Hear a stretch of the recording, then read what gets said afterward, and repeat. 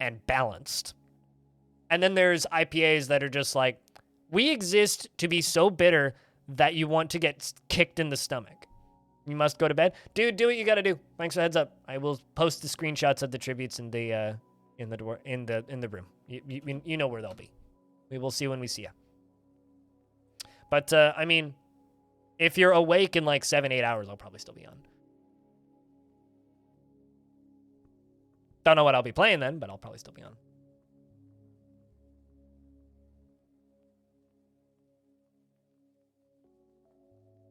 But yeah, no, as far as cheap Airbnbs go, it was far from the sketchiest I've stayed in. It was far from the sketchiest I've stayed in, and it was very affordable. Like, the entire vacation for me and Erica, my sister-in-law, who I stayed with, came to about just under $1,000 each. Like, that is extremely reasonable for, like, a 7-day vacation, so... My streams are long. I stream about, I aim for 12 to 14 hours. Sometimes they go a little shorter, sometimes they go a little longer. But I'm usually within that window, yeah. I stream 3 days a week. So Tuesday, Wednesday, Thursday, 12 to 14 hours, yeah. We usually do about 7 to 9 hours of Dwarf Fortress. And then I do about 4 to 6 hours of other games. I kind of want to try some Frozenheim tonight. That or I will be continuing the playthrough of Starship Troopers. Do I sleep? Yeah, when I'm not like okay. So here's the thing, right? I used to stream 7 days a week, and I'd stream about 2 to 6 hours, right? And then I streamed 6 days a week, about 8 to 10 hours, and then I did that for years, and then I went down to 5 days a week and did about 10 to 12 hours a day. And now because I actually try and like take YouTube stuff a little bit more seriously and like actually get content out there on YouTube. Thank you very much for the hype train, guys. You're very kind. Because I take YouTube more seriously these days. Now I stream 3 days a week, but I try and get the same number of hours in every week. So I try and stream for the same amount of time that I would if I was streaming 4 or 5 days a week. But I just do it in 3 days, and then the other like 2 days a week, I can just kind of chill and do easy days, and I actually get a weekend. That's so incredible. I don't know how long you've been aware of my work, right? But I've been creating content on Twitch and YouTube for almost a decade. This October will be I will be starting year 10. So I've been doing this for a very long time. Yeah, that's kind of what I thought. So I've been doing this for a very, very long time. So, yeah, that's what I recall from earlier in the conversation. So it's like I've been doing this for so long that there's certain skills that you obtain over time doing this. Sword and Board, thanks for the tier 1 subscription. Cheers, mate. You know what's very important, chat? Whenever you're playing video games, pet the rat.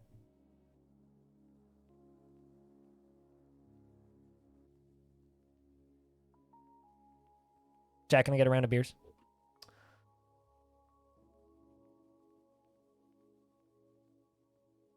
I really should put rat jam in my stream for that exact thing. All right. 2 more crutches. All right, Kingy.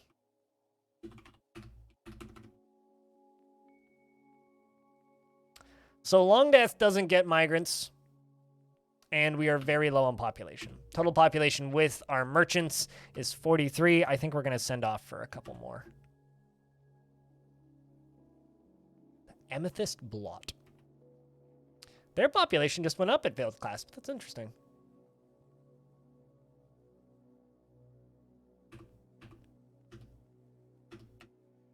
Let's grab a couple couples and request them. Like,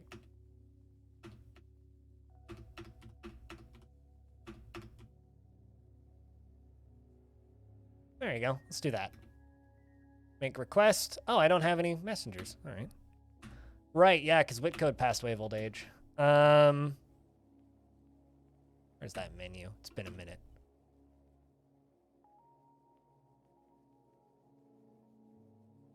No, it's this menu. Yeah, right. Because I need... It's been like a week since I've played this game. Give me a second. Let's give this job to... How about Rory? You're a sage. And missions, make requests, and Rory.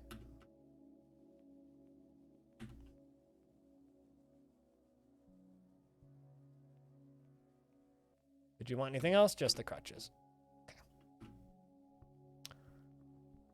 Have I played Satisfactory or Mindustry? I don't like factory games. The second you put conveyor belts in your game, I don't want to play it. Just not for me. It just feels like work. But I have played Satisfactory. I didn't enjoy it, though.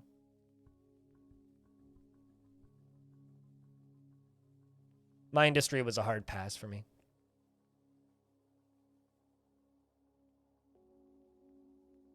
Same with Factorio. What do I like most about Dwarf Fortress? It's procedural storytelling.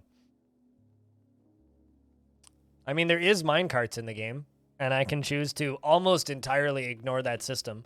But the way minecarts work in Dwarf Fortress is very different from the way conveyor belts work in Satisfactory or Mindustry. It's not thing, go to thing, go to thing, go to thing. It's much more fluid and optional.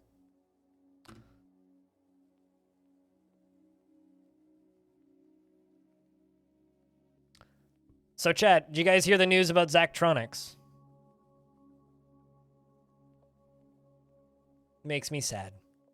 It made me go buy Shenzhen Solitaire and actually play Shenzhen Solitaire separately from Shenzhen IO. I'm sad. Zachtronics. Goodbye. We had a good run, lads. For those of you who don't know, Zachtronics, the people who made Infinifactory, Space Chem, and Opus Magnum. The founder, Zach, who also made Infiniminer, which is one of the two major inspirations for Minecraft,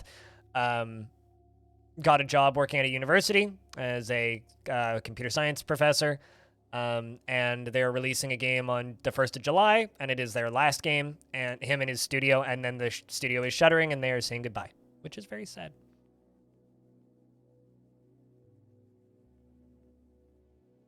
When you streamed, it was the first of its kind. You don't think you liked automation games, but you can get into anything, turns out. See, I don't mind automation games. I enjoy the process. So here's how I feel about those types of games. I really like the first 15 minutes of those games. The part of the game where I sit down and I lay down the first set of things and I get the first system going. But then the game's like, now rebuild it all and re-optimize it for the new thing that you added in. And I don't want to play anymore when it does that. So I don't find that part, those types of games interesting. They're interesting conceptually, and I love the idea of them, but actually playing them is just not for me.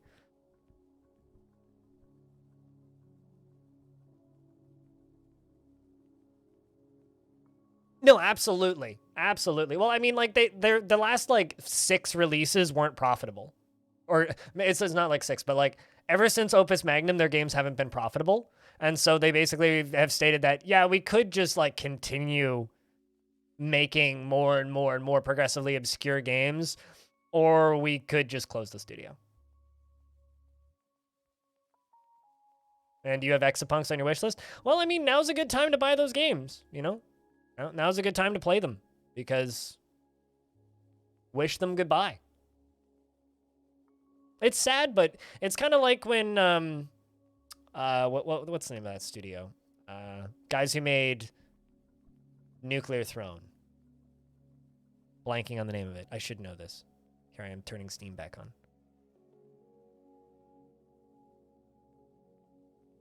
Can't even remember. But the people who made Nuclear Throne, they did a similar thing. They're like, yeah, we don't want to make games anymore as a team. Vlambeer, that was it. Yeah, Vlambeer. They shut down. They like decided it was time to not make games anymore.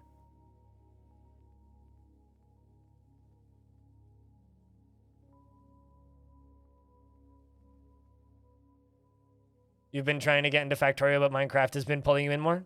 I mean, you could just play Minecraft forever. That's fine.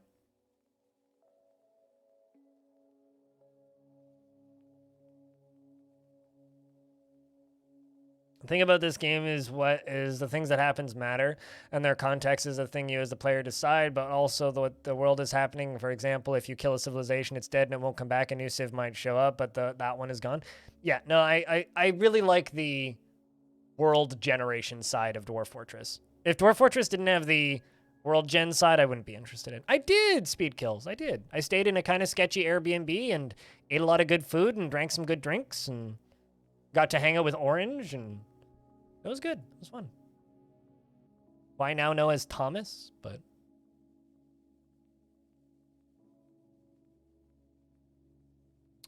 so we did get some new additions to the fortress now.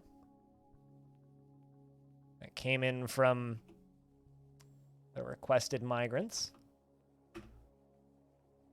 Which means they're probably all running. Yeah, they are literally all are running to go get clothing right now. Because when you get dwarves as merchants, they all show up naked, which is kind of sad.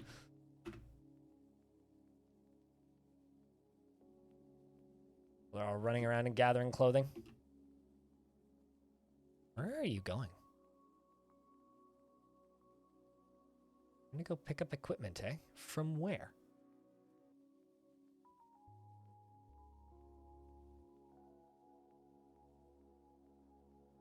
You see, here's the thing. I feel like I would enjoy Stationeers because Stationeers is more about like science and base building design and less about... Weird, did they drop their clothing at the edge of the map? Bizarre. Because Stationeers is more about base building and less about like automation design. When the game is about figuring out how to build a optimal designed system to manufacture a thing at a faster speed, I don't want to play it. But I'm super down for base building and all that. Thing with programming games nowadays is it's easier and more fun to try the real deal instead of the games. You haven't bought Shenzhen.io because you followed the advice of trying to program a real MCU instead. Yeah, but not everybody wants to do actual programming. Some people want a GUI interface that's designed to look like programming while teaching you the same concepts of programming. It's like the difference between playing a math game or doing math puzzles and just sitting down and doing math problems, right? Like, I don't like doing math problems. I do not enjoy that in the slightest. I do like playing Sudoku, though. And there's several other math puzzles that I enjoy. I think it's a similar thing to that.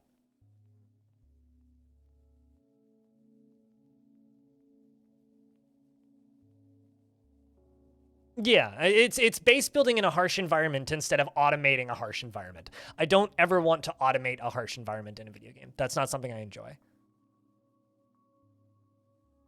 Or 3 for coding? Totally. I mean, a game that I probably would love, but I've never taken the time to actually get into in regards to factory games is this, which I'm actually in the credits for reasons. Anyway, this is a game I would probably get into. I don't know why it's got mixed recent reviews, but this is a game that I would probably get into one day, and probably will, because it does the Factorio thing, but the thing about it is it's more of a trains game, and I do enjoy the way trains work. The thing is, the way the factories work is you build a tiny little micro factory for each train depot.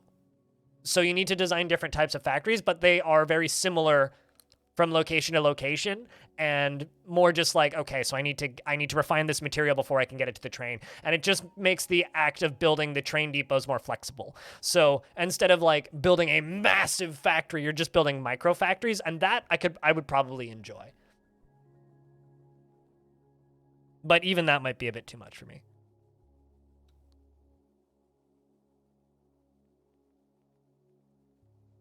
Naturally. Cutest, naturally. And you're not? Especially TIS 100. Their games are way too close to the real thing for their own good. Too difficult to be casual, but too primitive to satisfy the professional. Well, see, here's the thing. That's why things like Opus Magnum exist, right? Like, yes, they're programming games.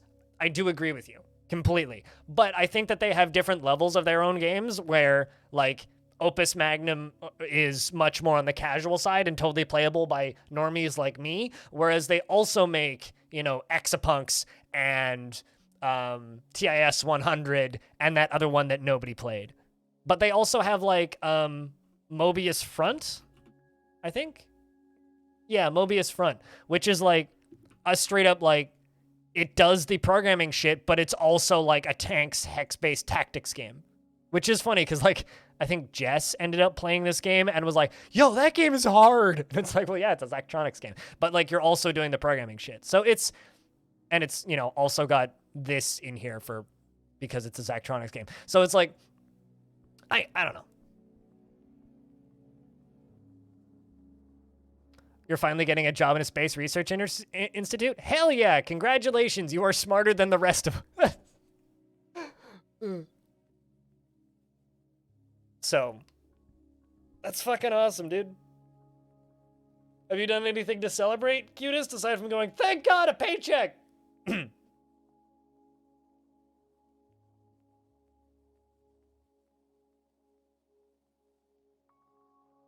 you know what you'll be doing, if I can ask that?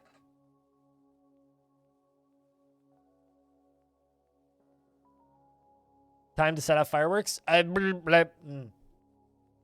guess I could go to YouTube and type in generic firework. Speaking of fireworks, why do Quebec people seem to think that it's very important to have a massive fucking holiday for some Catholic saint pedophile? Who cares? Why? Waste of time. Goddamn Catholics. I got stuck in traffic the day before I left because trying to get back via the metro, there was a line because there was a fireworks display for some Catholic saint that apparently is relevant and people care about. Also, I'm going to be back in a sec. What was the holiday? Hold up. Let me figure it out. Long weekend Quebec.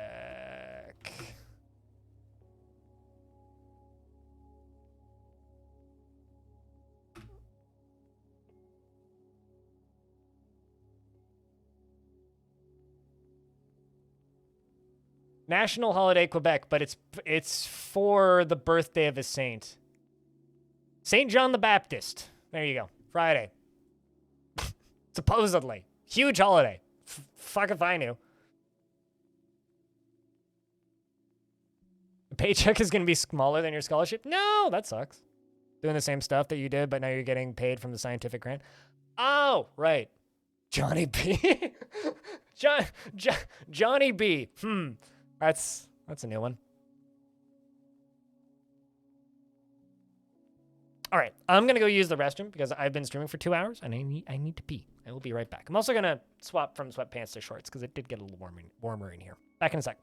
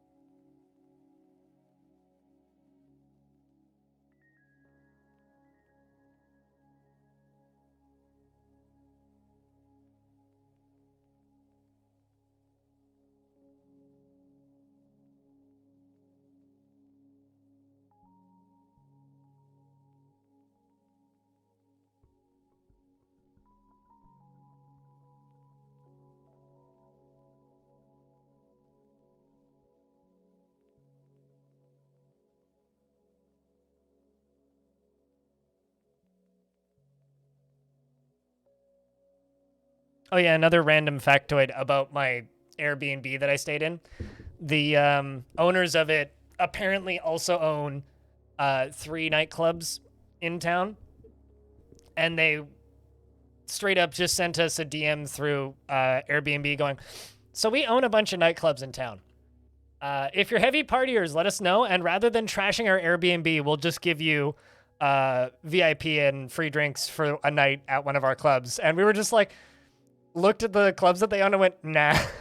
Kind of collectively just decided, no, not worth it. We won't trash your Airbnb, don't worry. Which is interesting. It's a great way to do that. It's a great way to like keep your like clients from trashing your Airbnb. Yes.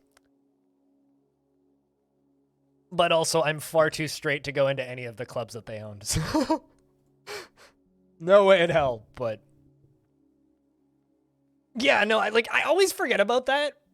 That like in America you have to be 21 to drink.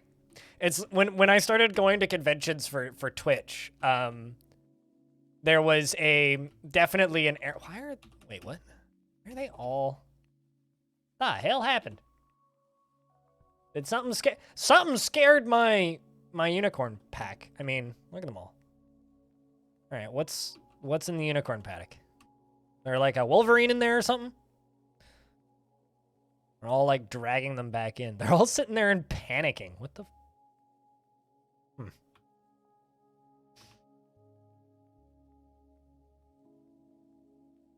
Might be a lost hobo. Speaking of hobos, those are some of the most aggressive street beggars I think I've ever seen in my life.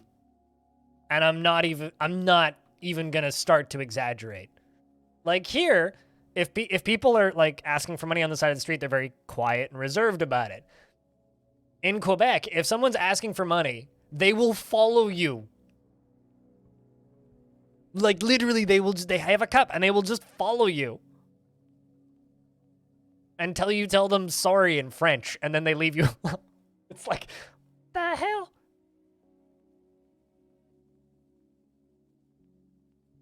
Just picture X-Men? No, like an actual, like the animal, a Wolverine. Not the X-Men Wolverine. Just the animal Wolverine. Yeah, I always forget about that. The fact that like people go up to especially like a border city like Montreal. Like we get that a little bit here in Vancouver too, like people coming across the border to drink, but not so much.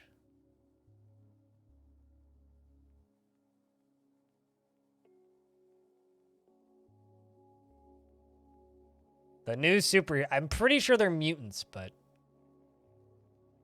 superheroes, mutants, same thing. Also, like, the majority of the nitwits that come up from the States don't actually go to, like, where I live or, like, the parts of Vancouver that I go to. They would go to North Van. I think the U.S. is always... Chat, Americans in chat room, can you confirm? How old do you need to be to drink? I think it's 21 throughout all states, isn't it? Jimmy, how you doing? You back down to being harrowed? It's 21, yeah, in all states. Is now? Is now? Really? What? Did they recently raise the drinking age in places? You lived in Seattle in the early 20s and like every weekend your friends would drive up? Yeah, that makes sense. So I used to work night shift at McDonald's, and the McDonald's that I worked in for the last few years that I worked for that company, because I cleaned the place. I was maintenance staff. So I'd show up like either close to close for ones that closed or like overnights. And I would clean like the entire kitchen basically, and like completely sanitize the lobby and all that jazz. And the last location that I worked at was en route to the border, and there was a lot of moronic Americans that were slammed. The number of times I managed to give okay, something just scared them again. The number of times that we gave customers, oh, there it is. There's a kangaroo in the middle of my... Okay, go kill that kangaroo. That'll solve the problem. There's a male kangaroo in the middle of my unicorn field. Anyway, the number of times that we had very, very drunk Americans come in that we gave DUIs, I can't even keep count. Selling doesn't matter. Drinking is the way you get morons. Also, in Canada, you can sell alcohol at 16, I think. Because I worked briefly at a place that sold booze when I was 16. You're just not allowed to touch the booze yourself, but you can work there.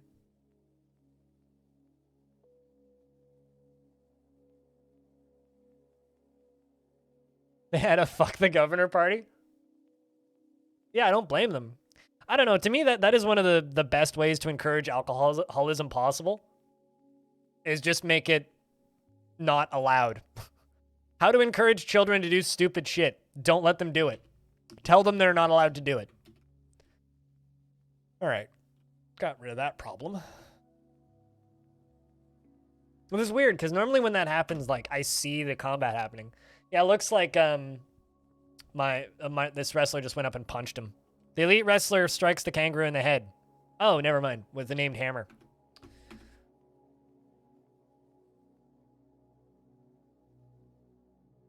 I mean, instead of, like, you know, getting responsible adults, you just get a bunch of irresponsible teenagers.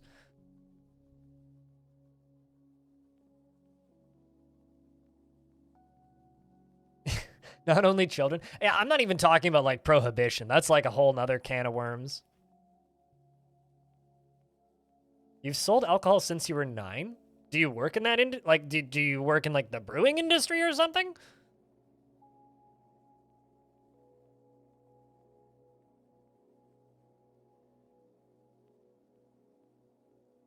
But yeah, I don't know. Parent-owned? Cool. Yeah. Neat. Oh, and speaking of alcohol, in Quebec, you can sell alcohol in grocery stores. And here you can't. Here you have to go to a specific shop. And as somebody who's had drinking problems in the past, I don't appreciate that. Like, I know that, like, a lot of people are like, yeah, you should be able to just go to the grocery store and buy wine. I say you shouldn't. And the reason I say you shouldn't is there are genuine times where I'm not in a good mental state to purchase alcohol. Recently, I've been fine. So right now, I can go buy a 6-pack of beer and have it in my house and not drink it all in one sitting and be totally okay. But when I'm not in a good mental state and shouldn't be drinking, it's very easy for me to just not buy booze because I just don't walk into the liquor store, right? Like, that's all I have to do is just don't walk into the liquor store. Whereas when I'm somewhere where there's just alcohol available constantly, it is actually impossible. Also, the elves haven't shown up to trade. We're almost at the end of spring. What the fuck?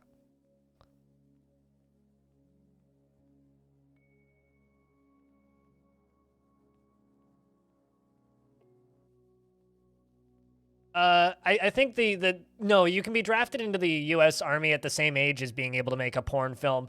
Animal. The line is you can make porn before you can drink alcohol.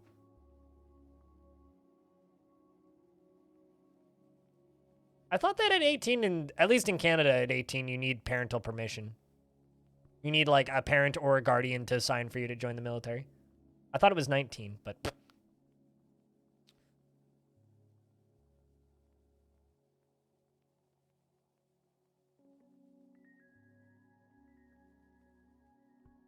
Yeah, I mean, that's just called helping mom and dad at work, right? Gets arrested for the alcohol. Yeah, well. I'm pretty sure that there's, like, laws about making adult films here in Canada where everybody needs to be in stable mind at all times.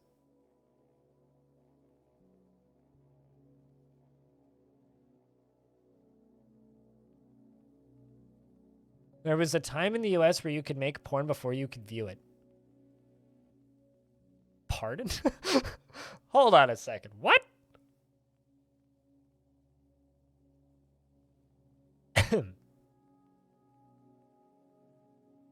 It's not illegal to drink underage? In Canada, there's some weird, like, asterisk on drinking where you're allowed to drink light alcohol with parental supervision. So, like, if... There's, like, a weird wrinkle in the alcohol laws here in Canada where... Oh, my mayor has a demand. A Billin statue. Well, I mean, it is your last year, so... Billin stat.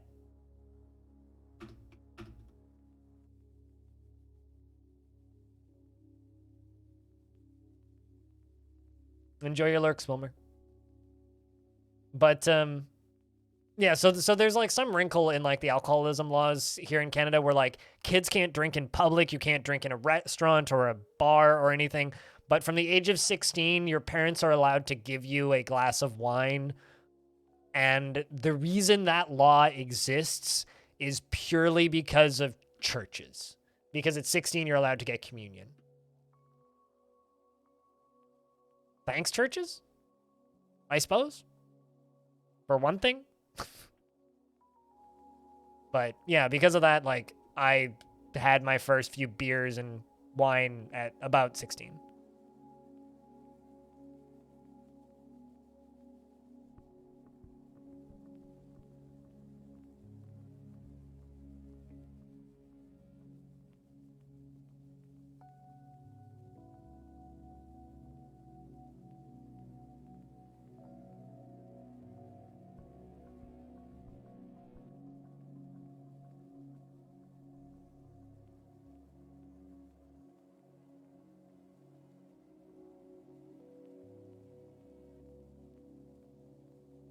It's like that South Park episode where the kids imagine themselves being invisible to sneak past their parents because of the weapons they're playing with.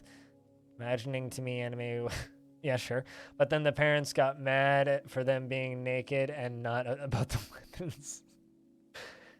I don't believe I've ever seen that episode of South Park, but that certainly sounds like an episode of South Park.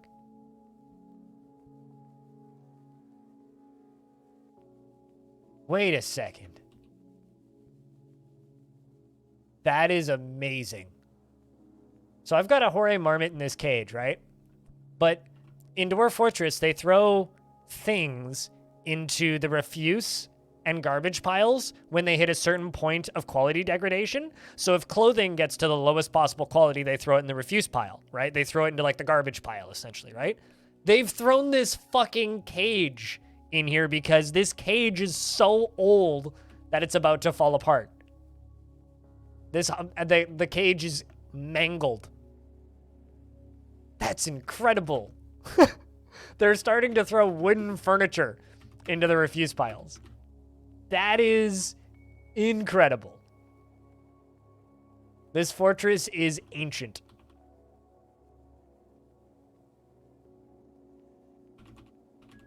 For reference to anybody who's newer here, because I know some people are, this fortress started in August 2020, which means this fortress is very old. Anything that's made of wood will eventually degrade, but it takes about 400 years for it to degrade entirely. Which means every 400 years in your fortress, you need to rebuild all of your beds. But you want to do it before then.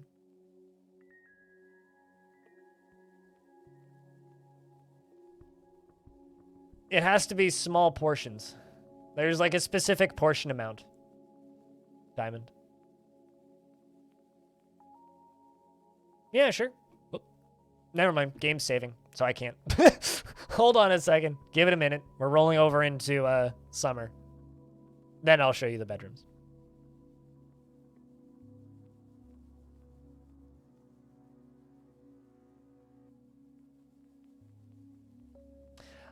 You know, I think that dwarves don't get super upset about losing masterworks now. And, like, I've done quite a bit of experimenting with, like, destroying them nuclear sneeze. They don't actually get any negative thoughts about it. The only thing that gives them, like, actual detrimental negative thoughts is if you engrave a wall and then destroy the wall. Because they refer to it as art defacement. Everything else, it's like I've made dwarves, like, make things out of metal and then melt them down repeatedly to dupe metal in the past. I don't like doing that, but I've done it. And even that, like, doesn't really bother them, even if every single thing that you're melting down is a masterwork. These are my beds, all the way along here, all the way up to the top, and then all the way down here to there. If you'd like to download the save file and just mess around with it, it's the link at the bottom of that, the DFFD link. Yeah, so those are my bedrooms. I also have a little cluster of bedrooms over here as well, and a little back way over there. But that's a long story as to why that's there.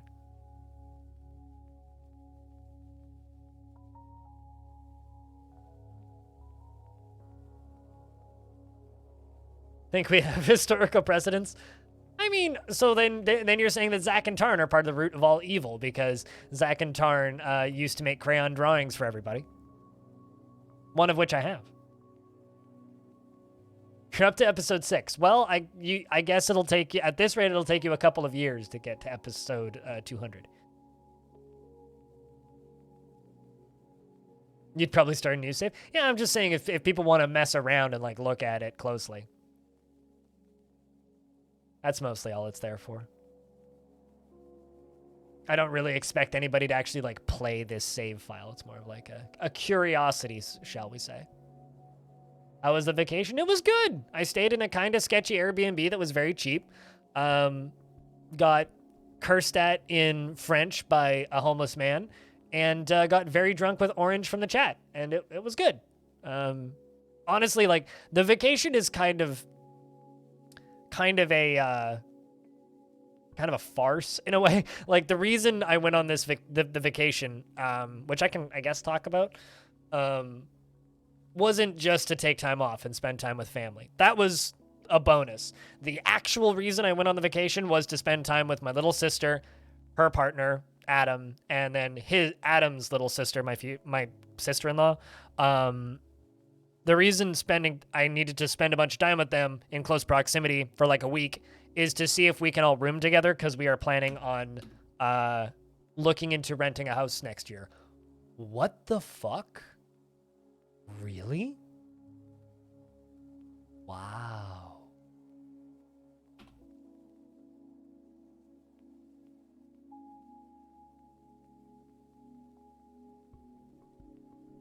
Okay. That is incredible. And there's a reason why that is incredible. The reason that is incredible is this is the first siege this fortress has had in about 390 years. Maybe just passing by? Possibly. But also the humans haven't traded with us for about 3 years. No, this isn't the first siege. We got sieged a few times. By goblins, long time ago. Huh. Who is this? The Confederacy of Sport, Passer Ol. Huh.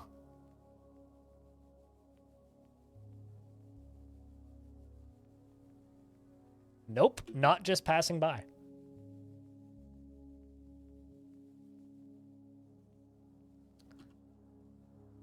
Yeah, it means that my faction is also at war with the humans. Is that typical in long-standing forts? Possibly. I don't know if it's typical. All right, so.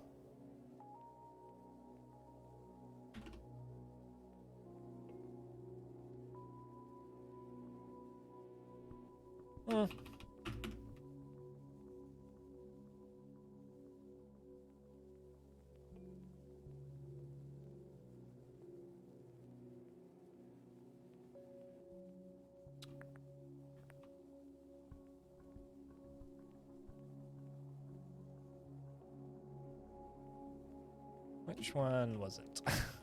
I set these up like 100 years ago, so fuck if I know which one it was.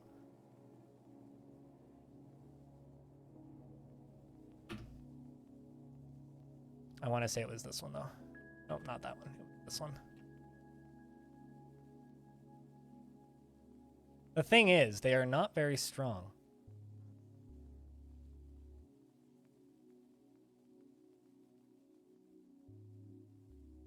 So where is the dwarf who's pulling the lever? The king. How fitting. This is interesting. This is very, very interesting.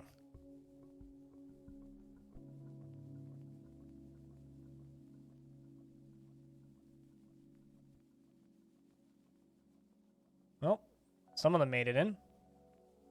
A bunch of them made it in.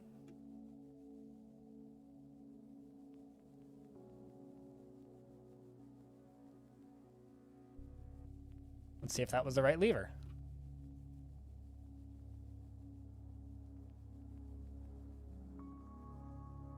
Nope, it was not. Okay, well, let's lock this.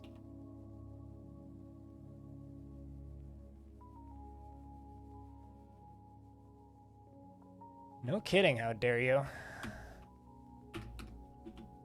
It's okay, I do have some extremely well-trained military dwarves, so there is that. And there's only 1, 2, 3, 4, 5, 6, 7, 8, 9, 10.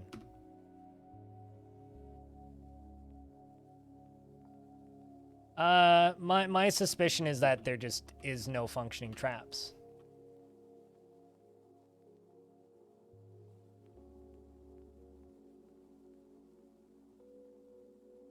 Let's see, what are they wielding? Literally no weapons, okay. So there is that.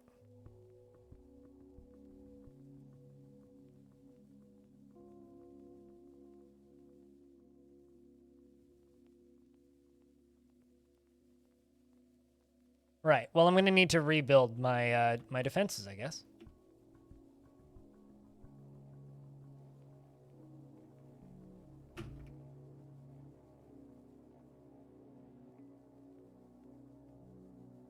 Fortunately, this fort is big enough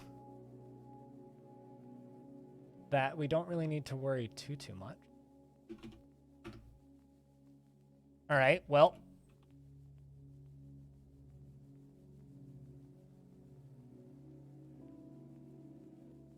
Seems like Navy's in combat. One of them is dead.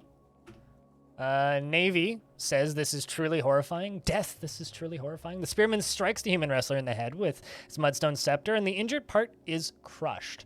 An artery has been opened by the attack, and Navy says, death, this is truly horrifying. We'll say this is, in fact, truly horrifying. Anybody else gotten into fighting? Nope, it was just Navy who killed a human. So shoutouts to Navy.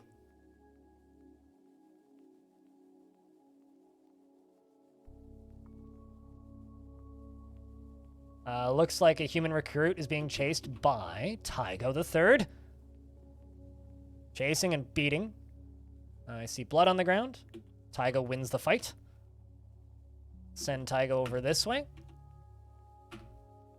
Tygo screams, how fragile we are, begun fear, death all around us.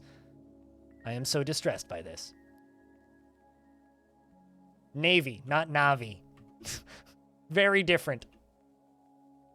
Oh, there's a human named Meti who's fighting with one of my wrestlers and is now dead. Are they leaving? Oh, I see. We were actually able to get the door shut. Sweet. Okay, so who's still inside?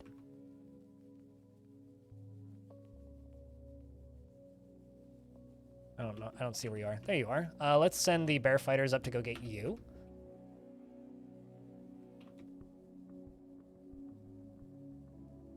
You also need to go.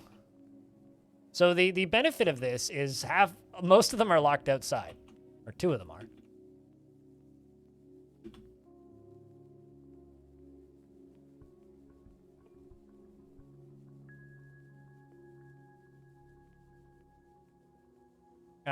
Well, Radio Free Olive decided to go to bed instead of, you know, doing combat things.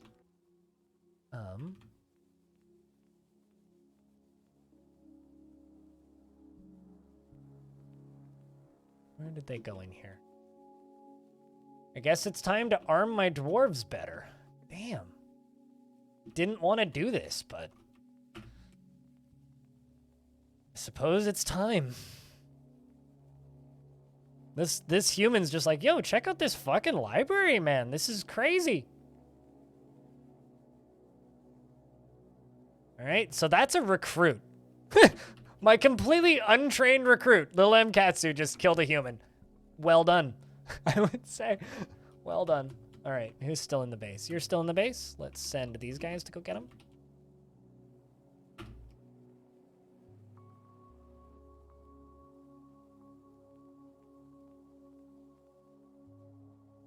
But the one thing you don't need in your life is Ukrainian rap. You know, I could understand that.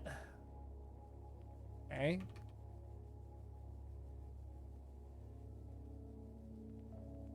And seems like another dwarf has this one.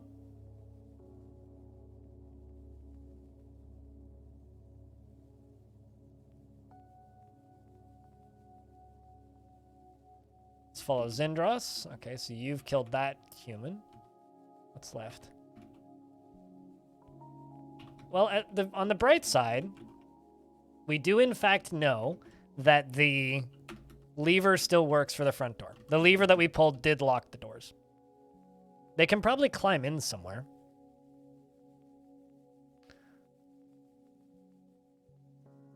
We also need more wooden cages. My mayor is pissed right now because I don't have enough,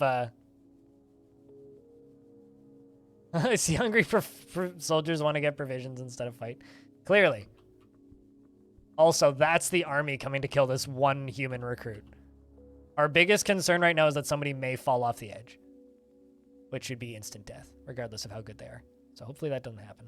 Oh, yes, he's dead. And the siege is over, and the remaining invaders are now going to sod off. All right. Well, this just got interesting. We have to re-up our defenses. Shit. Not a fan right now at all. But we're officially at war. What? Why is Pilot dead? Actually, I think Pilot may have died on the 1st of spring and I just didn't know. Unless Pilot got into a fight with somebody.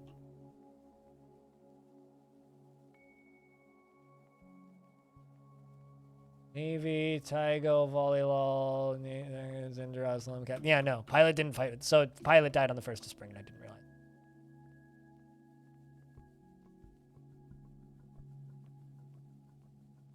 realize. NATO budget. Topical. Time to build a lava moat? You know, I might be right.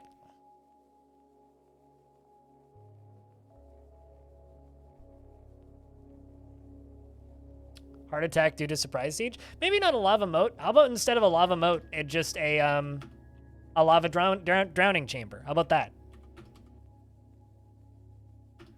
Longdeath may have to become a fortress of war. All right. Also, like, my actual population is so fucking low, we shouldn't be fighting people, period. Don't let the humans get away with this? Yeah, I agree with this. The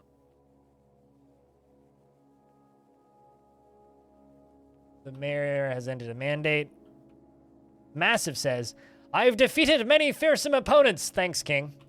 You're not even in the military there, bud. I think that the king is excited that we have defeated the siege. Let's go look at what the king has to say about this, how they feel about this. Didn't feel anything after being unable to satisfied at work. Sad after somebody's death. Well, I mean, about that.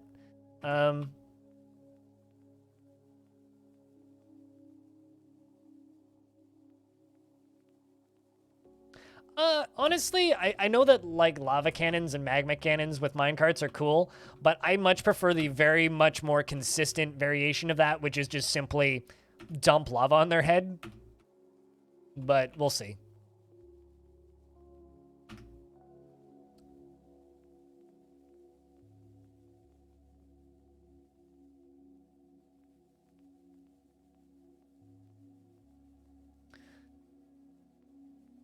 Yeah, that I saw the footage of that.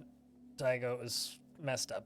Anyway, so hype for, you know, the first actual siege in Longdeath in over a year.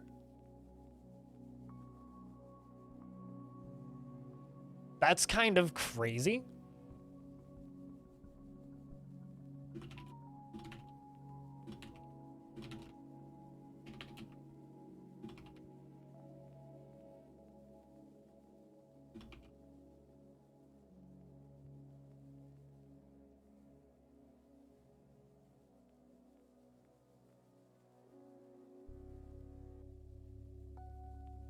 So that's going to be turned into more coffin space.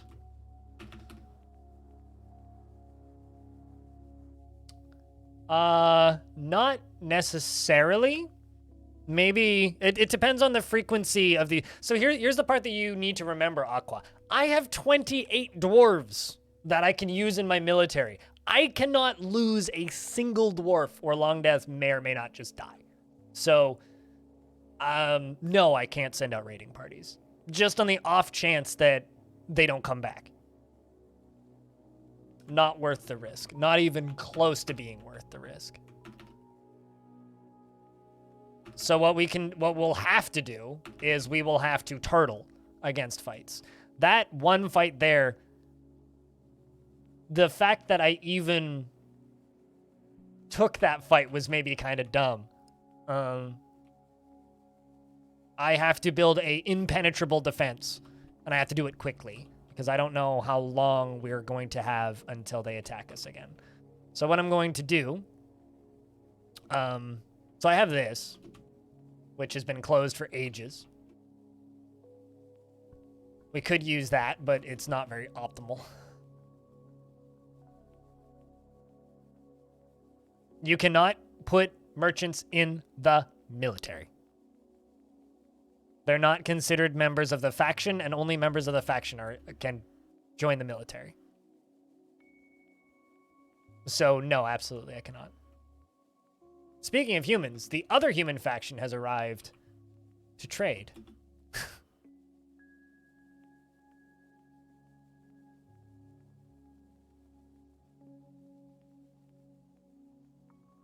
Well, now you do. Remember. The 5th of November. So I'm going to build a new entry to the fort. We're going to go this way.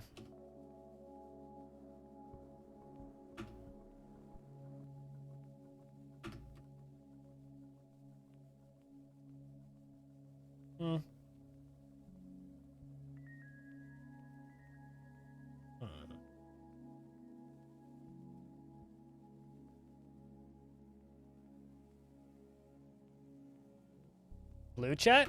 You're the only blue person in chat. Well, you and Aqua are blue. I don't know if that quite counts as blue chat. Trying to figure out... Okay, first off, can things get in from up here? Not currently.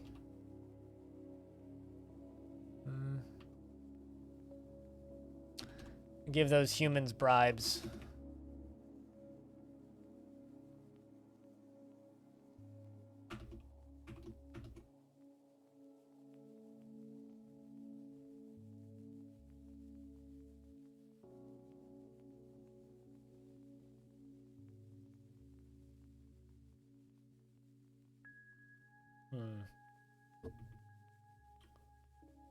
Yeah, we need to build an impenetrable defense that can be just switched on, essentially. And that's kind of not the only hope that we have, but a mandatory step that we're going to need to take.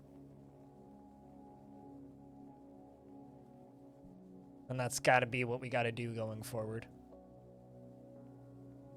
And as far as the enemy hope that they don't have much of a military, which is definitely possible.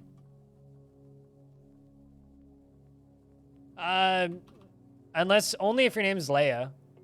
And fortunately, my name is Greg, so shouldn't have too much trouble.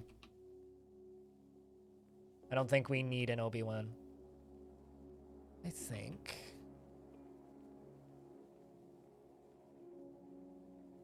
Trying to decide where to put a defense.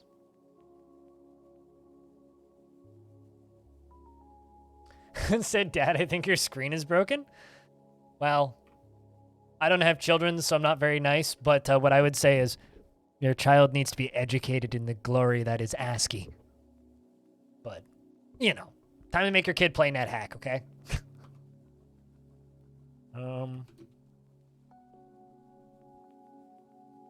Although I know a guy who streamed a lot of Elite Dangerous for years, and there was one time his kid tuned in and or was watching him stream, and his kid just said, Dad?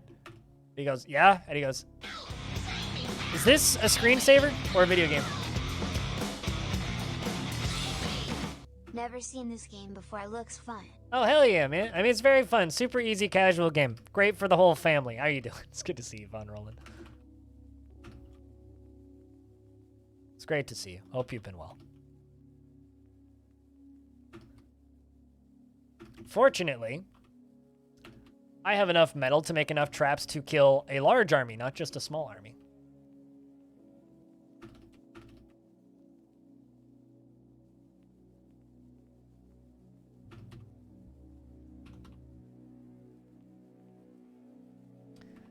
But I will also say it is an opportunity for us to, you know, detour and do some other things with Longdeath, which isn't necessarily a bad thing.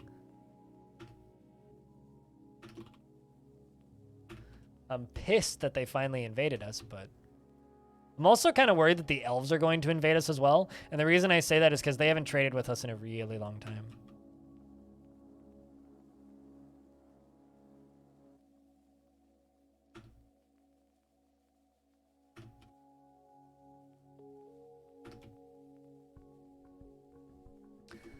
I guess we go back to the Age of Mudstone.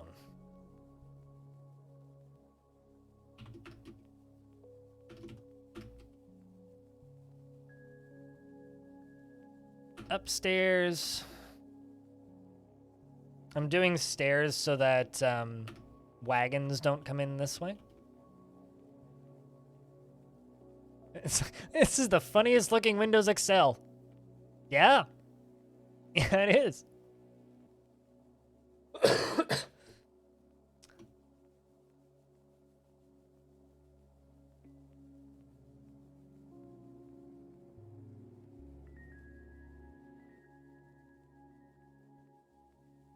The lead is finally getting used for fun. Yeah, actually, we could make lead traps now that you mention it. I'm actually just considering using water. And the reason I'm considering using water is I have a very large supply of it, and it would be extremely easy to set up a water drowning setup. So I think that's what I'm going to do. I think I'm going to do a water setup. Just because of, like, ease of use. And making, like, a water reservoir / drowning chamber, super easy. That's the thing I could set up the fastest. You know, I'm genuinely pissed that Microsoft hasn't taken the obvious step and made a, what's it called? And made Doom, like classic Doom, even if it's just like Doom Episode 1, playable in Microsoft Excel. Because that's just something they need to do, and they haven't done it yet. It makes me sad. I'm getting text messages. From what?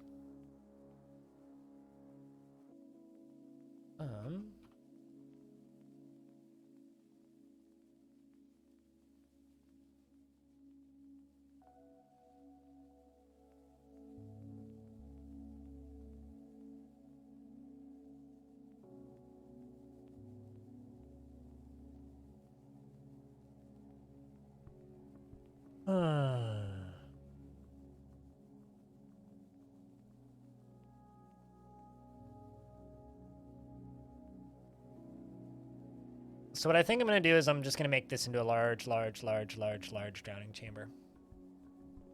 Fortunately, it would be against Twitch terms of services to allow you to invest in NFTs directly through a Twitch chat, and I could get banned. And this is just unfortunate naming from a bot that I've had running in my chat for since 2015. So fortunately, you don't have to worry about any NFTs. What is Chat Invest? It's a mini game I've had in my chat for, like I said, a very long time. Exclamation point tickets to see how many tickets you have. You earn them just by watching the stream. You get a couple for following the stream. And exclamation point invest, and then the number you want to invest to have a random chance to win some back. It literally exists as a way for me to track how many people watch my stream. It's the only purpose that it serves. It's like an old school chat minigame. That's all it is. And Diamond has too many. Which means I'm rigging him to lose. Good luck, Diamond. Not. I would never do that, I swear.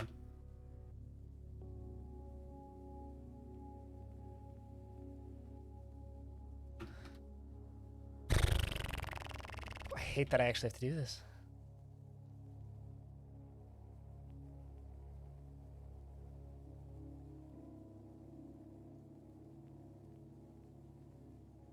let's go back down to where I put those coffins in. Cool. Pilot's getting buried.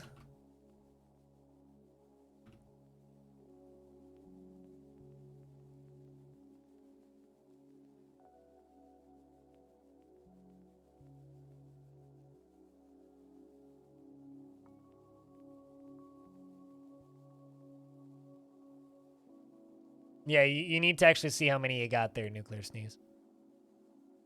Or it just won't do anything.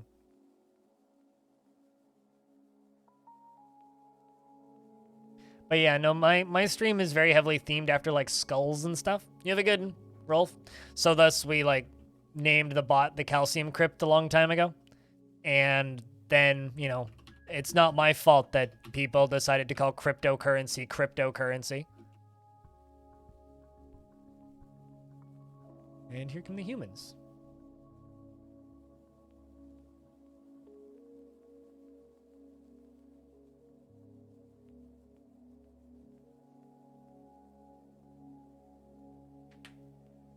The bot's just outing you that you're new here, Arch.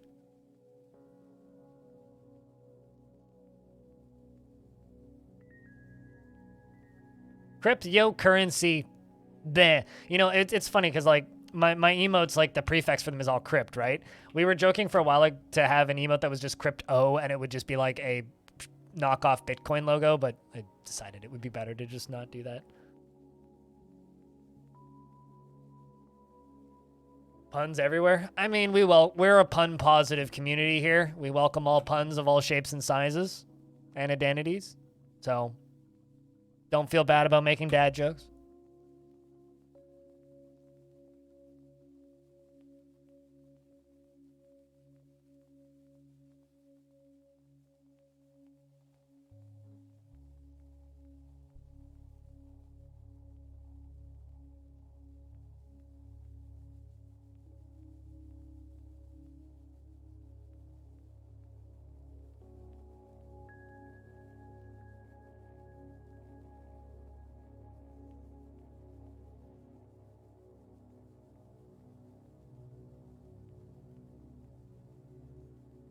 Damn, animal. Rip Diamond. I didn't actually rig it for you to lose, I swear. Let's trade for the fancy stuff. And just be done with it. Get back to the thing that we were doing.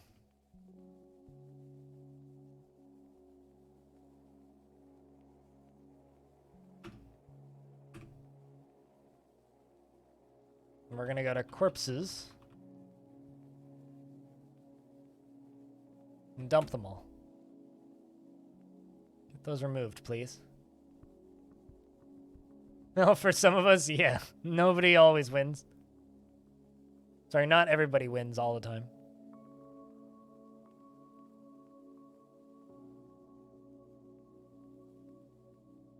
Let's get this area right here smoothed. So I'm figuring that this up here is going to be a drowning chamber.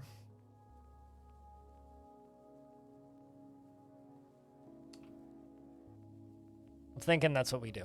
Because it's super easy for me to just, you know, make a pump or a set of pumps right here that just go down and in. Super duper easy. So that's what we're going to do. We're going to make a drowning chamber.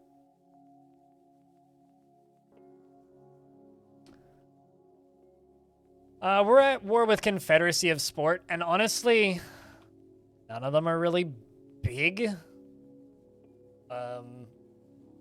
So hopefully we don't have to do... I really hope we don't go to war with the Fragrant Bear, because I really like them, which is the Elven faction, but we'll see. We'll see what ends up happening, really. But yeah, they're all kind of not huge. All right, so Mayor wants statue in their bedroom. All right. I'm gonna be back in a second. Someone just knocked on my door, and I want to see if it was my door or the door across from mine, because it's always hard to tell. Back inside.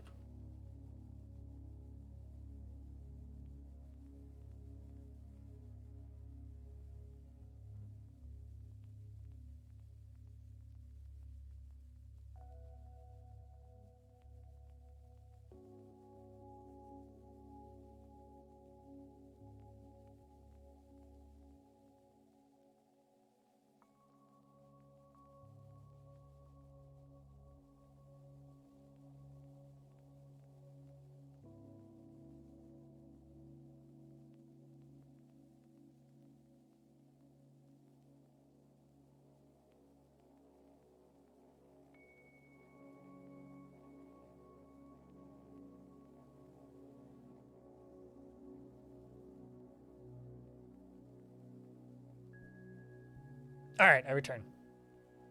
We did indeed have a crypt thick at one point. It was, in fact, the door across from mine. I'm waiting on an Amazon package, which is why I'm like, I should probably check. No, it was one of the worst emotes that got made for the channel. Who the fuck knock on doors nowadays? Amazon people. They go tap, tap, leave the package. And they leave.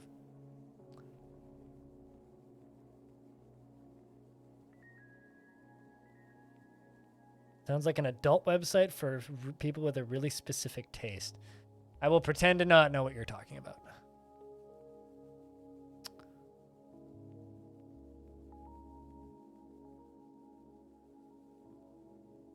This new conflict simultaneously is the most interesting thing and also the most terrifying thing to happen to Longdeath since its inception.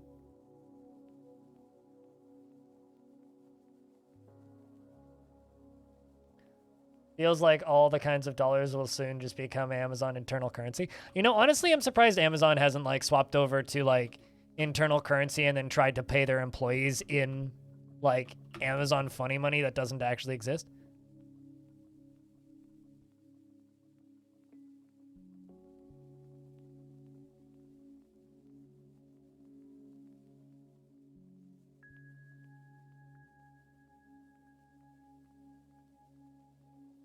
Oh, I have zero recollection of this.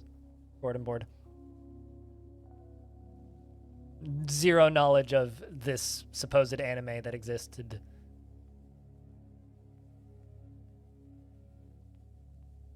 Then why don't they just move their head office to the moon? It's just like all of those really good, I could make my bridges to the fortress out of unicorn soap.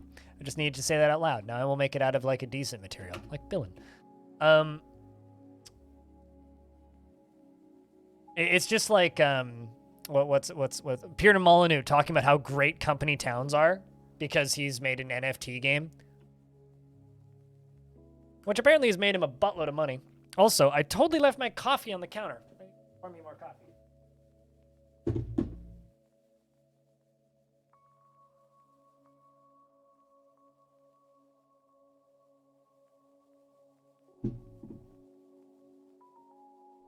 It is just as strong, yeah.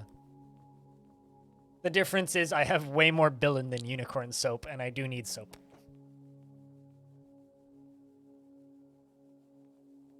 Boy, oh boy, oh boy.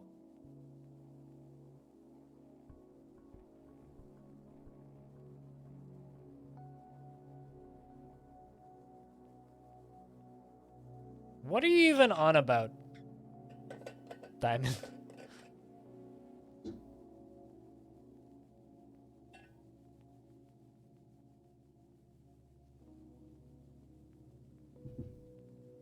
Alright, coffee hath been acquired.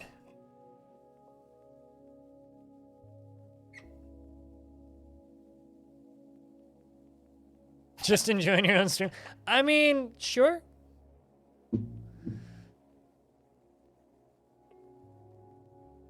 Alright, so let's jump up here. Trying to figure out if I keep this bridge or not. Because the siege spawned right there and they were in the fort before. You know what? I think I'm just going to get rid of this entrance. We're going to stick to just this side because this side takes them a lot longer to get in.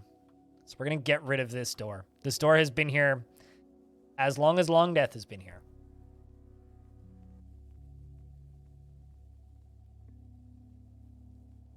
Yes, it's called Air Miles.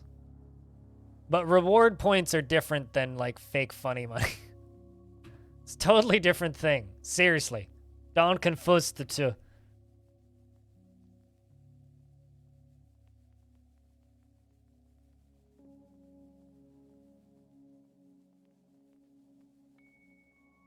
But I don't know. Not something worth worrying about. Don't think. Just make sure that, like, you know, various companies don't just, like, surprise Brad blind crypto image. Just don't, like, just make sure that, you know, that company script doesn't suddenly get legalized again, because that It'd be a very dark time. Mostly because I really would like Amazon to keep paying me in dollars for my Twitch streams instead of in cryptocurrency. Although if you want to be paid in cryptocurrency for a streaming site, there is a service for you. In fact, I think there's more than one. Welcome back, W. Kitty.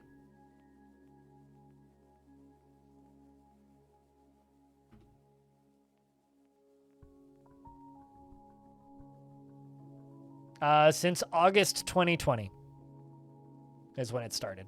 We're on year 400.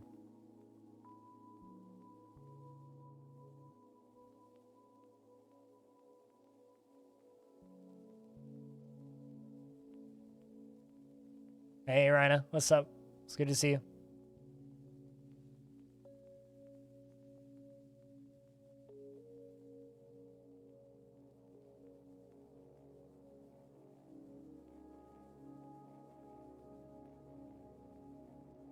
Yeah, I don't know how much longer I need this fort to go to reach legendary status, but we're certainly getting there, I think.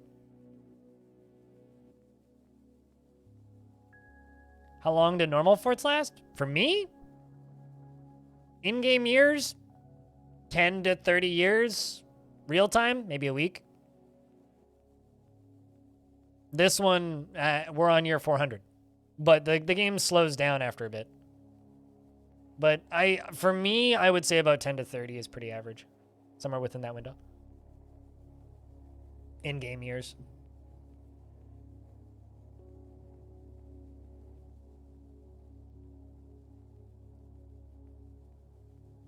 But I also usually play other forts more than Longdeath, because this fort I only play about once a week.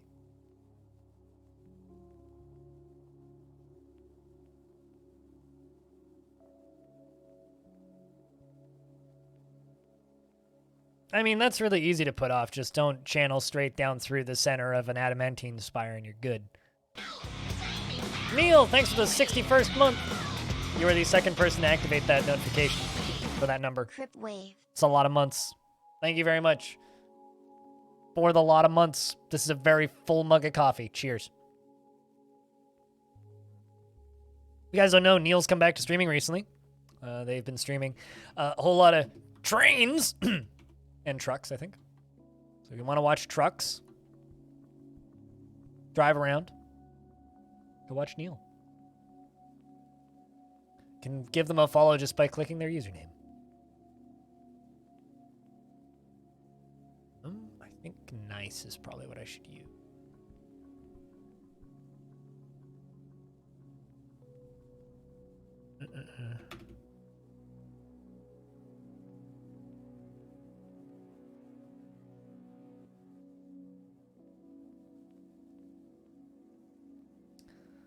Also make a secondary block.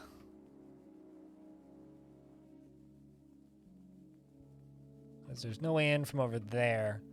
If I can also block off this.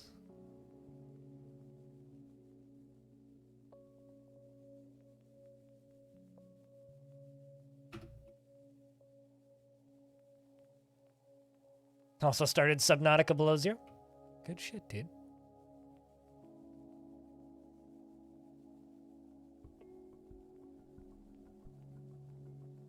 I think Neil played the original back when.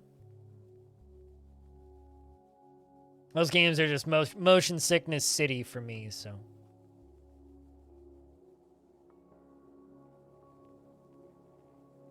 I've heard, like, nothing but good things about Subnautica. The original.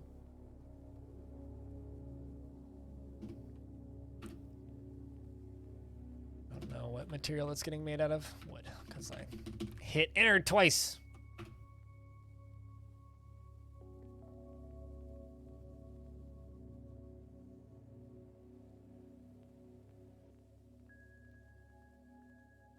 Where the hell is your nice? There you go. Perfect.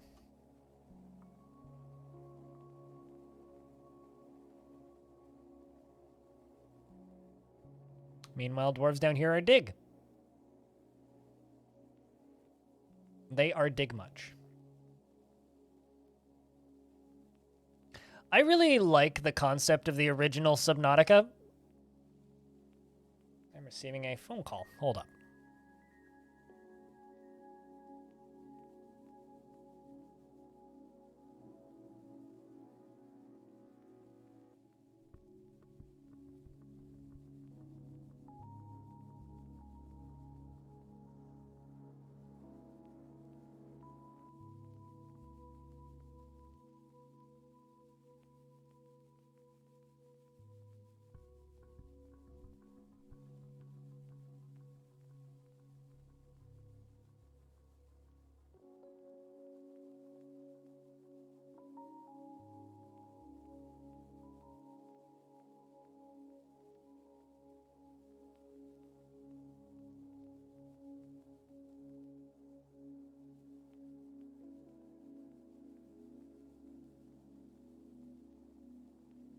Apparently they tried to deliver an Amazon package, but I didn't receive a text message, and now when they call, they're just like, I need to get your first name and last name to like ensure that they're speaking with the right person. I'm like, I'm not gonna give you my first name and last name, thank you.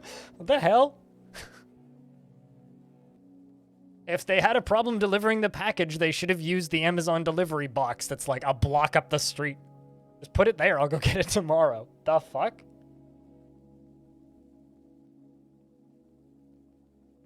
If you need more direction in games. Direction in games, sure, schmection in games. Direction in games is for a bunch of casuals. We played 5.3 hours in 2019, and eventually, evidently, not sure why you put it down, but if you recall it being beautiful and atmospheric, and you actually had a story unlike many. You know, I refer to some. Ooh, actually, is this? Yeah. Okay, so you are going to get removed, Wolverine Bone Door. We're going to use you for something. I finally have a use for this artifact door from like 200 years ago. Which is I'm going to dig a little walkway right here, and we're going to leave it locked.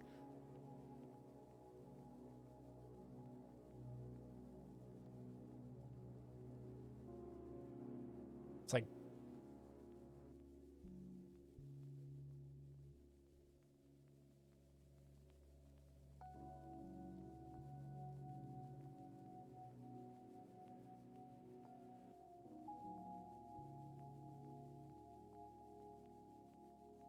Open world is good, but you personally you're really burnt out on it. Not saying that you want something like Life is Strange, but a bit of direction is very welcome. Honestly, the reason I haven't played Subnautica, since we're talking about Subnautica now, is it has a helmet that you can't turn off. And helmets are like, how to make me motion sick 101 in a video game is make the player character wear a helmet. Like, I'm sure Subnautica is very good, but it's just not a game I will ever play. All right, so you, top door. Gonna need some new levers.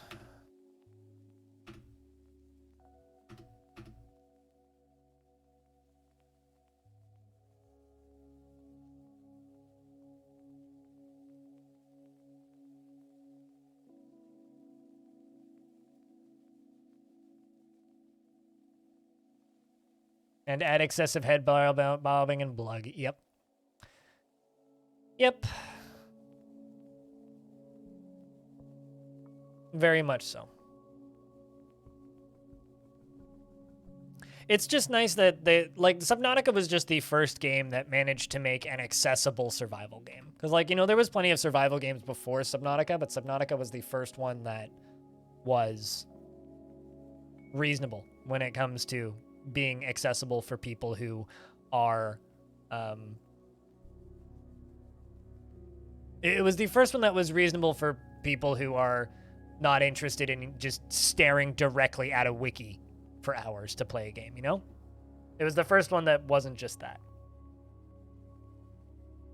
And it's nice that they actually made that. And that the survival genre was able to expand kind of beyond its incredibly hardcore beginnings.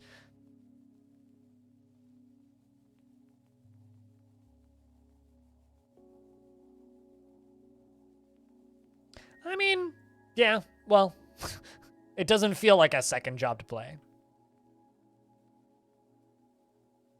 You don't need to play it like a second job. F6 removes the mask on Subnautica. Well, that's good. Still, I don't have that much interest in playing it. Another secret about me is I'm super burnt out on open world survival crafting games, and I guess they added that feature to Subnautica after, because I played it at release and it didn't have that feature at release. So it just made me super motion sick after about 25 minutes of play off stream, and I was like, you know what? It's not even gonna bother. Just not even going to bother.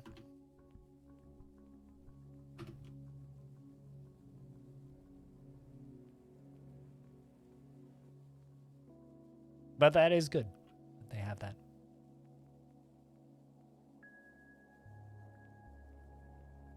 Just gonna wait for them to smooth that up, and then we're gonna put this artifact door over here. Actually, you know what? Let's get rid of that, and rid of that. We're going to put these levers up here, just so that they're super clear as to where they are and what they are.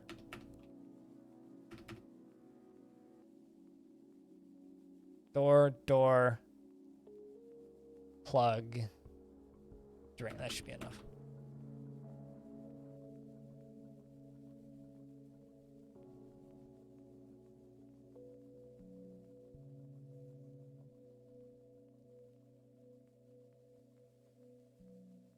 But yeah, I'm just so tired with open world survival crafting games to the point where, like, I almost wish that people would stop making them. Like, just go make something else, please. Whenever, like, one of the fastest ways to make me, like, not pay attention to a game by a new developer is, we've made a open world survival crafting. It's like, stop talking. With base building, stop talking. It's the reason I completely skipped V Rising as a game to stream, is that when everybody was playing that, I was just like, oh, this game looks cool. And then I saw the base building and I was like, oh, it's another one. Hey, the scribe strikes the buzzard in the neck with an iron pickaxe and the severed part sails off in an arc. And the scribe says, this is my fight too. There's no need to feel vengeful. Well, you beat that buzzard. That's for sure. Hacked his head off. Like, Chad, is there a type of game or style of game or genre of game that you just look at and go, nope.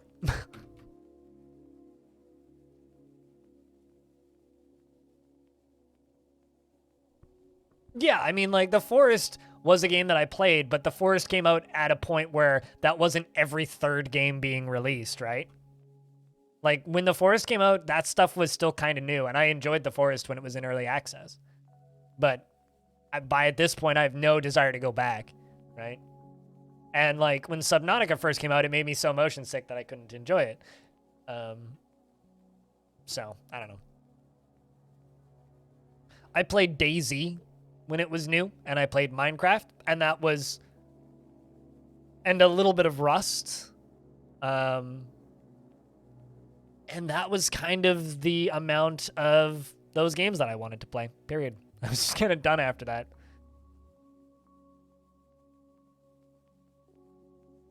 ...2D, low-res, pixel art side-scrollers and top-downs that are one-to-one copies and loops from 1999. The thing is, like, that is a style of game where I, on one hand, completely hard agree, Nuclear Sneeze. On the other hand, if I find one that does something interesting, I want to play the interesting one.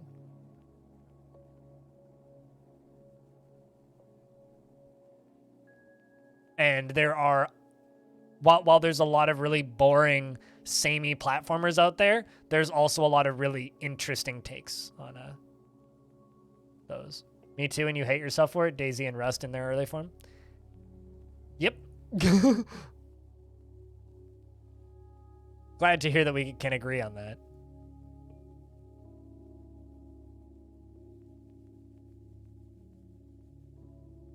Was your fault for actually playing solo? You know, the problem with playing DayZ with a group of friends, though, is if you're playing DayZ with friends, you have to, and I mean have to, like, play it like a job. Because then very quickly you will just have a ton of stuff that needs to be, like, taken care of and watched, and worked on and managed, and that is not fun either. that game very quickly turns into a job.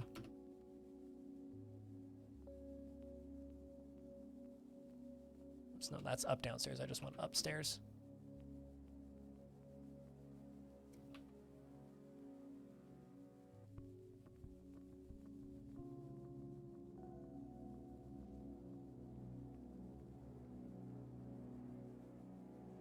Okay, so this is where we're gonna have our entrance.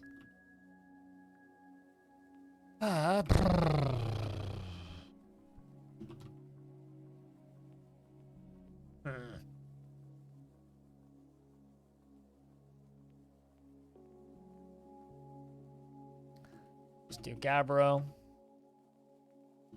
and hack those trees down.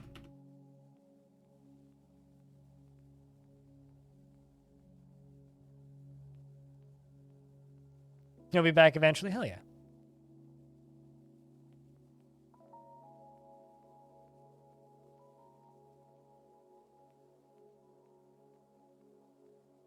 Yeah, it just means that you're going to go AFK for a bit, but still have the stream open. Or just not be paying attention.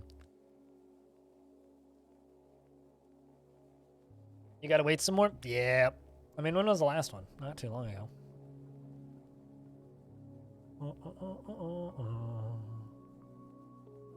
11:44, and it's 12:08. You got time. You have another 15 minutes. Hey, Lunatic.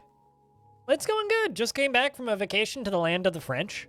And now I'm back and streaming video games again. Longdeath's apparently at war now, so we are building defensive tunnels. Which I'm not thrilled about, but what can you actually do? Not a whole lot is the answer to that, so...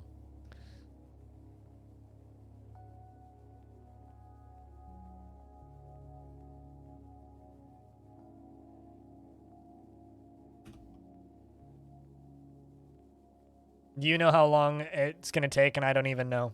Digging tunnels of dead? Yeah, well, tunnels for the dead. They're not dead yet, but they will be dead soon. Tunnels. Why is that construction canceled? Excuse me? Oh, wait. Hold up.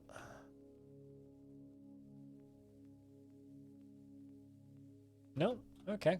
Well, I don't know why that's suspended. Anyway, someone's coming to get it now.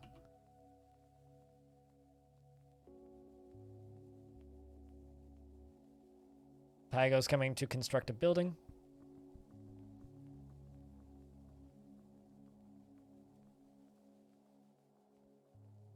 With screaming figures? I don't know what I'm going to engrave the walls with, to be honest. I think we need to start by smoothing them.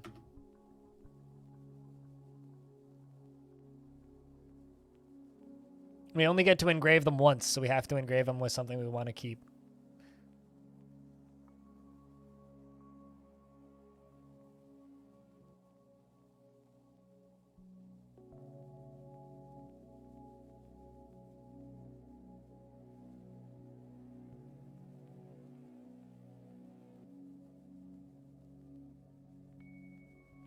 Apparently I ended up with 3 copies of the same...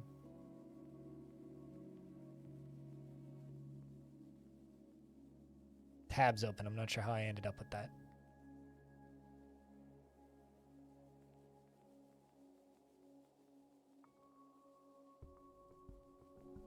Whoop, Channel 5 uploaded a new video. Guess I've got my evening entertainment. Shoutouts to Channel 5. But yeah, Lunatic, I went on a vacation to Montreal to visit my little sister and her partner. And, explore the city a little bit, which means this nerd got to ride a bicycle around a Formula 1 track. Which was fun. And do various other pretty standard things that tourists do in the city. With a story of gold and the part of no return with a flip script and everything in the engraving of dead and horror. That sounds like a very wholesome picture that we could put on the walls. It's just like Scream, the painting. It's like the dude screaming.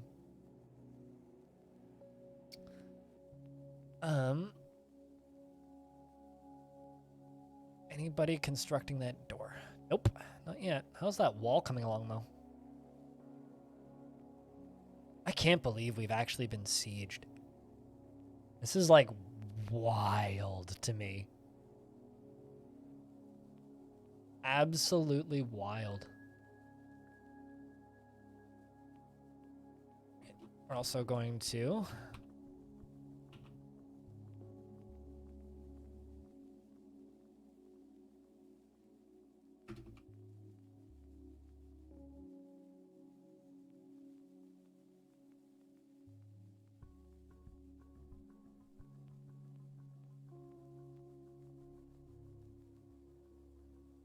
It's International Caps Lock Day?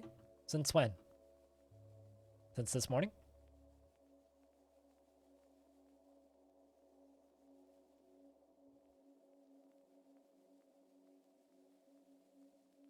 Clickbait titled thumbnail, BMX Misadventures Weekend with Huge Mountains. I mean, tiny bumpy hills more like. It's good to be back. Wait, what?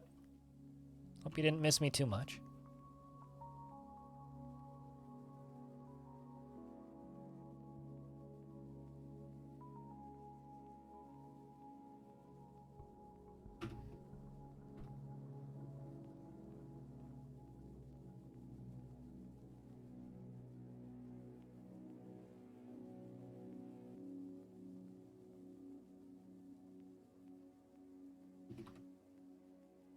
This right here is going to go down there.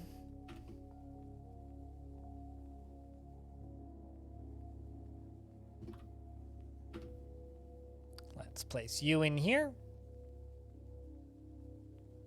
Because this whole thing needs to go all the way around.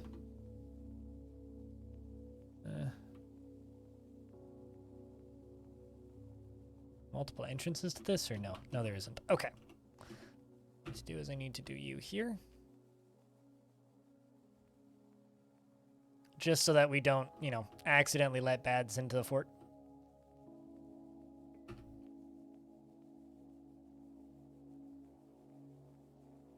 It doesn't really matter too much if we accidentally lock dwarves into places. Actually, you know what? Let's just get rid of those two. Make this easier on ourselves. Same with these. And that. Just so I can't actually lock any dwarves in there and we can just build this out.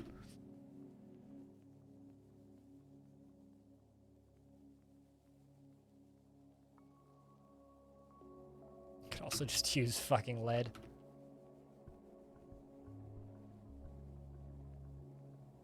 Really? I know almost nothing about Billy Mays. Almost nothing. I know like a few memes, but I know literally nothing else about Billy Mays. And you know what? I'm kind of okay with that. Kind of super duper okay with that.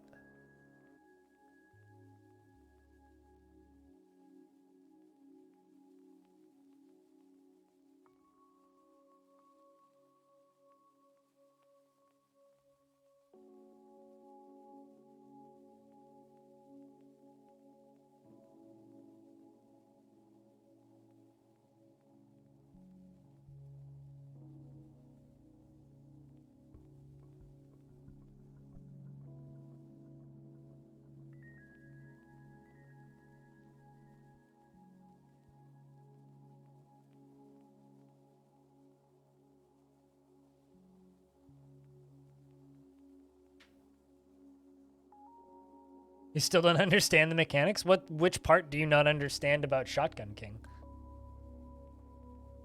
But totally worth it for the, like, $6 that game costs.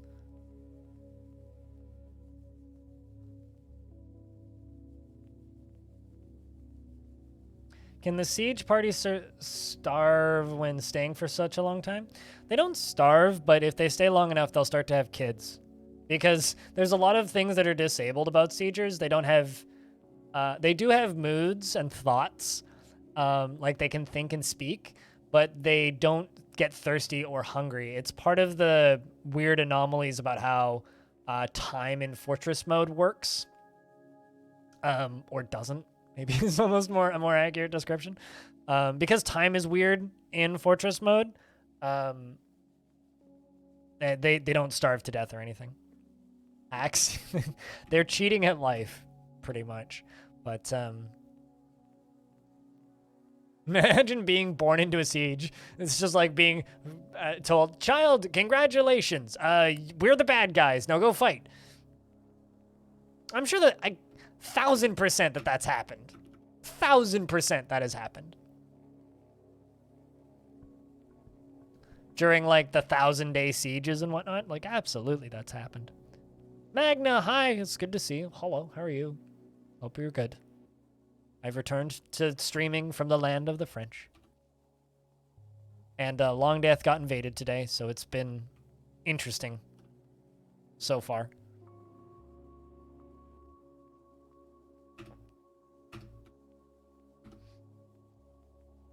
Very interesting. All right.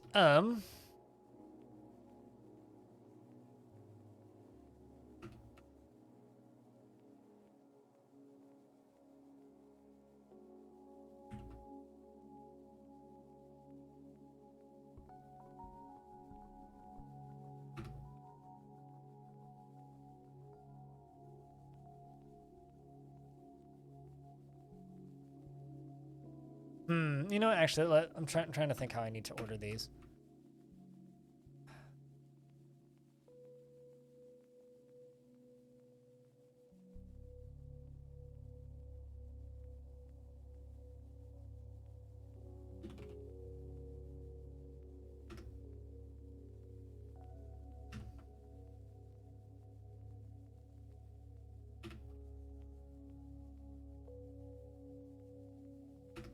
And then I need one more, which is Batty Drain.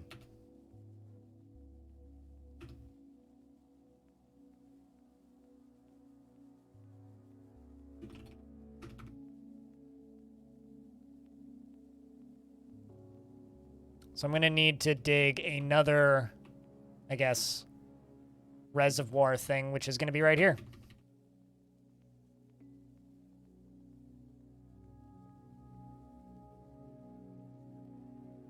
I mean, see, here's the thing, right? I don't know those specific mechanics, but if you want to learn those specific mechanics, my advice is go to the Punk Cake Discord, which is public to join, and just go ask in the Shotgun King room. Someone will tell you.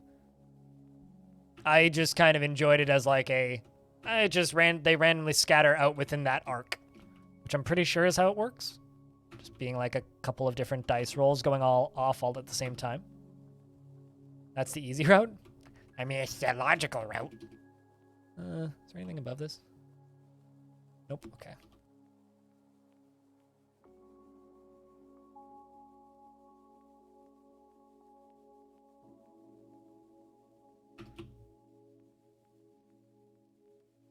Smart route, one could say. This is going to be my water reservoir. We're going to use water to drown these things. Because I do know for a fact that there are no necromancers in this world, so we don't have to worry about getting sieged by zombies.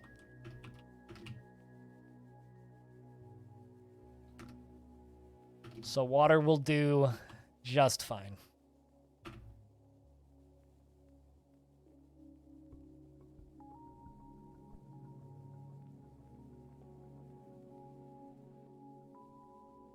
I don't know what readaptation resource is, but welcome back.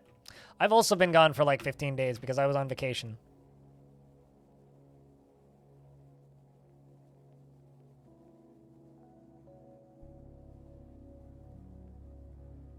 Gotcha. Well, I'll say this: the video that I put up on Shotgun King didn't do as well as I'd hoped it would.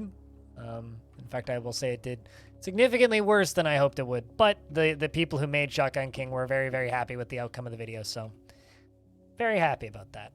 It's nice that they enjoyed it at the very least. How was my vacation? It was good. I got to hang around Quebec for a bit. It was fun.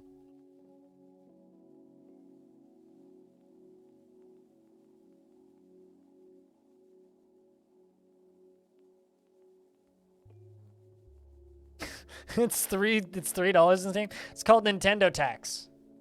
Games are always more expensive on Nintendo systems, which is why I don't bother buying them on Nintendo systems. Also, why on earth would you want to play Portal on a Switch? I was in Montreal for the week. Got to figure out how certain on how to pronounce a lot of metro station stops.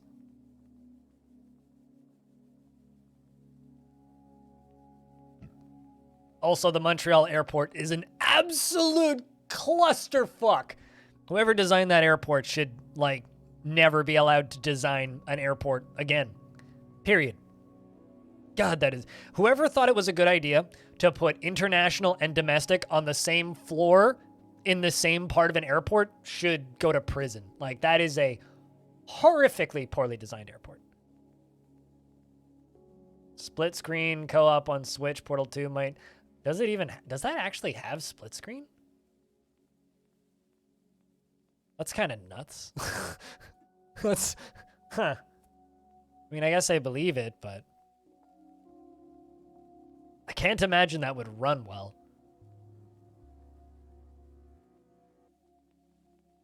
Because the Switch is like an aging child.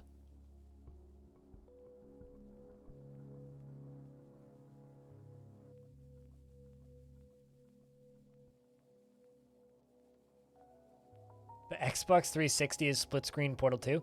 Yes, but the Xbox 360 is almost as powerful as the Switch.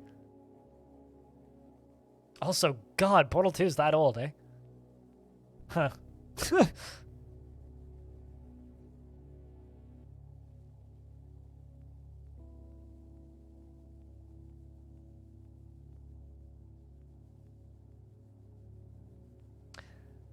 Allow me to reiterate. I would not want to play Portal 2 on a Joy-Con. Or on a controller, for that matter.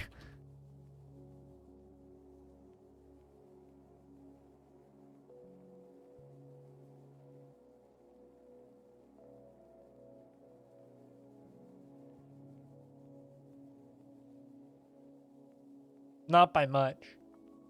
Hammond. I don't really like the Nintendo Switch. I think it's a crappy system, but I've always kind of thought it's a kind of a crappy system.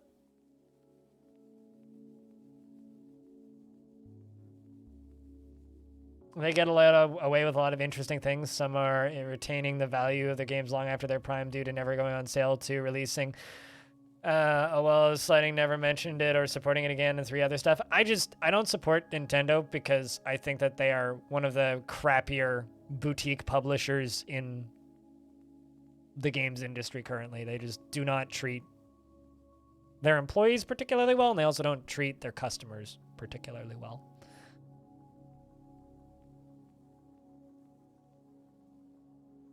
I mean, they both break if you put a heavy enough anvil on them.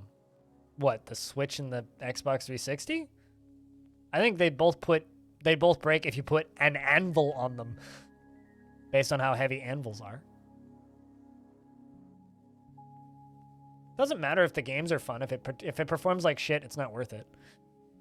And it's honestly like the reason I don't play Nintendo stuff is because of how poorly they treat creators and the fact that they seem to think it's completely, totally, and utterly acceptable to do things that we would freak out if any, like, modern-day Western publisher did.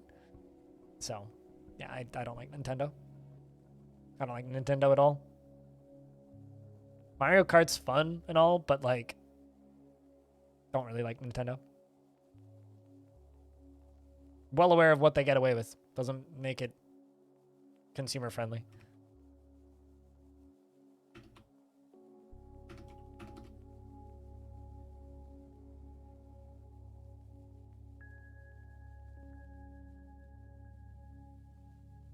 I don't know what you're talking about, so I will just simply smile and nod. Diamond.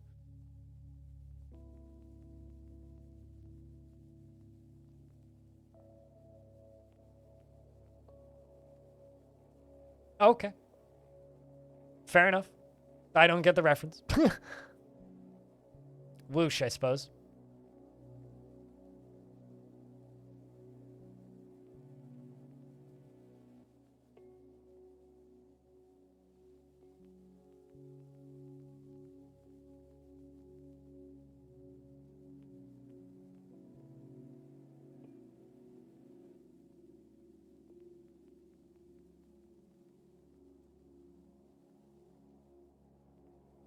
You would have no qualms about pirating their systems and games? Well, I legally have to blop that from my chat because you can't say that word. Just say that you're getting it from the Swedish Public Library. That's totally acceptable. But yeah, no, I don't disagree with that. I mean, like, if I were to play Nintendo games these days, it would probably be dumped ROMs that I definitely would dump myself from my own, you know, copies of those games that I legally purchased. Sorry, Twitch is, like, not super strict about that, but I don't like to take risks with my employment. Don't steal video games.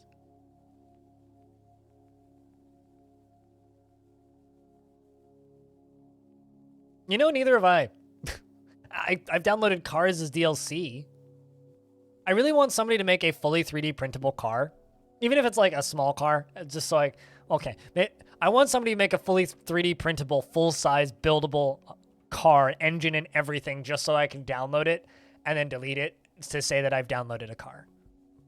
Also, sorry, Magna. No personal damage is intended with that bop. It's just purely a, please don't mention that. That's all.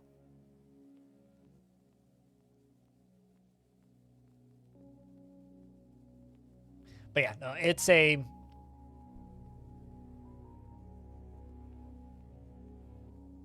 How many terabytes is this car? I don't know. I don't know. Can't be that big, eh? It's just a bunch of I mean, there's only 5 terabytes. Wonder if you could make at least the frame out of carbon fiber with 3D printing? Probably.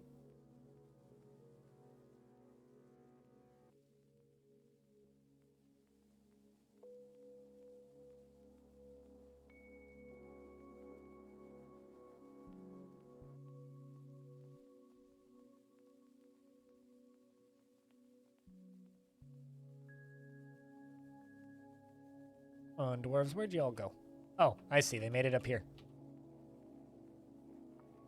Oh, I see. They came in from the top. Ooh, I was like, how the heck did they get up there? I was like, why did they all stop digging down to the bottom here? Oh, because they made it in through the top. This makes sense now. So I'm going to have to, like, tell them to, well, actually, we can just leave this as is. It's fine.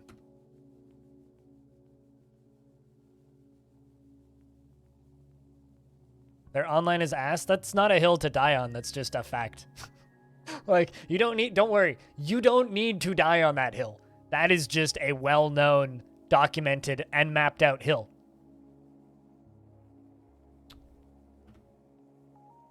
You don't need to die on that hill. It's just shit. It's the same reason that, like, I refuse to acknowledge the existence of, like,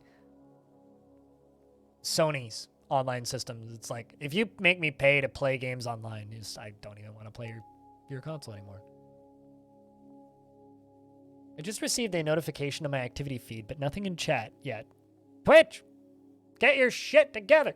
Hey, Infinity Smiles. Vacation was good. I got to ride a bicycle around an F1 track. And I ate poutine and vegan poutine.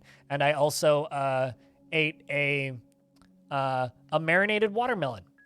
But now my credit card is scary looking, so I'm pretending it doesn't exist. Oh, also, the first day I was out there, my bank locked my credit card and my debit card. So I had to phone them the first day and be like, I need to buy a bagel. Can you unfuck my debit card, please? And then it took 2 days for it to start working, but it started working by the end of it. Which was fun.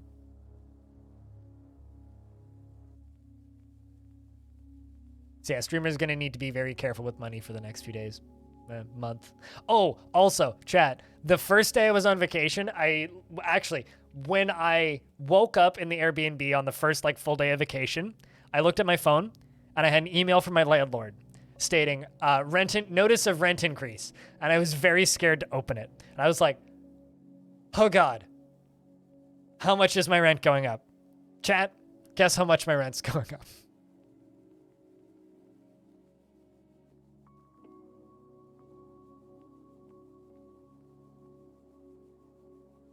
Did I do the zoom zoom sound on the track? No. For money. $5 Canadian, 10 cent, $1, $400. $13.51. And I'm pissed. So my rent's going from 900 USD, or not USD, Canadian dollars a month to $913.51 per month, and I'm pissed. I wish they just rounded it up to 15. I'm so annoyed by the fact that it's not an even number. I don't know why, but it bothers the crap out of me. It's like, can you just like put it up by $15? Like I'll give you the extra $4 a month. Like just $13.51. What the fuck is that? It's got to be like a percentage or something, but why even? Like just raise it by 20. Like just give me like a flat number. It's as of for why the annual tribute from Nulan Abo has arrived. The other human faction. Your landlords want to curse you? I like my landlord. So this is the Council of Men, which are part of the Realms of Stone, who are not at war with us.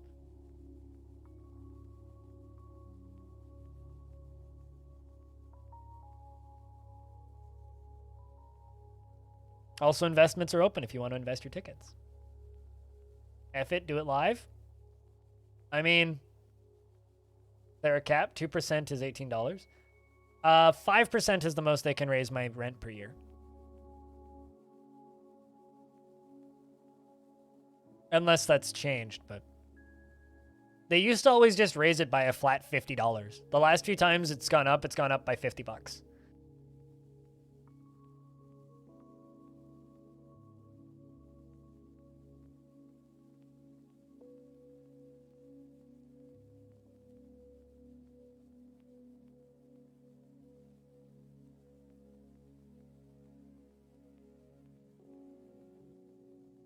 My rent is no longer a round number. This upsets me and my wallet. Yeah, no, I've like genuinely thought about filing a complaint to my landlord, just being like, why?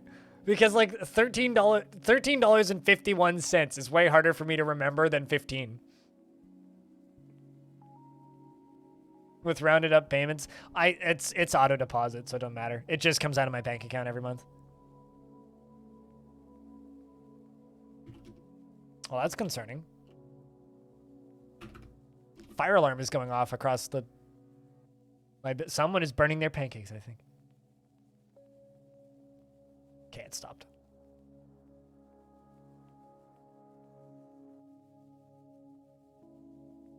Also, you know what's a fun fact, which is maybe going to date me a little bit?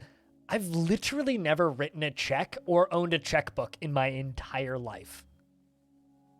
Not once. You have a lot of numbers rounded up to make whole euros. Really? I mean, it just seems logical. I don't know.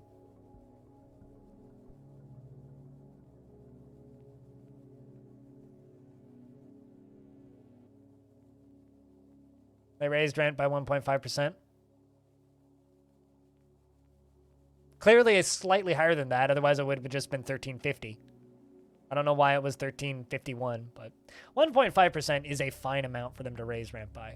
Like, I'm okay with that. It's just, it's so weird that that they didn't round it up. Like, why not just round it up? Okay, so I have to screenshot these for stone.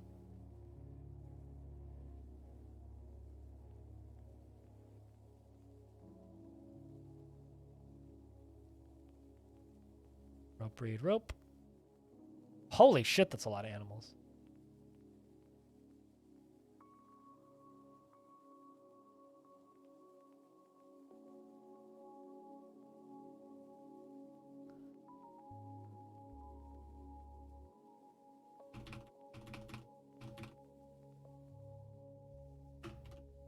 Oopsies. Somebody outside is barbecuing something and it smells really good. I want to complain to my neighbors that their food smells too good too often. And they haven't invited me over yet. Slaughter that horse. Goose. And the guinea hen.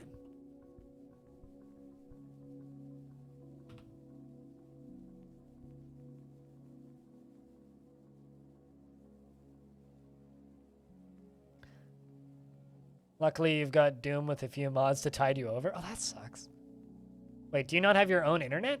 Something that I learned about Quebec and Montreal specifically is the vast majority of the rental units just come with Wi-Fi included, which would drive me it would drive me nuts if I had access to a group's Wi-Fi. I hate the idea of sharing Wi-Fi with neighbors.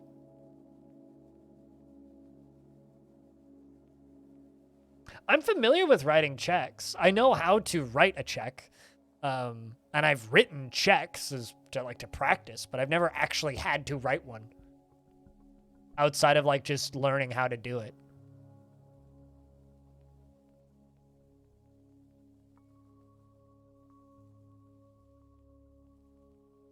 I mean, I literally have a landline running from my modem down there into my computer, so.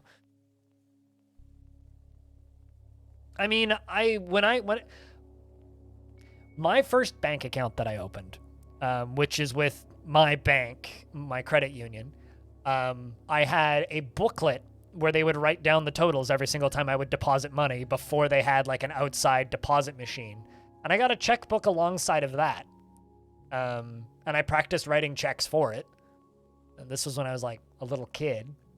So there was a point in my life where I owned a checkbook and like the pre-online banking, we're going to mail you your thing once a month, little tiny booklet. But like now everything is digital, which is like, they don't even like mail you your bank totals anymore. They send you an email and it gives you this special printout on their website. Because like, why bother, sending physical things to people in the mail? It just seems like a waste.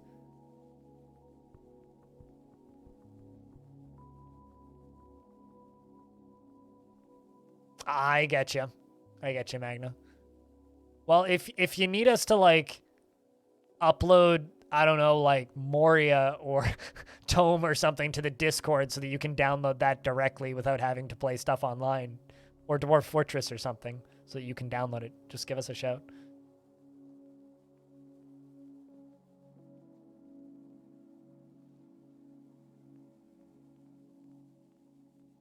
I could basically get credit for 24 hours or the weekend like a cheapskate. I guess so. Yeah, I don't know. I don't really like checks. They feel very insecure to me, but I don't know. One of my other job, which is very, very, very part-time, where I work for my parents, they pay check. So there is that, I guess.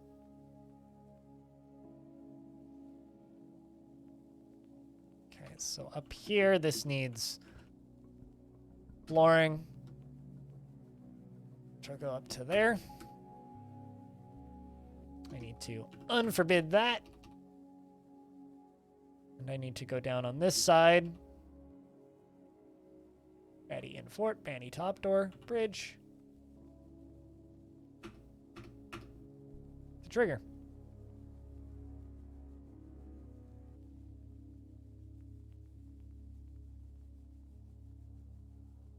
And then we'll pull that lever and get them to dig all the way up. So just dig through that wall to speed up the process here. But meh. Not gonna take too long for them to dig out. Thing that annoys me about this is I'd been working for so long to get all the boulders out of the fort, and now I'm just installing a bunch of new boulders. It's like, oh great. More boulders, just what I need.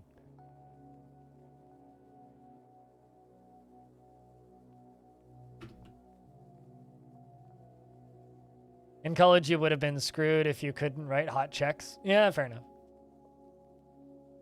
That makes sense. Whoa. Oh, geese. I was like, what are those G's? Oh, the geese and guinea hen. Ones that were just given to me.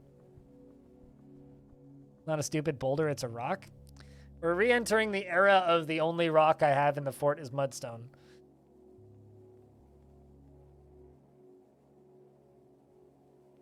But I guess so be it. So be it.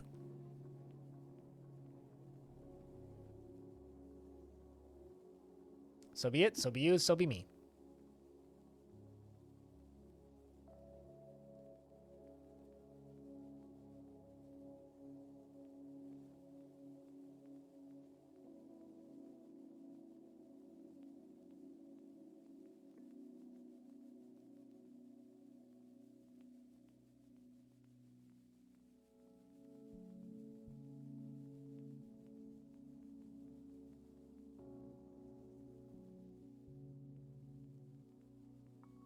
Also, chat, this is streamer going. I have a vacation I need to pay for. It only costs you 1 penny to get number 1 or number 2 on the bits leaderboard. $1.01 in bits to get number 1 on the bits leaderboard. Just saying.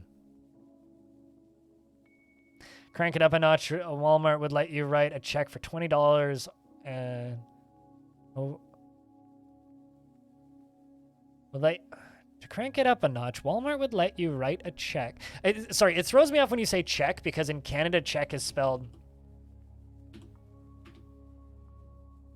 So you say check, and I think like a check mark, or check something, or check yourself. I don't ever think of it as the other thing. So it keeps throwing me off whenever you write that. So basically what you're saying is you scammed Walmart out of money? Because I used to shoplift at Walmart.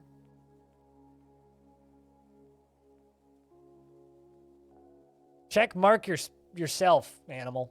Bleh. Also, no, it's fine. It confuses me a little bit. I just have to think harder about what you're saying.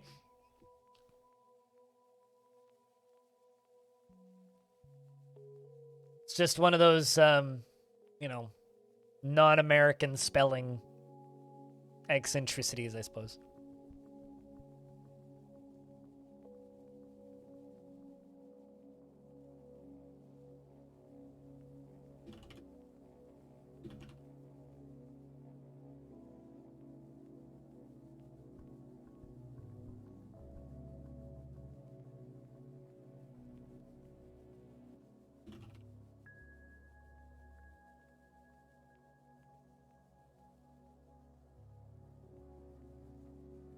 I don't know who Mark is, but I don't think he deserves checks.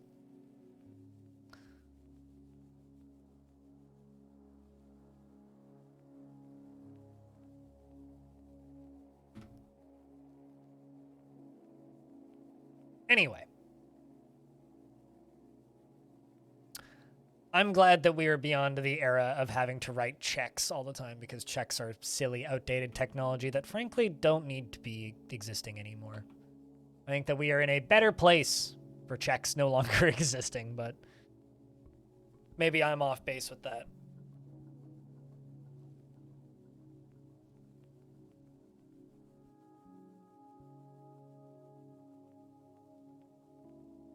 Or you would get an overdraft fee and lose. Sounds terrible for your credit. That's good to hear, Krabicus. How you been, mate? Animal, stop it. That's all I have to say. Stop it. It's not funny. You're just making my brain hurt a little bit.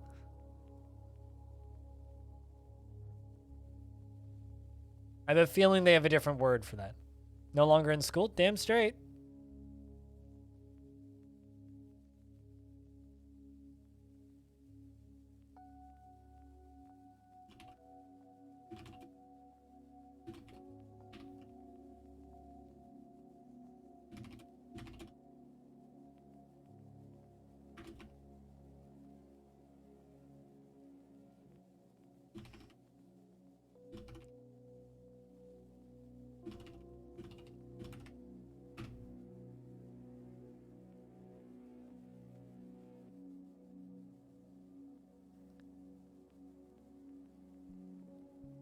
Currently ready about drunk Mandy on Mandalore.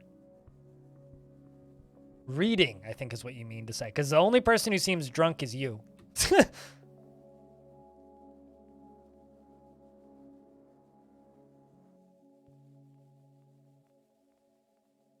It's also illegal and can get you in a lot of trouble. Word. What's up, Farana? Enjoy your lurks. I apparently need to pee, and we'll be back in a sec.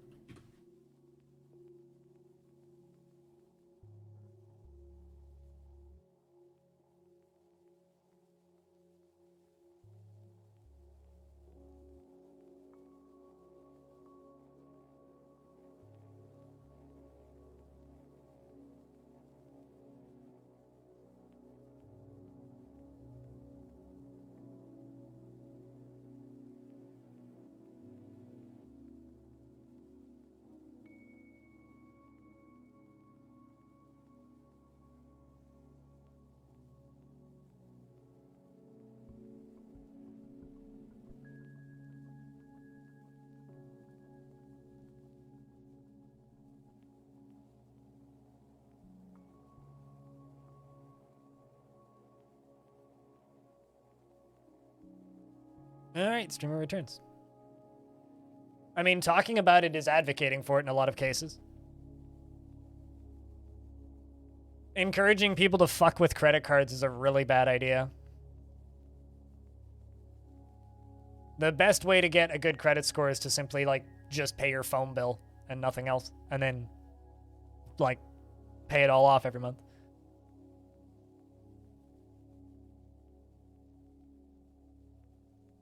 Credit is arbitrary citizen score claiming how good you are at paying off your credit, which allows you to buy houses and things. So if you make a lot of really quick transactions and refund them and then paying them off immediately / don't need to pay them off, it's a way of artificially inflating your credit score. It can also get your credit card flagged and disabled.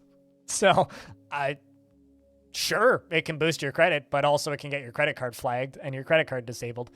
Repeated refund transactions is a really good way to get your credit card, like, nullified.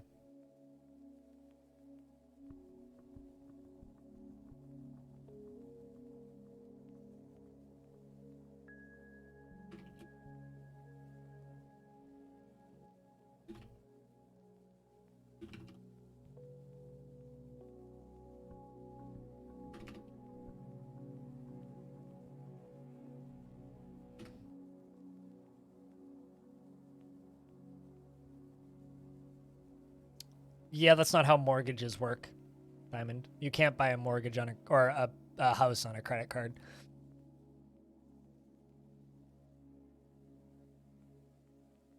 Yes, that's how you're supposed to increase your credit score. Rapkis. What's the digging operation for and about? I'm making a drowning chamber. We got invaded by the humans. I'm not totally sure why, but we got invaded by the humans, so thus I'm building a drowning chamber.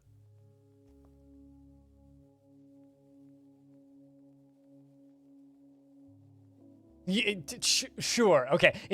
You can't buy a house on a credit card in this economy. You would indeed need a doozy of a fucking credit limit. That is a really good way. Or just, like, a lot of credit cards. You need, like... I mean, let's just say, imagine for a second that a house is $500,000. The highest credit limit my bank will allow you to have, and the only reason I know is because I looked at this form the other day, is $100,000. So...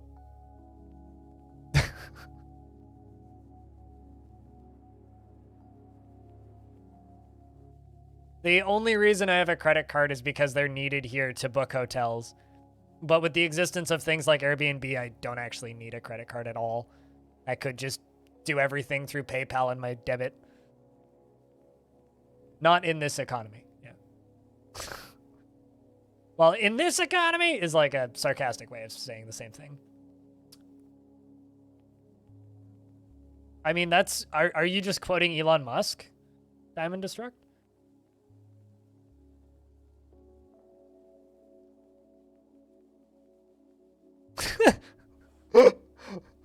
If ruins count as partial housing. What, like the Airbnb I stayed in Quebec? Did he say that? Not quite, but I essentially, like, the way billionaires have spending money, Diamond, is they use their stock slash business ownings as collateral, and then they use that to take out loans. So essentially, just instead of actually having money on hand at all times, they just are constantly loaning out their business stock as collateral. It's not, well, assets, stock, whatever. Same thing. So saying I use credit cards to get more credit cards is quite literally what billionaires do to have money. You know what's scary is with my industry, it would be in my industry it is ridiculously easy to just run shell companies and dodge chat taxes, but I choose not to. Just because it would make me feel so fucking bad.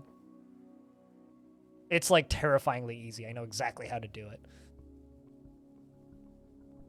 To the point also where maybe once every couple months I'll get a shady email from a company that's just like, hey, do you want to like not pay taxes in Canada? I'm like, how about no? I'll pay taxes. That's fine.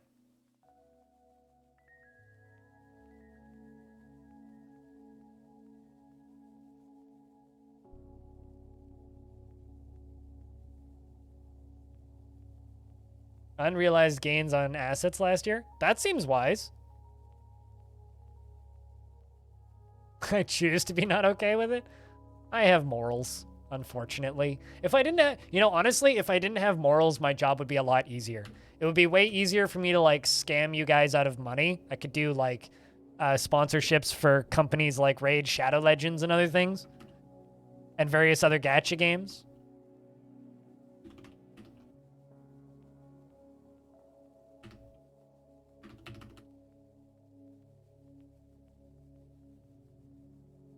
It's just like, well, Gremlin for mayor fortunately isn't a scam currently. Also, always vote Gremlin. Gremlin wants to tax the rich and give everybody dental and health benefits. Vote Gremlin today.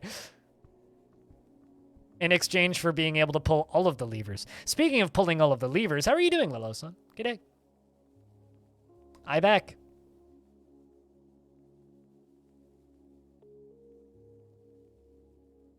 Give away like something like a gaming chair. Yeah, I'll give away a Switch if you guys donate $1,000. I watched a streamer for a while, and his business model was like going to give away a Switch, but he'd give away a Switch whenever he hit X number of subs. So it was like you make like $3,000 for each of these, and people would gift like tens to 50 to 100 subs. It's like to unlock the giveaway, and it's like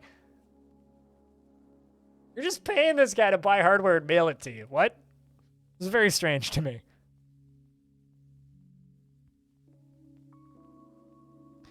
Hard to disagree, little son.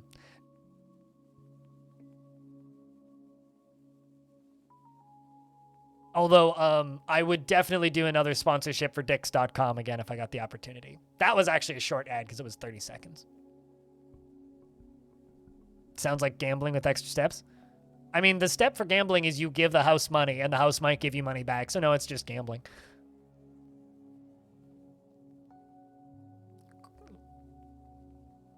Oh, 1,000%. I mean, if I gift subs in my chat, I write that off as an advertising expense. It's not a gift. I'm just getting a tax deduction.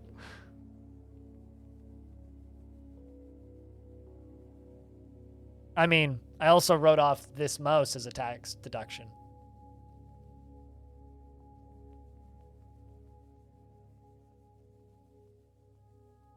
I mean, FIFA isn't gambling because there's no money that you can get out of it. FIFA's just a scam.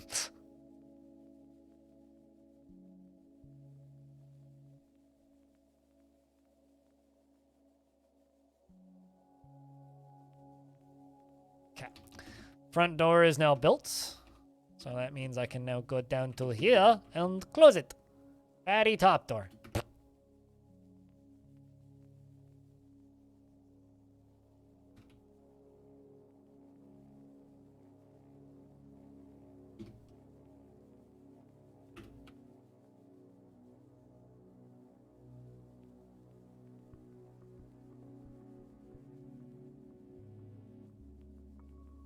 No, you're not, because I didn't gift you that sub.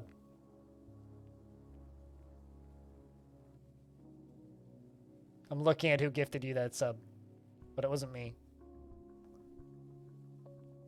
Pilot guy gifted you the sub, so no, you're not a tax subtraction for me.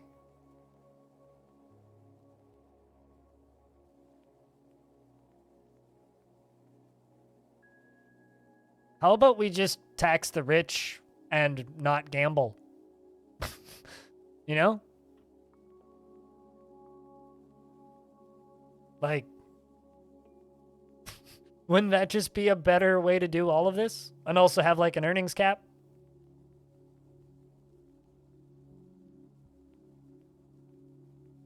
Also, my time spent in airplanes this past week has made me more or less go,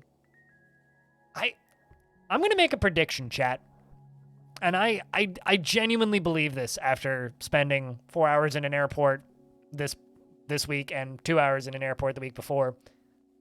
I have a feeling in the next 50 or so years, we're going to see a significant drop in the popularity of airplanes as a travel option.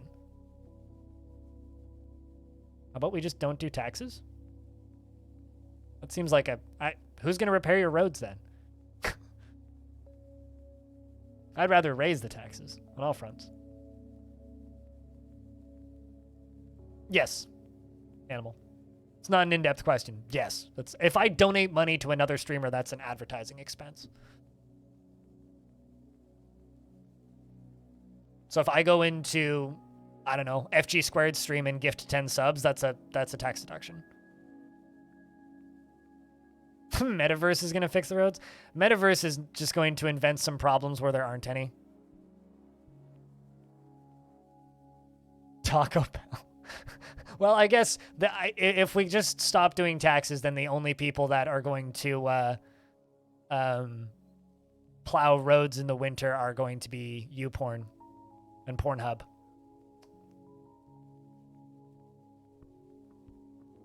You know what? Krabicus, we'll see you in 600 seconds. Quit being a fuck.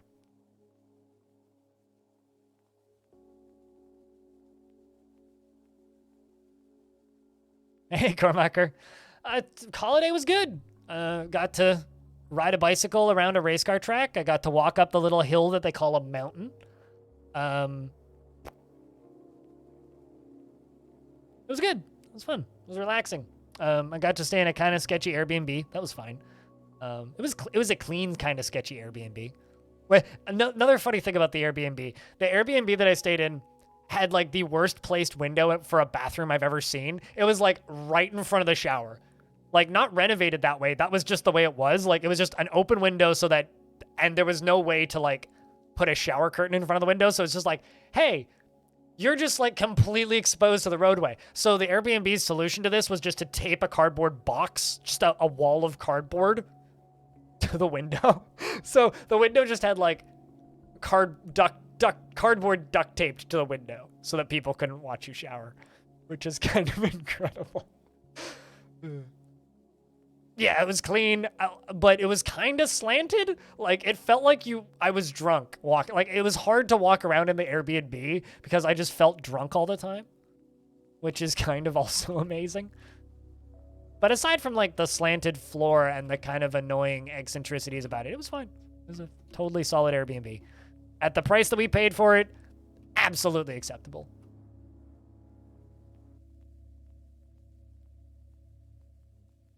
Pretty certain I wasn't, because I went over to my, I borrowed a level, you know, the little thingy with a bubble of water in it, and put it on the floor, and it went all the way to one side. So I was not, in fact, drunk. The floor was definitely slanted.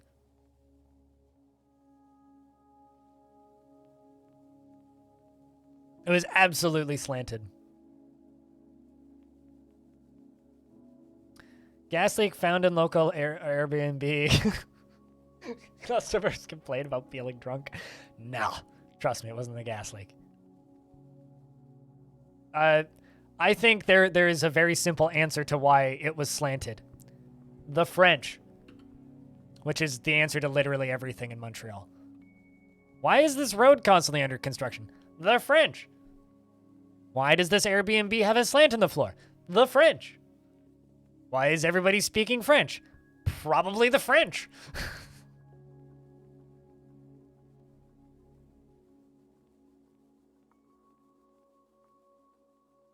It was lovely, though. People were very, like, the food was good. The cafes were great. The bartenders were pretty. The arcade bar I went to had Turtles in Time, so I was happy. It was good. It was a fun trip. It was a fun city to explore. Although in a lot of ways, it's weird going to Montreal after living in Vancouver for so long, because Montreal, in a lot of ways, is kind of just like a French replica of Vancouver. Like, it feels very similar to Vancouver. The people there, like, act very similarly. There's a lot of very similar shops, but there's also a lot of, like, chain stores that have gone out of business over here that still exist over there. So there was a point where I was on a corner that looked a lot like a corner in Vancouver, where if you just told me this is Vancouver, but you've woken up in an alternate universe where everybody speaks French, I would almost not hesitate to agree. So there was that. But it was fun. The level was drunk. Spoilers, everything in Montreal, Quebec is always drunk. Even power tools. Was the food good there? The food was, in fact, good. I had the best ice cream puff I've had in years. It's fantastic. Although, I will say this. The craft beer scene sucks. It's terrible. I had to try 4 different breweries before I found one that was passable. It was horrible. What led me to go there? My little sisters lived there for about 4 years. And I've always wanted to visit the city because I like traveling around Canada from time to time. But there was like no way for me to travel the last 2 years, and I couldn't afford it before then. So this was an opportunity to go around Quebec with a tour guide and her boyfriend. So went out there with my sister-in-law, who's my little sister's boyfriend's little sister. So we traveled together because she lives here too. We split the cost of the Airbnb and got to hang around the city for 6 days with a tour guide.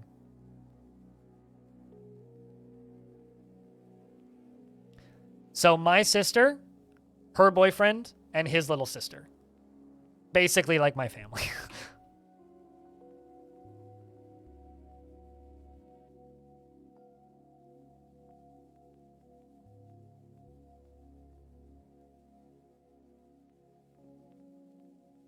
Basically, if this makes more sense, I got to hang out with my little sister, her boyfriend, my little sister, her boyfriend, and my sister-in-law, if that's even easier.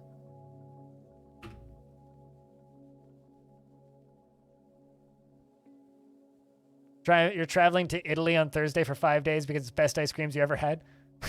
Best ice creams you ever had was in Italy? I hesitate to agree. Although, one thing that I think is really funny about Montreal is everybody there is bilingual pretty much. Like, the vast majority of people who live in Montreal who, like, are natives to the area are, like, bilingual English and French, right? So everybody just kind of assumes that everybody speaks one or both languages, either English or French or both. And so you'll go and you'll, like, say this ice cream shop that we went to twice. The guy working there would come out and he'd be like, he'd call out the person's name with it sounding French, call out the name again in like perfectly English, back to French, back to English. Am I talking to like Steven, or am I talking to like Steven with a very French voice? I can't do a good French accent, so I'm not even gonna bother trying. But random question: when humans first sieged your fort for a little while, it said a vile force of darkness has arrived. Does that mean the support humans are ruled by goblins or a demon? No. Well, actually, maybe. Because it would say the enemy have come and are laying siege to the fortress. I mean, it'll still move like a jerky-ASCII game, which is annoying some people, but it won't look just like RimWorld. Bonjour, hello. Yeah, pretty much. Maybe you need to extrapolate on this. Montreal has a significant tax so Montreal is the head office of Ubisoft, and Ubisoft has thrown a lot of money around to help game development. And because of that, and Ubisoft also being terrible to their employees, people have a tendency to quit and then found new studios in the city that they're already in. But I don't know. I think there's just a lot of, it's similar to Vancouver. There's just a lot of money and talent in tech. And if you have a lot of talent in one city, a lot of people stick around.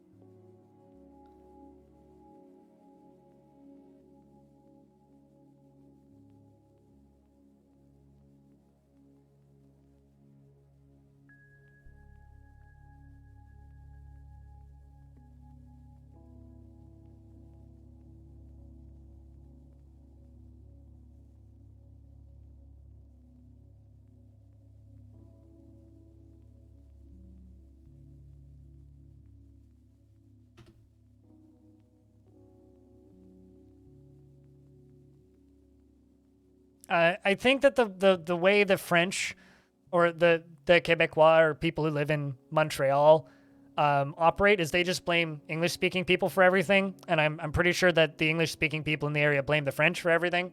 So I think the answer is yes. Pretty sure that's how that works.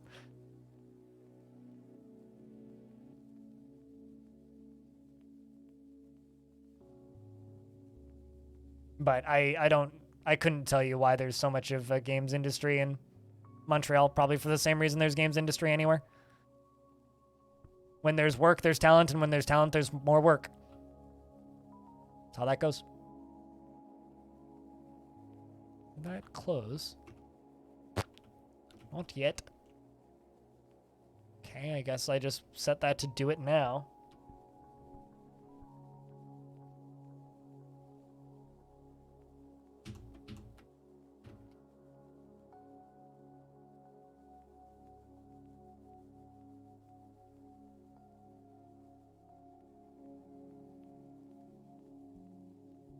As somebody who's not French, I've got no fucking idea, Crabicus.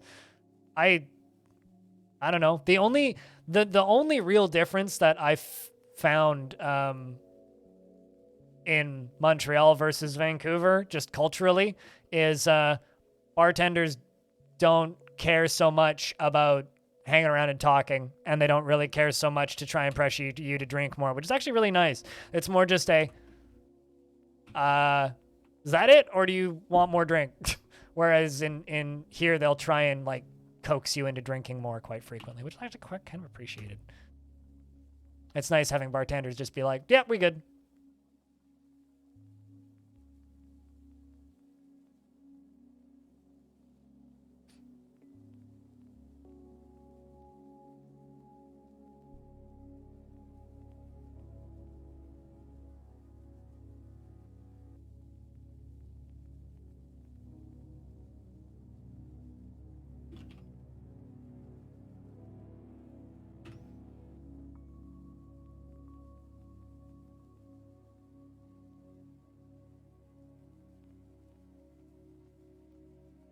Should the Steam version of Dwarf Fortress have an artifact DLC that you can buy that shows you've paid for more? I think what they should have is a link to the Patreon on the front page of the game.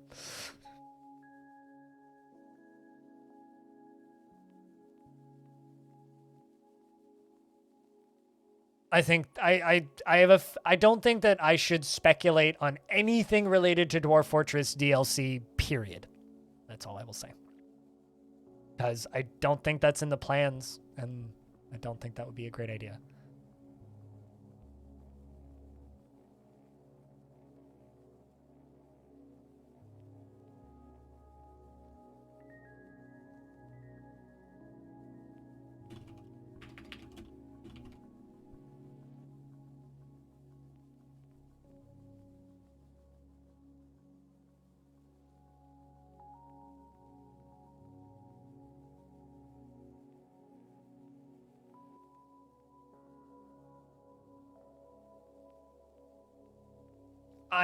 Honestly, I don't want to get into...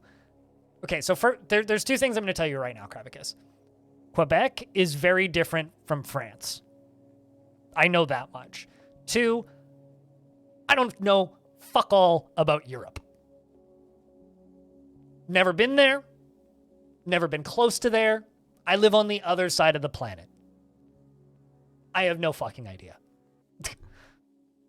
And I really, didn't experience a single bit of distaste or anger towards English-speaking people while I was in Quebec.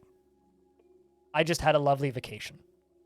And you guys are just asking me about, oh, don't they hate and overreact and blah, blah, blah, blah. Shut up. Doesn't fucking matter. I had a great vacation. Everybody in Quebec is Canadian. Shush. Weirdo. Hey, Hazaza, how are you? Release Dwarf Fort on stream. Yeah, I know.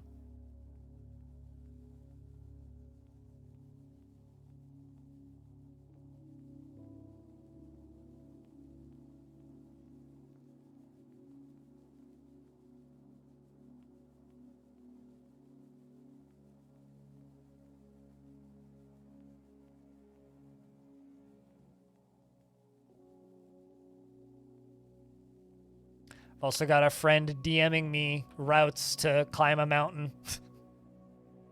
Hot and sweaty? How's the heat up there then? Yesterday was ridiculously hot. And to the point where people like commented about it when I mentioned it on the in a video I put up last night, but yesterday was really hot. Today's like tolerable. Just kind of fine. But Longdeath got attacked for the first time in a very long time. It's about 30 C. Yep, it was 32 here yesterday.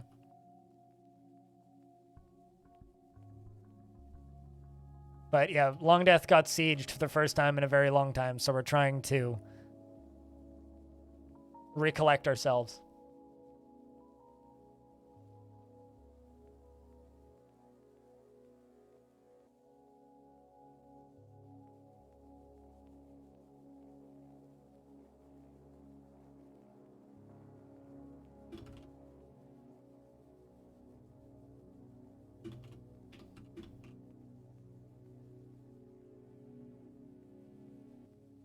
Many casualties? Nope, not a single casualty. It was a small siege of about 10 humans, and I was able to dispatch of them quite quickly. My squads are still very talented. Yeah, 6 dead humans. Okay, fair enough. Yeah, we killed more than half the humans, and then they left. It was a glorious victory for Longdeath.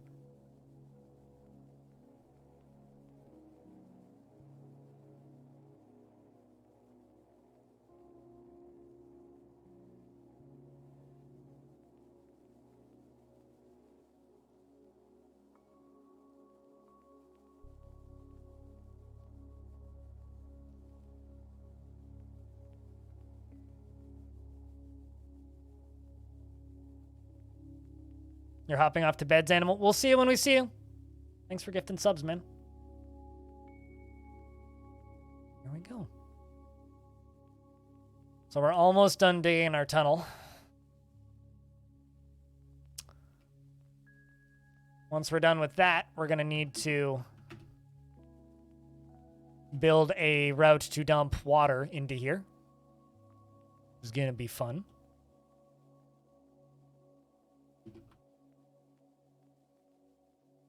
Mudstone.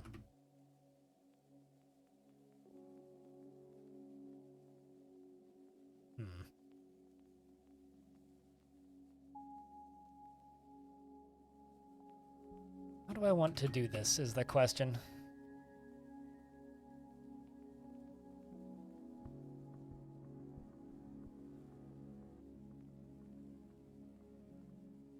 That's not what I wanted. That's what I wanted. Let's deconstruct this.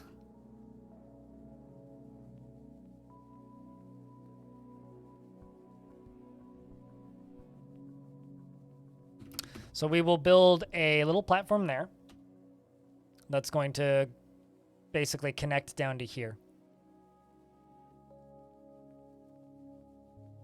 Just don't flood the fort like Crimson Police. No, I will be very careful, man. Trust me, I will be... Just heard a very weird sound. I will be very careful. Sudden truck beeping, backing up sound outside. Made me a little jumpy. You know, the way I'm going to do this, I am just going to construct mudstone floors everywhere. This is going to take a while, but if we do it one tile at a time, it shouldn't take too long. Just trying to get all these boulders out of here.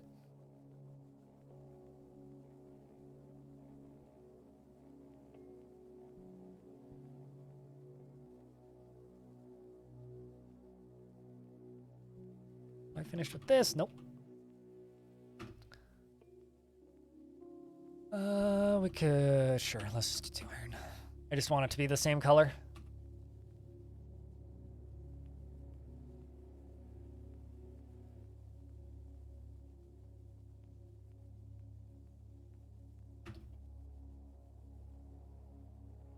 Barn owl's been slaughtered. Constructing stuffs.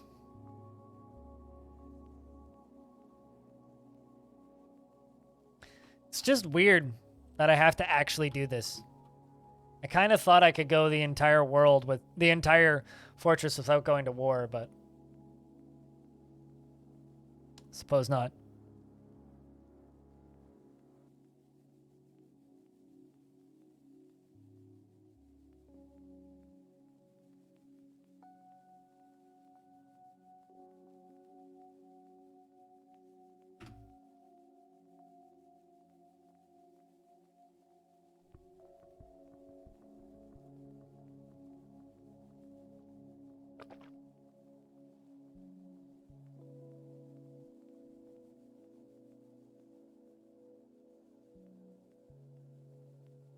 Yeah, so priority number 1 is don't flood the whole fort. But unlike the Crimson Police, I'm not rushing this. I'm being pretty careful.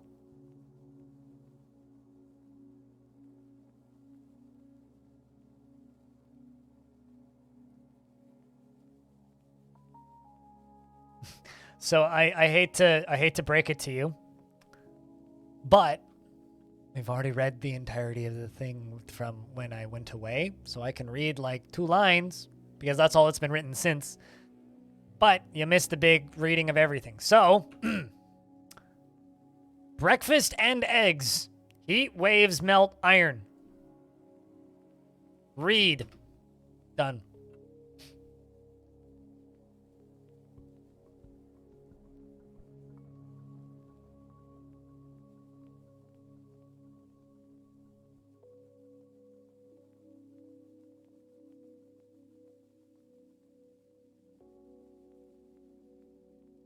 Chat, should I read more for Kravicus? Now reread what I just read. Breakfast and eggs. Heat waves melt iron. Read. There you go.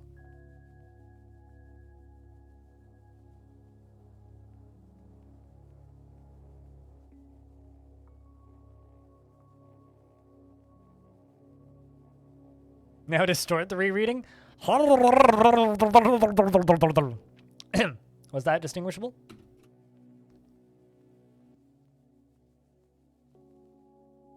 Hot nudes. Only the hottest.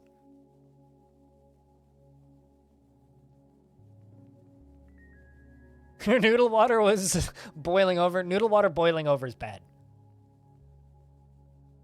What kind of noodles, though? Did I just become Hazaza? For a second there, I got like possessed by a wild murloc. Not murloc. It's like now read it in Kobold. Speaking of Kobold, hi Cooler. How you been? How's the weather over there? Are you guys getting splattered by blistering heat waves too?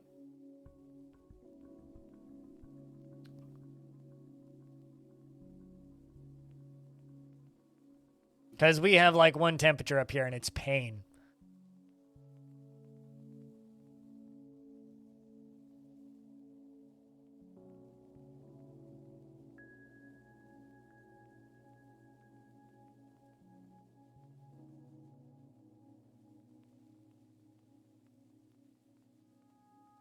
Death will rise from my tide. I am Murloc. Makes sounds. Well, I'm happy to provide you with some, what's the word? Earworms.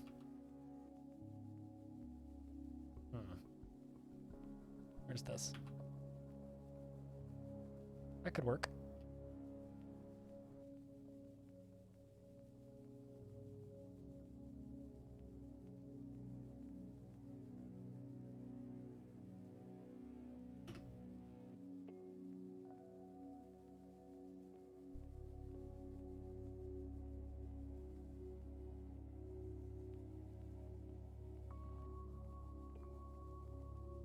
You know, it's funny because things like that, I don't understand any of the references because, well, I mean, I know what a murloc is, but not really.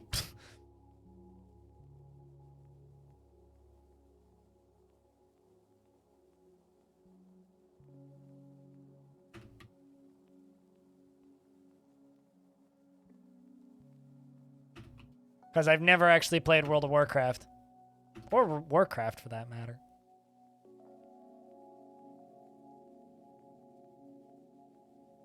You remember encountering Murlocs?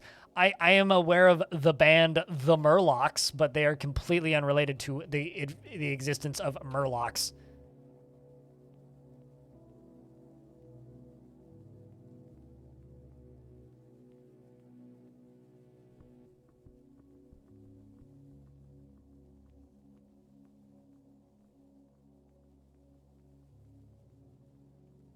This is going to be tough. A lot of floors getting suspended. You know what? This would be much easier if I just did it this way. It sucks that I have to do it this way, but it'll be much easier if I do it this way.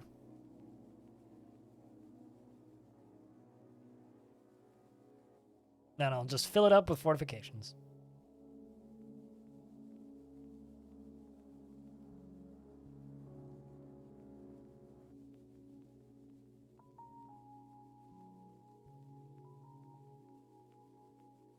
Family stuff to handle. Do what you gotta do, Aqua.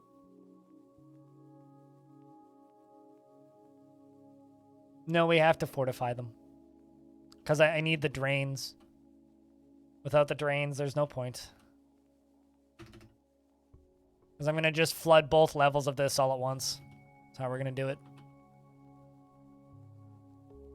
So there's going to be fortifications throughout the top up here, and then it's going to drain up through the top up here. This is going to be the actual floosh hole right there.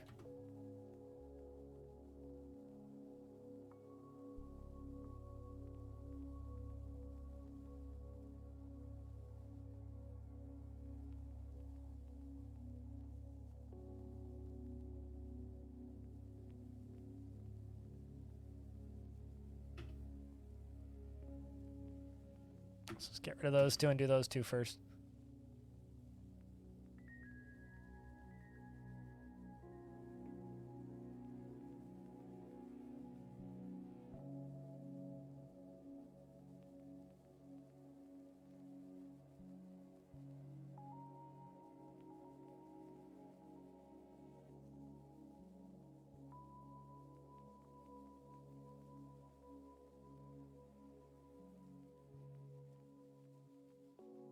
right. Once they get up there and do that, we can engrave other spots, but these need to be fortified. And the reason these need to be fortified is because I need water to go down these trenches. And I need to do this all the way along. The other question that I need to answer is, should I automate the pumps, or do we just set the pumps to be manual pumps? Because then we can just have really swole dwarves. Because manual pumps is like the most efficient form of strength training for dwarves in the video game. So we could just do manual pumps. It could be fun.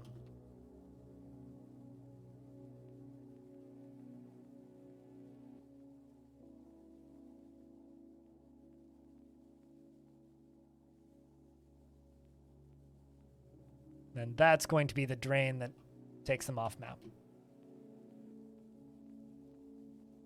Whew.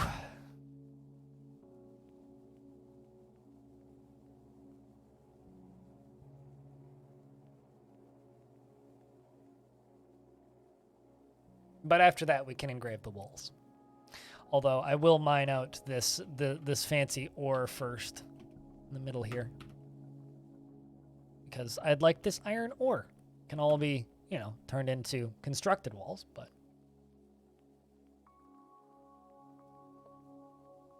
yeah, I don't think that murlocs are, you know, originally just a. How do I word this? I don't think murlocs were like originated in the Warcraft universe, to my knowledge. Quite the defense. I mean, we're gonna need it, but it is fall now.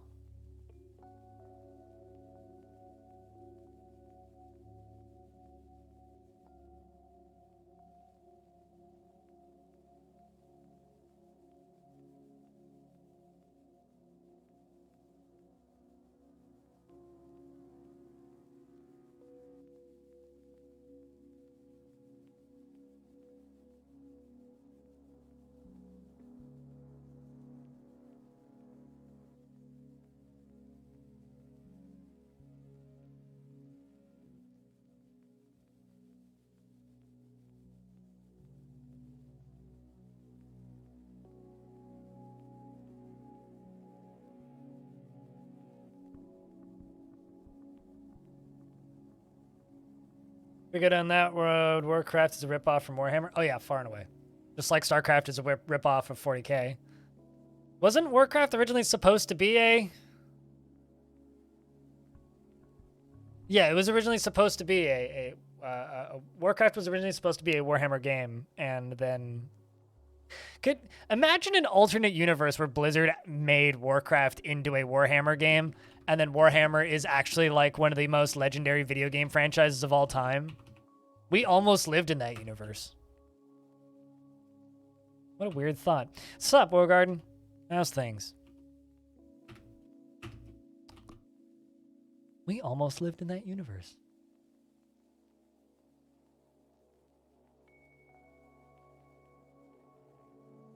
It's like, imagine living in a universe where, like, Warhammer actually was relevant.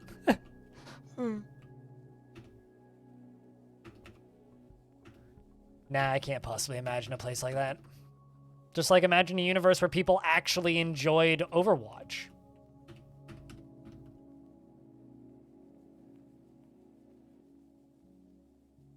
Yeah, I can't. I remember reading about that, but also don't really know why.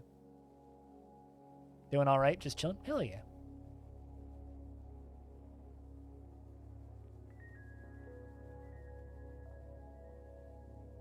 I'm like starting to get ready for lunch, but not quite. I mean, 4.5 hours into the stream. Starting to get kind of hungry, but also not really funny. Not really hungry, just kind of hungry.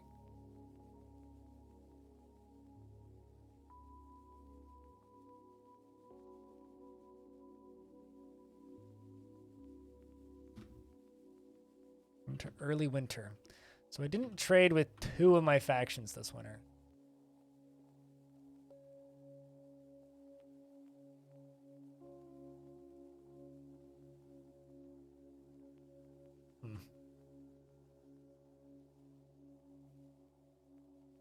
How was the vacay? It was a good vacay. It's the longest period of time that I've taken off of streaming in I don't even know how long.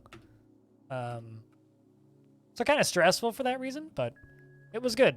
Spent a lot of time with my sister-in-law and my brother-in-law and my little sister, which was good.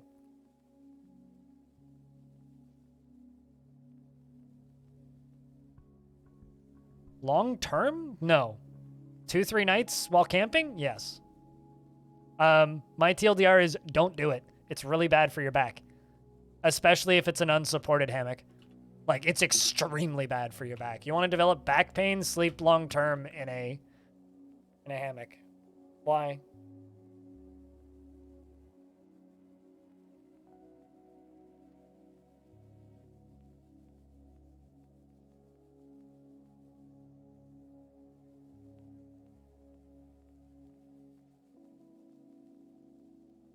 You were hoping the opposite? I mean, if it's a supported hammock, it's not so bad. But supported hammocks are not warm or pleasant to sleep in outside of, like, on a sunny day. You will freeze. And if you're talking about, like, indoor hammocks, completely redundant. If you want to, like, work on back issues, work on sleeping posture and get a firm bed.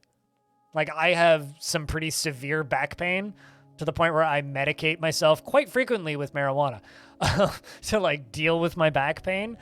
But that's not the only thing I use it for. But anyway, I use that to help mitigate my back pain issues. And I've learned that there's a lot of things that are just bad for your back. And one of those things that's just bad for your back is one of those things that's just bad for your back is sleeping in a hammock. Same with an air mattress. Air mattresses are just as bad. I very much recommend against using those. Granted, I'm not a physiotherapist, so maybe your results may differ, but everything I've ever read about a hammock is it makes your back do this with, like, a low point in the middle. It's terrible. Terrible.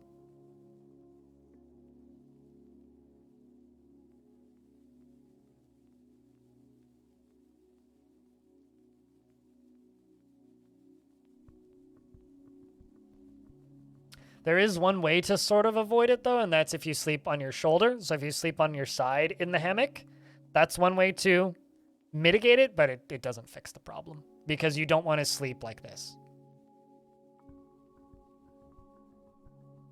I slept on an air mattress for about 8 months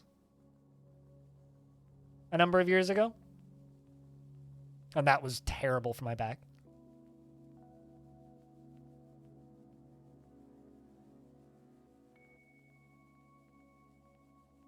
Yeah, fair enough. I use just a very firm mattress, something with a lot of back support. It's not a fancy brand name or anything. It's just a very firm mattress. And I have a very firm pillow that I bought off of Amazon, actually. So that's just figure out what kind of bed works for you and just go with that. That's my advice. Which I know isn't that helpful, but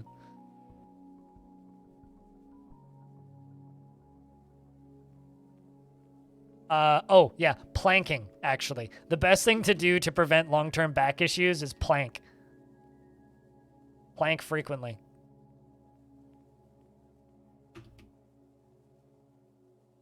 That's my advice on how to avoid long-term back issues. Is back exercises. Things that strengthen your back.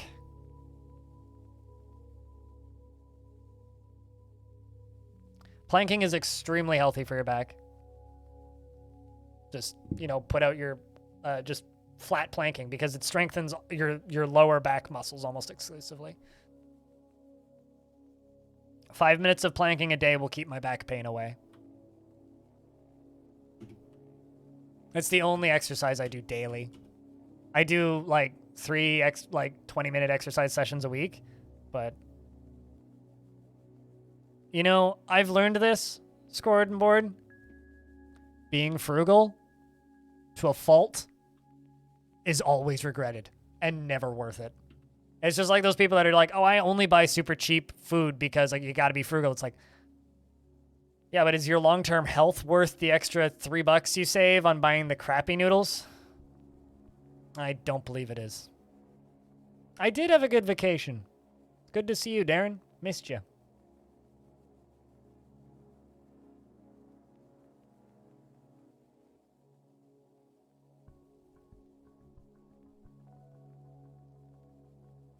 Longdeath got invaded today, which is a kind of crazy concept to think about, but Longdeath got invaded today for the first time in a very long time. So kind of a weird day, put it bluntly. The humans have finally decided they're tired of paying us tribute, I guess.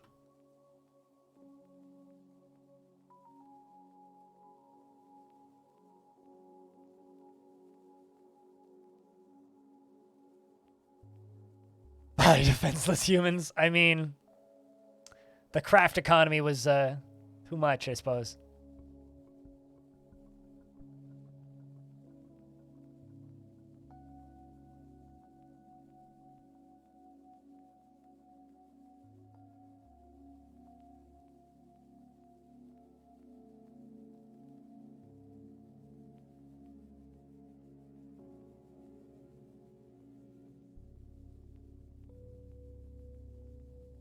Let's build this.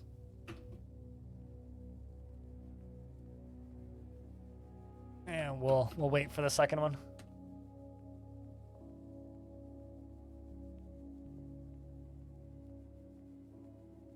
Yeah, in my experience, the best exercise to do to help with long-term back pain is planking. I will always encourage people to plank. Usually what I do when I go on my lunch breaks actually for stream is I grab my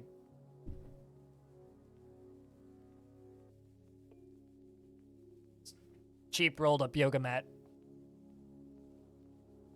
and I just put it down and I put my elbows on that and I plank for a minute.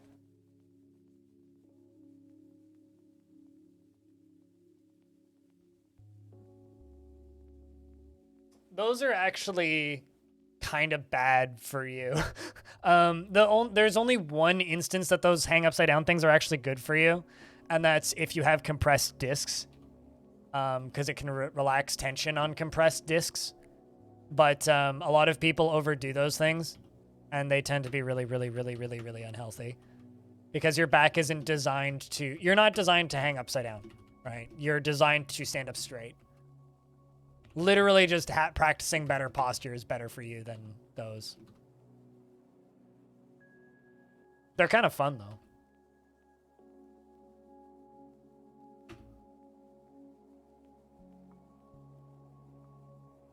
Three times you've been to Montreal you enjoyed? Yeah, I had a good time. I liked it. Coffee shops were good. The bartenders were pretty. The language wasn't that hard to navigate. Every single person I encountered was bilingual. The Montreal airport is a absolute clusterfuck, and that is an understatement. I got to ride a bicycle around a race car track. That was fun. Oh, one thing that's vastly superior about Montreal to Vancouver is you can rent a bike in Montreal with a credit card.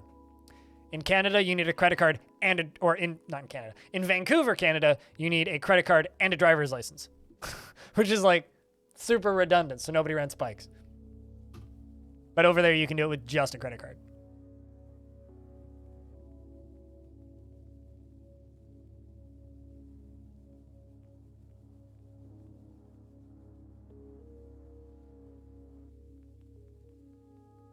Oh, also another thing about those reclining table things is they're pretty dangerous.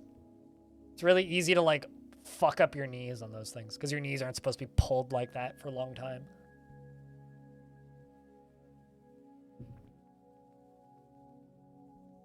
Generally, the best way to, like, I don't know if you already have back pain, but as somebody who has back pain, the best way to mitigate back pain is simply sleep on your back, not on your stomach. plank, stretch, and just do your best to stand up straight. And if you're going to sit in a chair for hours on end, get a standing desk and stand for a portion of the day. And the chair that you sit in, it's worth spending money on a fancier chair with proper back support. And make sure if you're going to buy a chair with proper back support. That's all of the like back saving advice that I have. Is just exercise a little bit and take care of yourself.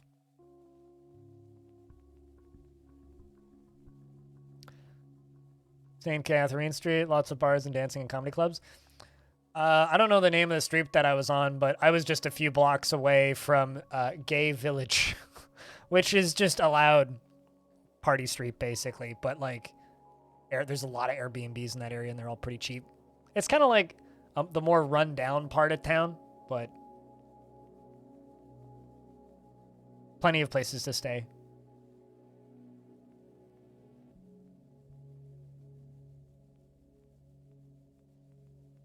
Long, lanky, and as well as long spines. Yeah, same with my family. Yes, which is why I say planking, because planking is the easiest exercise that you can do for core and lower back strength, which is just where you sit on your elbows for a minute and support yourself. It's super easy to do. It doesn't take a lot of effort. You don't need to stretch before you do it. You just go on the ground and plank.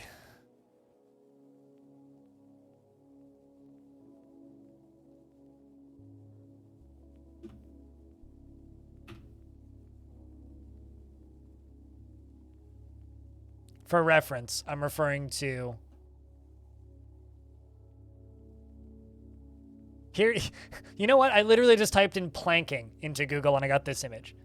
Did you know planking a few minutes a day strengthens your core, arms, legs, glutes, and prevents back pain and improves posture and mood? I don't know about mood, but it certainly like fucking strengthens this part of your body.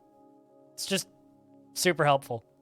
This is like the one exercise that actually like improves my back pain and like makes it less intense. Far and away my favorite exercise.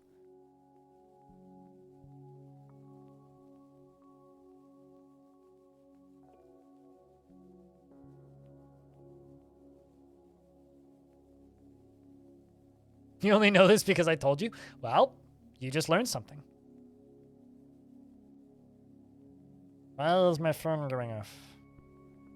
My mom texted me.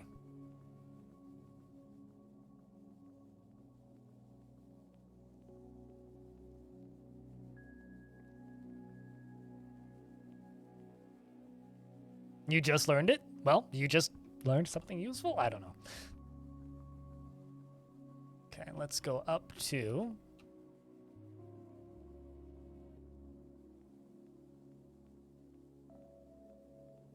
Patty lock, patty drown, patty drain.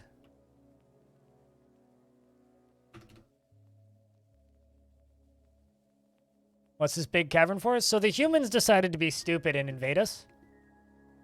So I'm building a drowning room. A gurgle room for gurgling. Making baddies go bye-bye. That's what I'm doing.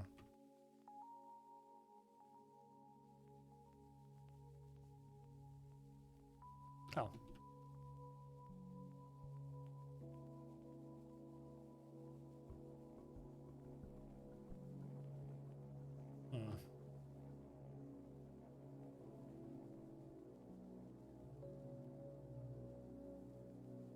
A spa for visitors. Yes.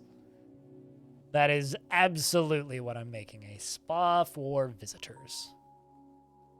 A place for taking guests. Naturally.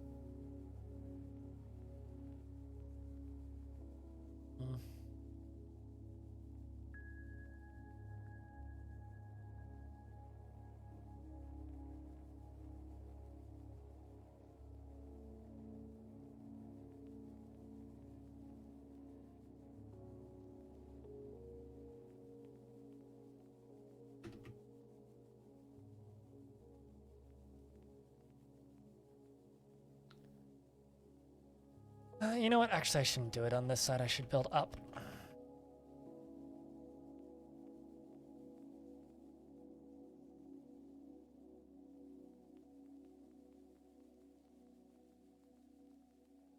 Well, the cultural phenomenon of planking has absolutely nothing to do with the exercise planking. Because the cultural phenomenon of planking was just people lying down on random shit and taking photos of it because lol.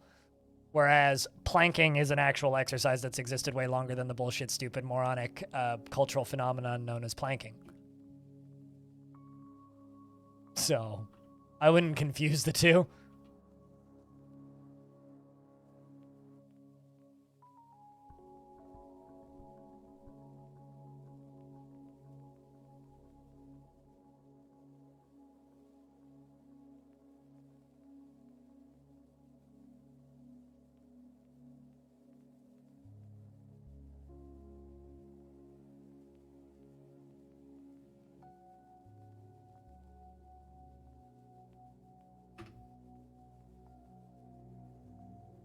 That's what you think of first when you hear it?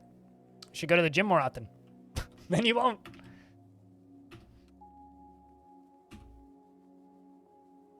Although I don't go to gyms. I just exercise. Much easier.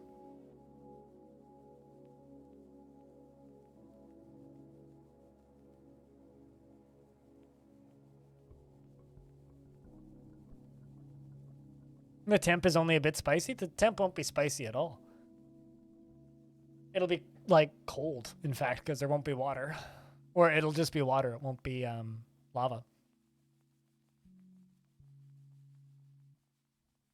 Back in a second. I think I've had too much coffee and my body's malfunctioning.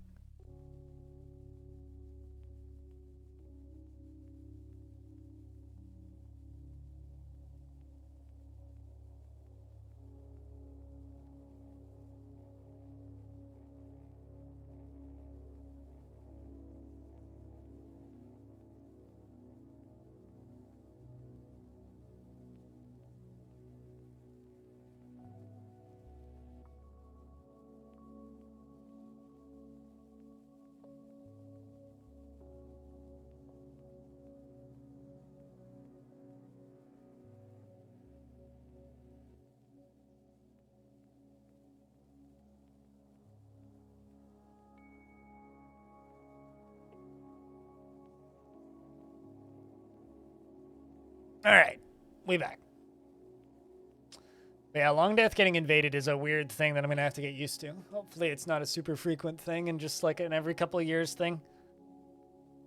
But it just makes me nervous because I got to not get caught out now. Not thrilled about, but there isn't much I can do.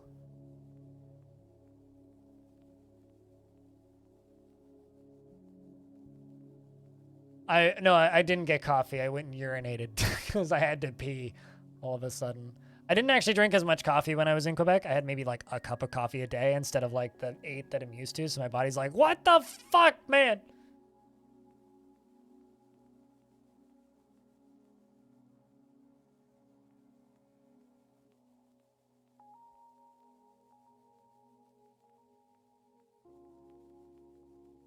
It's not fit. Planking is when people just lay down on things and took photos of it and posted it on Facebook. That's all it was.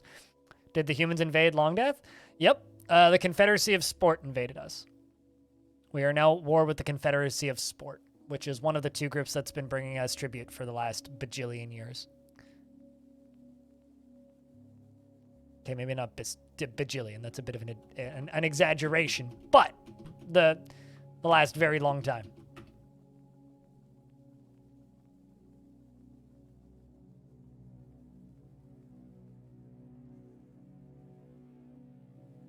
So we are building a defensive structure to fend off the incoming human threat.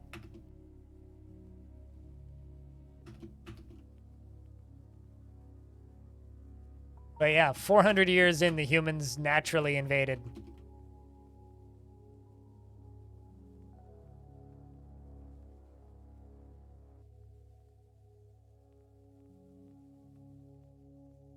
It was like a siege of 10 humans and we killed 6 of them and then they left. They weren't a problem. Even one of my recruits killed them without issue, so.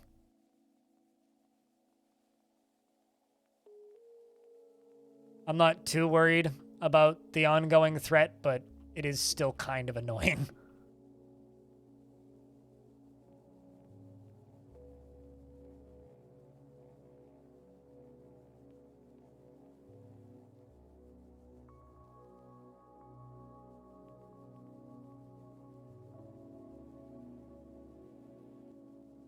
So we are no longer just a peaceful trading hub. We are now a peaceful trading hub that has a big gurgle chamber, or is going to get a big gurgle chamber.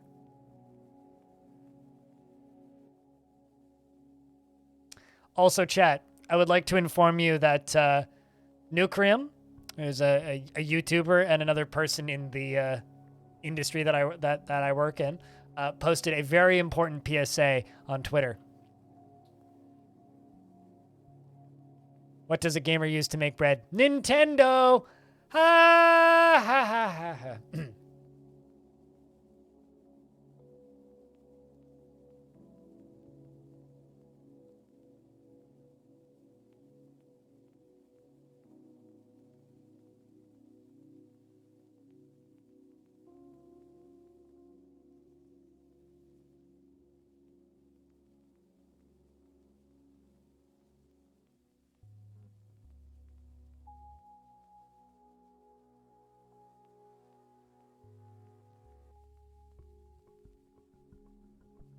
The best warriors were able to defeat the mighty, unarmed, defenseless humans. Yes, definitely. They were very mighty and definitely defenseless.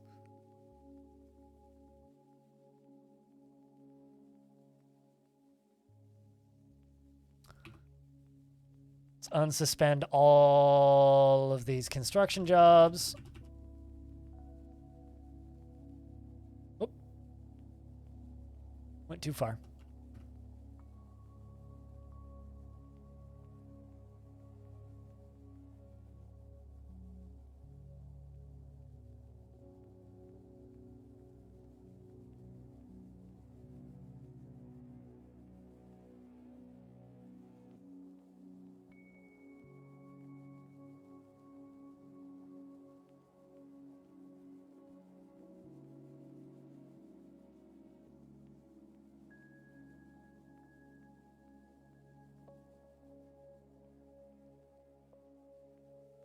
Perfect.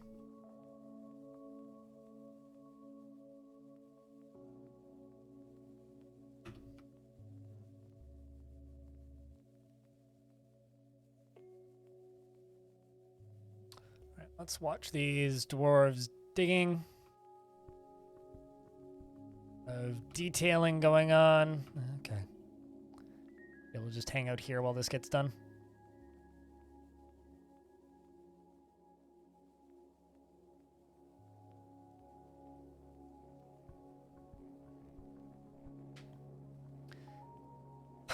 So it looks like I'm also going backpacking this weekend, which is going to be a mess because, so this is my schedule this Friday right now as it's looking. Wake up at like 7 in the morning, record a podcast at 9 a.m., then edit the podcast and upload the podcast, then go to my parents' house and pick up a backpack. Well, actually, no, I don't need to edit it. Go to my parents' house and pick up a backpack. Come back over, because I'm borrowing one of their backpacks. Come back over here and pack the backpack and then immediately leave and go backpacking. That's going to be a morning. Busy, busy, busy morning. Edit as much of the podcast as possible in the middle of that. Are you climbing over? Why are you climbing into midair to dig? You could just dig that. That would be much more efficient, but okay.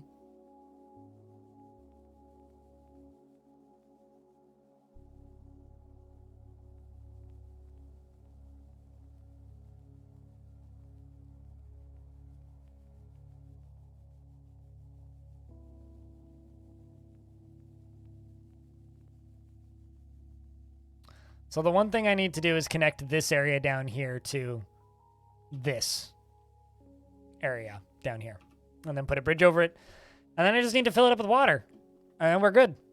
We are pretty much done with all of the hard bits of this construction project, which is good. Not bad. We efficient. We can very quickly pop up a massive defensive structure, and I'm quite happy about this. So shoutouts to these dwarves for being quick and resourceful.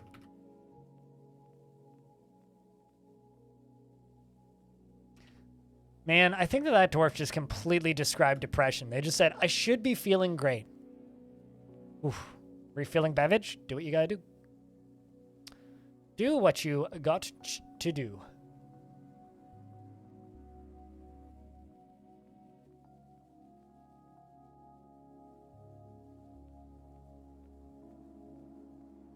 F? What are we effing?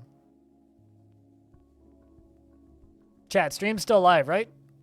Press 1 if you can see the stream. Whenever somebody out of context puts an F in my chat, I get worried.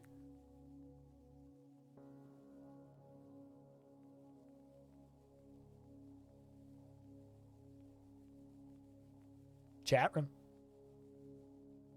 Okay, see that? That isn't a reason to put an F in the chat. Nobody died. So quit it. Good Lord, man.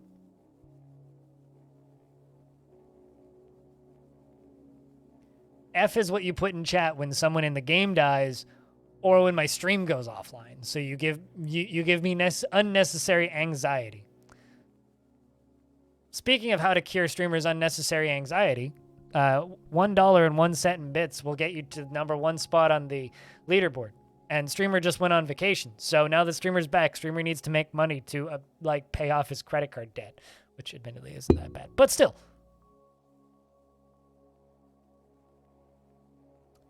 Also, I just want to say thank you to everybody for tuning in on my first day back. It's good to have people watching. Has anybody here tried that new Odd Realm patch, by the way? Sitting in the beta branch? There's a new playable faction in that game now. Although it's still in the beta branch. Also, if you haven't bought Odd Realm yet, now's the time to do it because the game is currently on sale. And the price is going to go up next month. You go and remember that? Hell yeah. Thanks for the dollar and penny, Darren. Cheers, mate.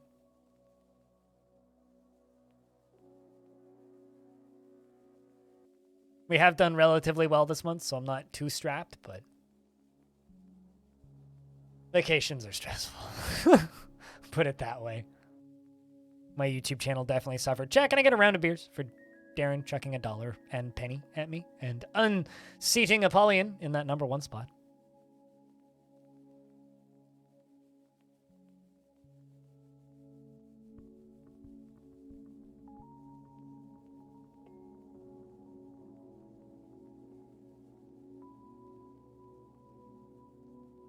That's the classic. You have one job, and it's just type in an emote. It's pretty easy. It's a pretty simple job, I would say.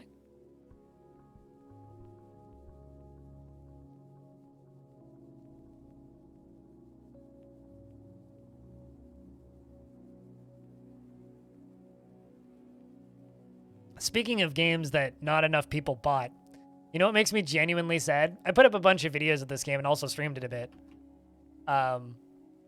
But this super neat little puzzle tactics game, Vactix, has sold so few copies it doesn't even have a page on Steam tracking stats sites, which is real sad because this is a neat little thing.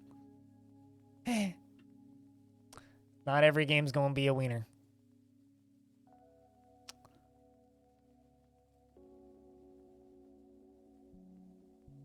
Although, on the topic of mechy tactics, did you guys hear that Into the Breach is getting a massive patch? It's getting a whole new zone and a whole new set of mechs, all for free. Gives me memories of Faster Than Light's Expanded Edition.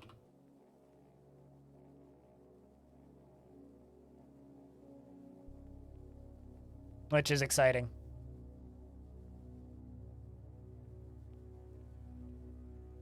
So maybe there will be reason for me to stream more Into the Breach.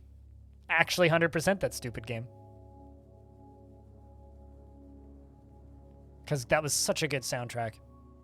And such a neat game.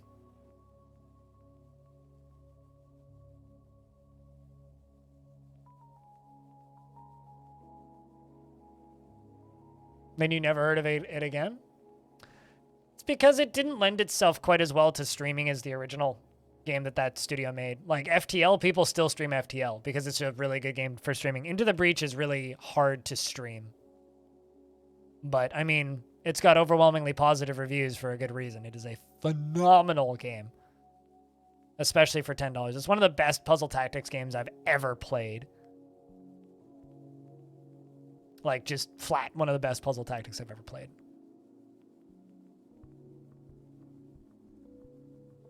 They're actually calling it Into the Breach Advanced Edition. Yep. New mechs and weapons, new challenges, new pilot abilities.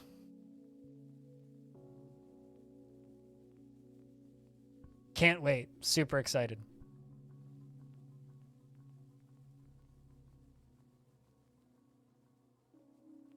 But it is a fantastic puzzle tactics game.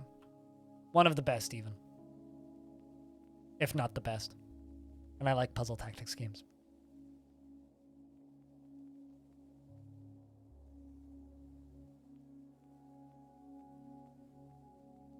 That's also like $10 right now, so highly recommend that game if you like puzzle tactics.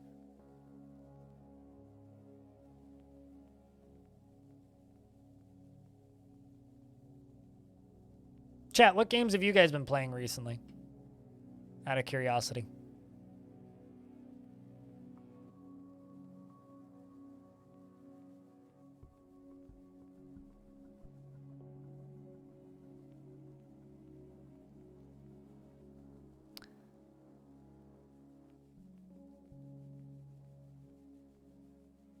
Chivalry 2 and Hunt Showdown? Hunt Showdown, that's a name I haven't heard in a while.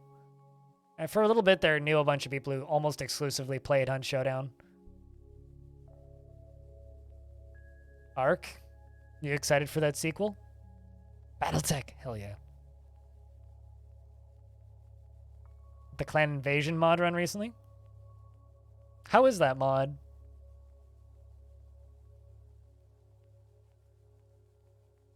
You're going to play that Terrarium game. What? What Terrarium game? Uh-oh. Am I doing this wrong? Yes, I am.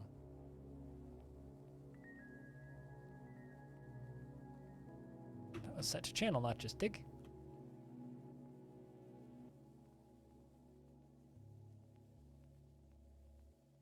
You're going to get that Odd Realm while it's on sale?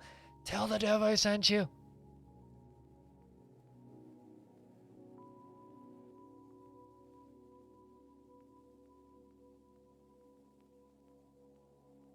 Another game that's on sale right now that just got a pretty big update is War Sim. Yeah, it just got a very substantial update. It's added war beasts and completed the combat system for the game. War Sim. It's also like $5 right now. I mean, it's a pretty good game. Oh, Terraria. Okay, that makes sense. There's a very big difference between Terrarium and Terraria.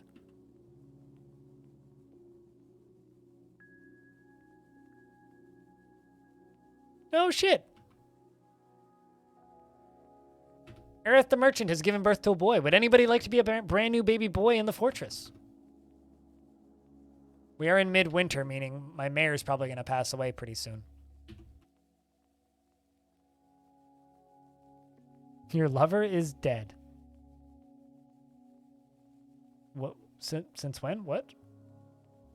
Axon? Axon's been dead for a while, Diamond.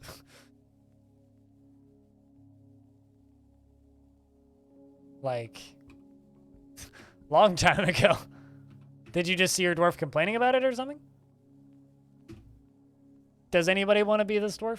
Any takers? Or should I just give it away to somebody?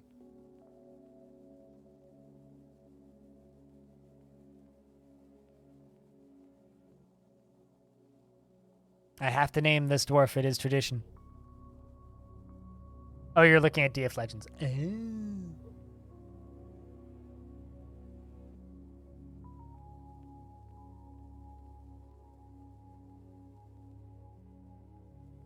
Welcome back. I'm very happy to be back. Chat, there's a dwarf name up for grabs. People always ask, and then when there's one available, nobody shouts. Not going to do it, Bastet. Has to be a chat username. You haven't had a name in Longdeath, have you, Wilmer? Wilmer. Gotta, you say. He is the son of Inib Slingfills and Udil Giltshock, and is a faithful worshipper of Ashen, the English and the embraced robe of the English, the embraced roses. Blah, blah, blah. Long name. He was born today, which makes him very young indeed. He is broad and fat, and his coupled eyes are close set. His sideburns are clean shaven, and his very long mustache is neatly combed. His very long beard is braided, and his very long hair is braided.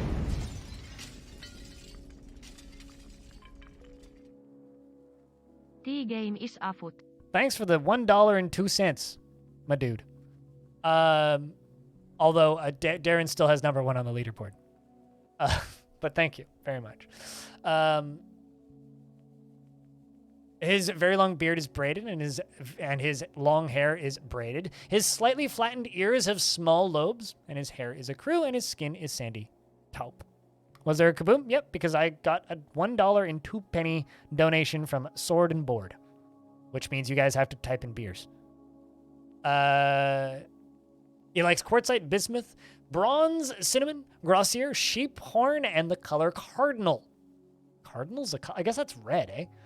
Statues and catapult parts, and the word of the amethyst walls, and the sound of the chant of blossoms, and the sight of the rhythm of gloss, and when possible prefers to consume thornback and ray, and one-humped camel cheese, and gutter cruer, ooh, gross, and 2-grain wheat flour. And absolutely hates blood gnats. Personally thinks friendship is important and dreams of crafting a masterwork someday, and tends to share his own experiences and thoughts with others, and doesn't try to get things done perfectly. He doesn't tend to hold on to grievances, and is quick to anger, cries a lot, he's a baby, and isn't given to flights of fancy, and can handle stress. That's good. Finds obligations confining, though he is conflicted by this for more than one reason, mostly being a baby. And he can easily fall in love and develop positive feelings, probably because he's a baby and sees mommy. And he is not particularly interested in what others think of him because he's a baby and it needs alcohol to get through the working day. Damn straight, because he's a baby. Welcome to the fort, Wilmer.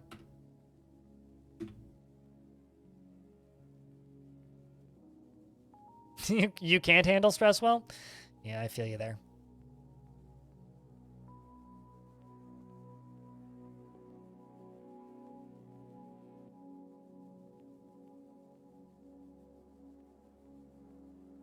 Chat, according to a Twitter bot, the year is 49% complete.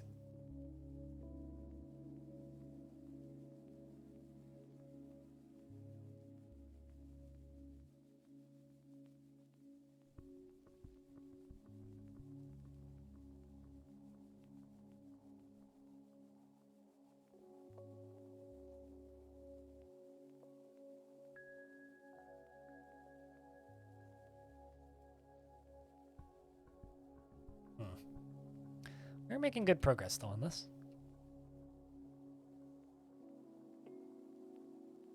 Those progress bars are never accurate.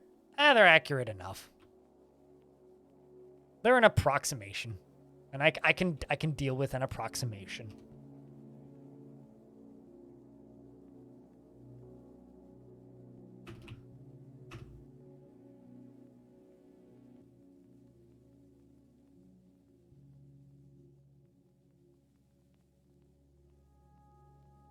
It's like anything else. It doesn't need to be perfect. You'll go hide in your bed? You know, honestly, that sounds like a very optimal method of dealing with stress.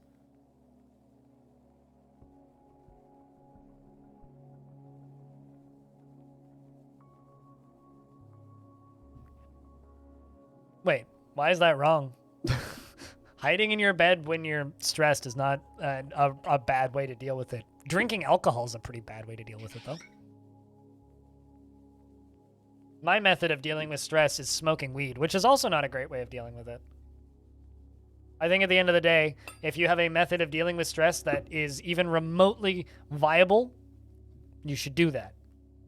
If that's go to bed, go to bed. If that's take a break and drink a coffee, do that. If that's go for a run, do that. There is no wrong way to deal with stress. Everybody's body's different. We all deal and cope with things differently. My body's natural reaction to being very stressed is to get night terrors. So no, you don't have to face stuff that stresses you. You have to. So I've learned something over the years of my existence, right? We don't deal with stress. There's no getting over stress. There's no way for humans to get over stress. We just learn to exist with stress. And if you can find a way to exist with stress that is healthy for you, be that taking a break and taking a nap or punching a window, as long as it's not destructive to yourself or somebody else, it's a fine method of dealing with stress. Thanks for coming to my TED Talk.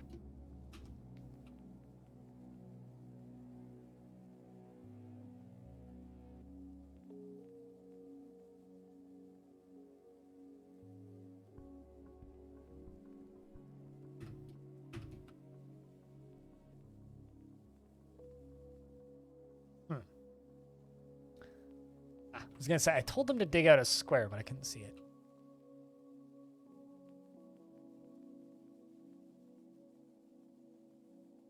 Yep.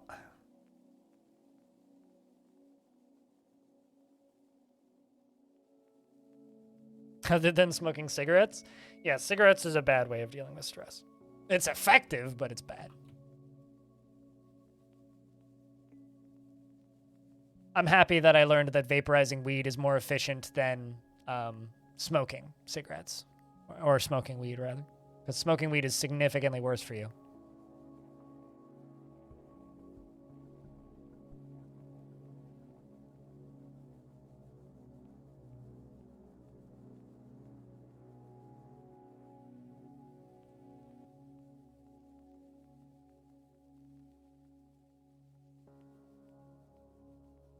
Yeah, no, I agree with that.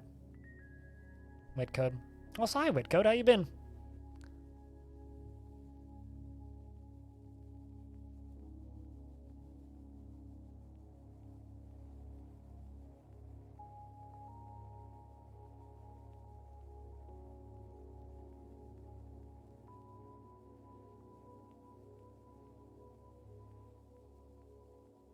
Pretty good? Hell yeah, man.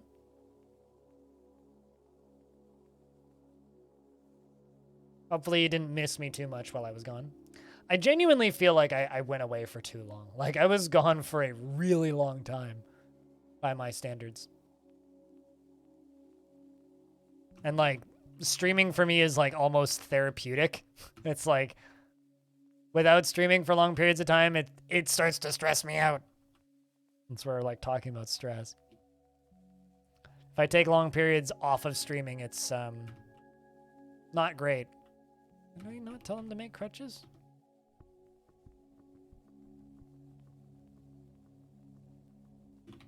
Why do people keep texting me?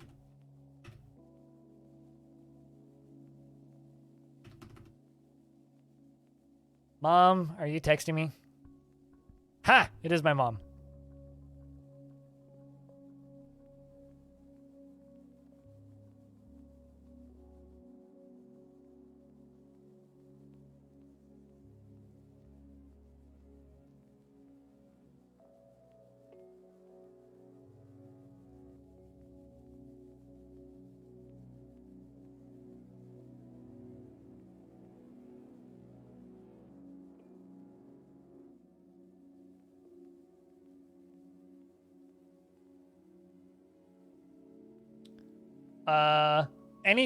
Everything that the dwarves wear, wield, and carry and use on the day-to-day has a weight rating, and all of that factors into their strength training. So the short answer is yes.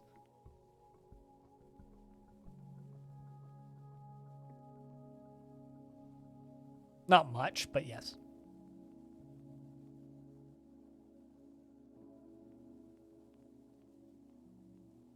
The last human siege was in spring. It's going good, Jack Nurk. How's your day going? It's good to be back. I missed this.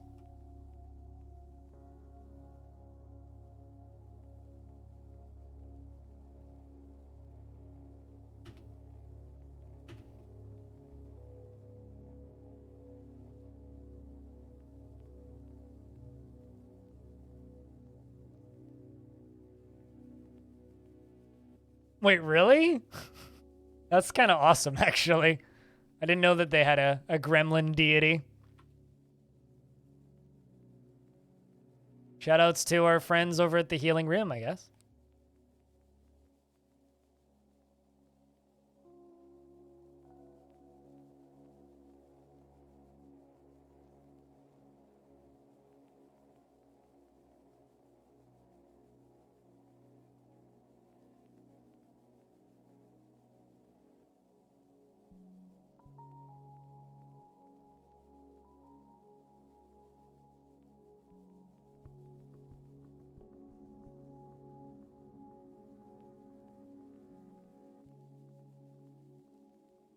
It's kind of crazy. Like, Dwarf Fortress is like a billion systems, like, tied together in a big-ass spider web, right? And it very quickly allows you to trick the game. And, like, one of the most efficient ways of training strength, even though people hate doing this, is what I'm doing right now, which is just letting them haul boulders. Or carry boulders. It's a super efficient format of training. Is just doing a lot of construction with boulders. Okay, we're just going to let them finish constructing this stuff. And then just not worry about it. Oh, geez. This might actually be part of the lag. Let's just slaughter a bunch of emus. God, I have a lot of emus. Yeah, weird, right? Just like sitting at a desk for your entire life makes you weaker.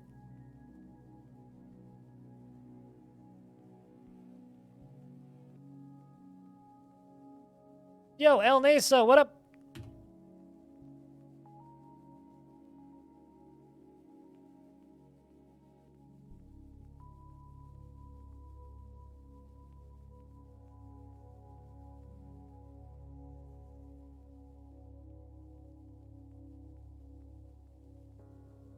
Holy shit, Lost Flame just got a patch.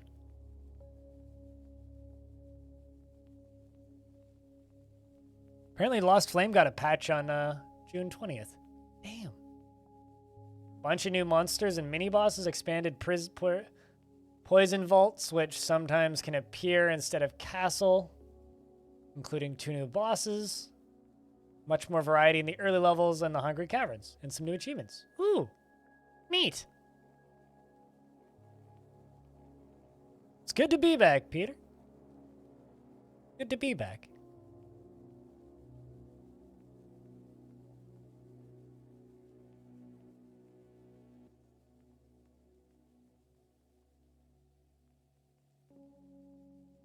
Maybe it's time to play some more Lost Flame.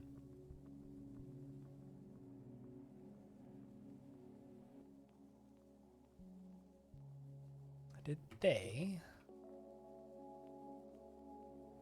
Yes, they did. Hopefully you didn't miss me too much, Peter.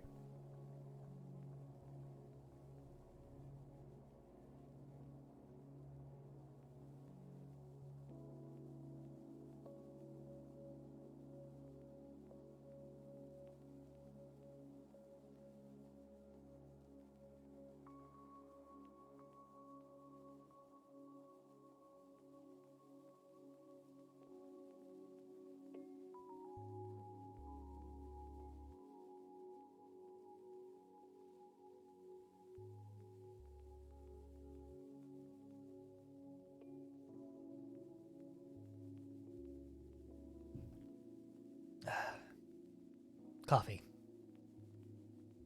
Also, of course, investments are open if you missed it. But how's things been, El Nesa? What you been up to? I'm super excited for July 16th because a bunch of games are all coming out on July 16th. But the one that I'm the most excited for is Gloomwood. I'm so excited to have a new Thief-style game. So excited. Can't fucking wait. Adil, a deity that occurs in the myths of the Healing Rim, often depicted as a male gremlin deity. That is cool. Have you discovered anything particularly interesting, by the way, Diamond, while digging through the legends?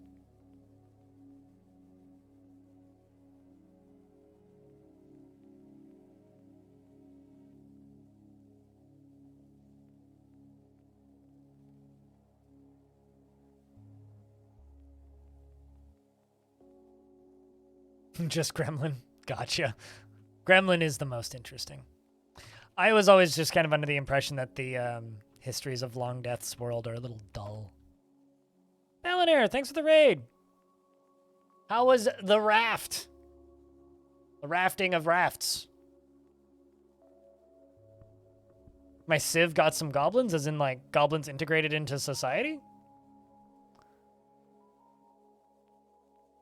And oh god, getting audio to sound right is a deep rabbit hole, also doubly so on Linux. Yeah, I betcha. You finished it? Hell yeah! Hope it was good. If you guys don't know Ballinair is a lovely Finnish lad. He's part of my stream team and plays video games. We sunk too much crap placed on by... Wait, what? It sunk too much crap placed on by Bell. Oh, yeah, that checks out too. Go give Ballinair a follow if you haven't. We got in Longdeath, this fortress that I've been running for multiple years, got invaded for the first time ever. Well, not the first time ever. The first time in like, we needed that piano. Naturally. It got invaded for the first time in a very long time. So the long story short is that we suddenly have to build defenses. I don't know. How do you only have 8,902 tickets?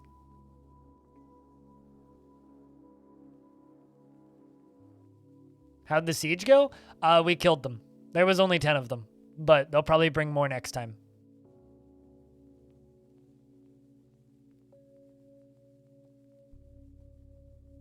Fortunately, there was only 10 of them, so they were nice and easy to just... Whoop. You have a drowning emote for just to double check? Well, I mean, sometimes you need a drowning emote. Well, I'm glad that the raft was a fun time for you lads. You had over 100,000 for sure. I can tell you for a fact you didn't. I only know one person who's hit 100,000. Maybe you spent them and forgot? Uh-huh. I think you forgot. I really wish I had, like, investment history, but I don't.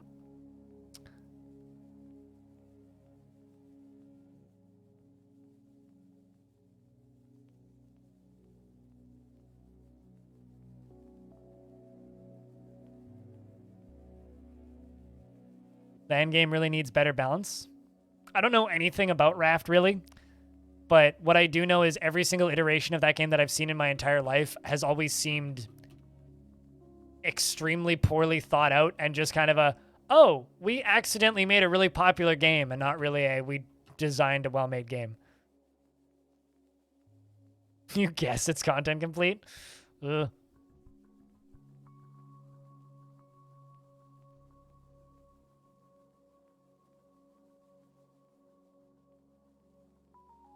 It's always one of those games that I've always been a little bit surprised that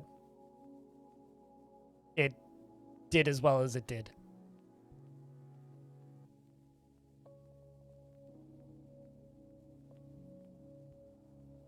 Confused tickets and channel points. Ah, yes, those are two very different things.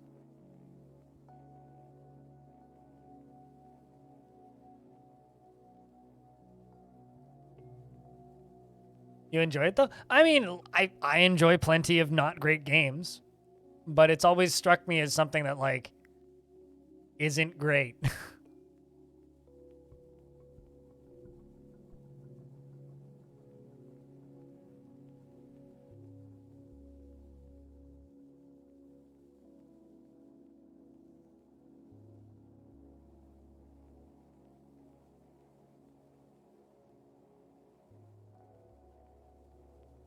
Yep, nope, totally. Tacos.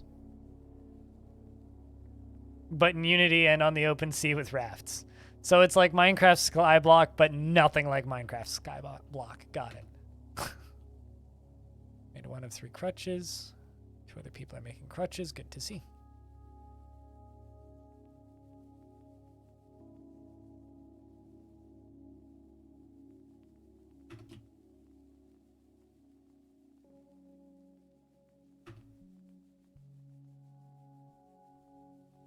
Game is super laggy right now, but that's just because of all the construction work being done. Wait, I've played Raft, Diamond. It just always struck me as something that accidentally got popular and not the other way around, you know? Like sometimes games get popular and then sometimes games get accidentally popular. And that one struck me as one that accidentally got popular and they're like, oh God, But, you know, maybe it'll, you know, become a phenomenally polished game one day, but for some reason I kind of doubt it. At least I can say this, it's probably better than Godfall. Because Steam is promoting Godfall to me right now for some reason.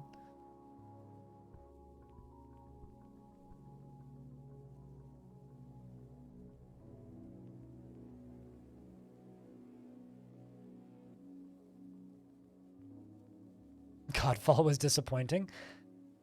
Godfall did about as well as I expected it to.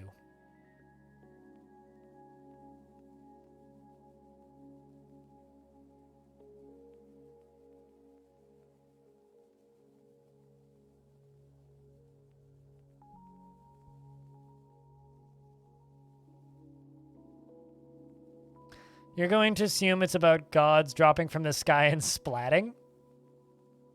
Okay, so if the game thought it was a god, it definitely fell from the sky and splatted. That's actually a very accurate description of that game's release.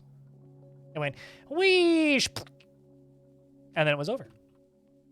It's like single-player Destiny, but it's Warframe. Sort of.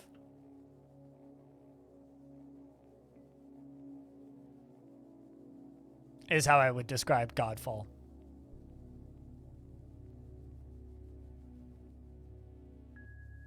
Holy shit, a new Disgaea came out today? Wow. What a time to be alive.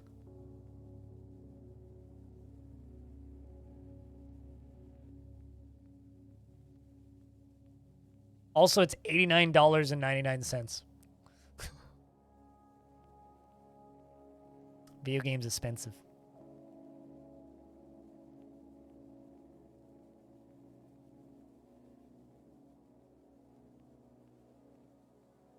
It was mythology, Warframe, more or less, wasn't it? But it's a decent game, but without enough content. I think of that kind of game. Well, fair enough. Welcome back, Arch. Archangel. Lilith. Iliath? I think is the... You know, I've like actually just stared at your full name. It's Archangel Lilith, right? Yes. Unless I'm like breaking that. Yeah, okay. So I read the one L twice. I get it. Okay. That makes sense. It's like I only just like processed what your whole name was. It's like Warframe, but they charge you a lot of money and it's not as good as Warframe, is Godfall.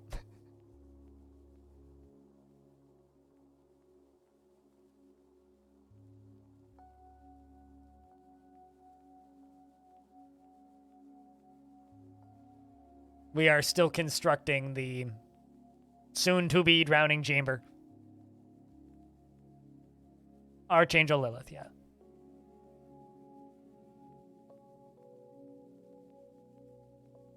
Yeah, that makes sense.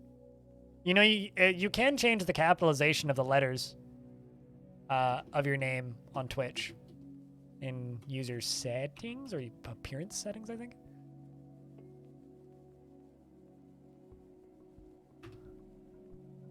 Good afternoon, Disco. Yes, way. I don't know exactly where the button is, but I think if you click on the little... Hold up. Nope. It's under one of the settings screens. Oh, did I fuck up? I fucked up. It's not a major fuck up, but I forgot to turn the water off. Which means I'm going to have a lot of mud to clean up. I'll do that at a later date. Why did the game jump me up here?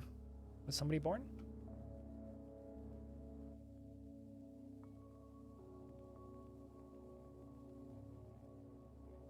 Not actually sure. Why did you jump me up here, game?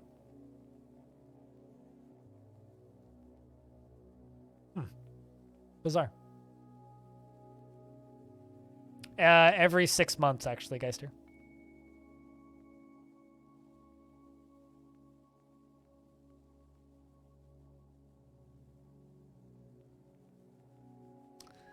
Welp.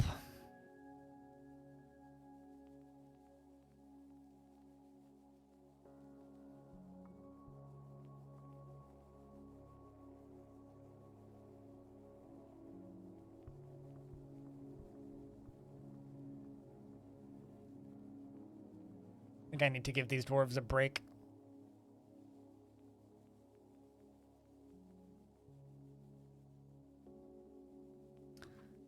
6th of Obsidian. My mare is going to die at the end of this month. Because they are the maximum age a dwarf can be.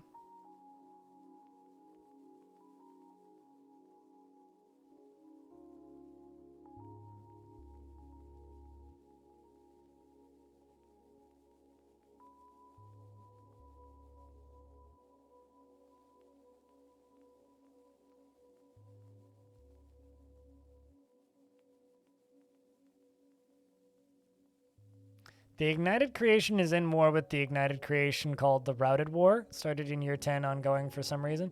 Yeah, I was aware of that. But I don't think it involves Longdeath.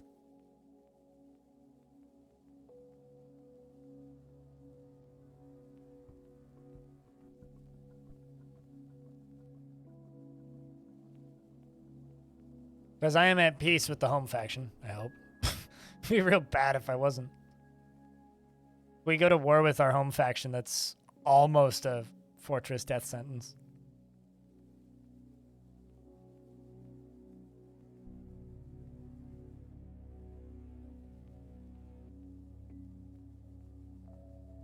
I think that can happen if, like, a outpost liaison gets killed. I don't know if it's technically actually counted as a war by the game. It might be, but I'm not sure why the game jumped me up top.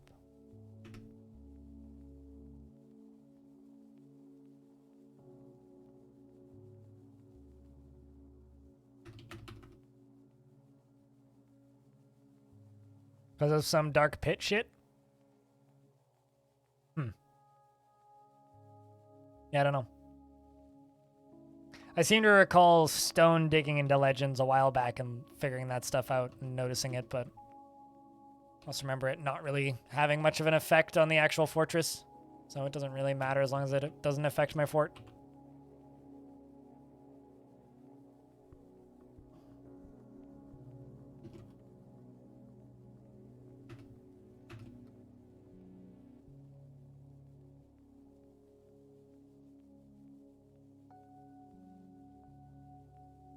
But generally, wars involve dark pits, because that's where goblins live.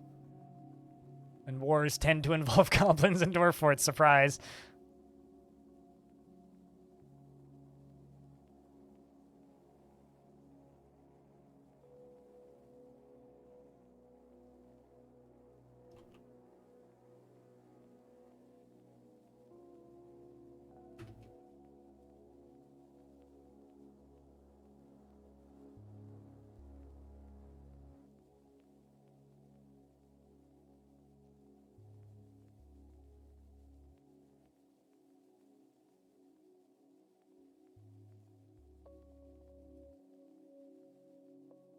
But it's good to hear that people have been enjoying Raft.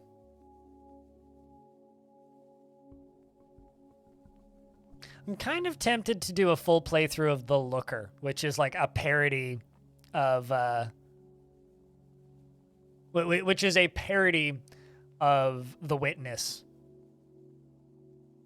Should we do a playthrough of The Looker tonight, chat?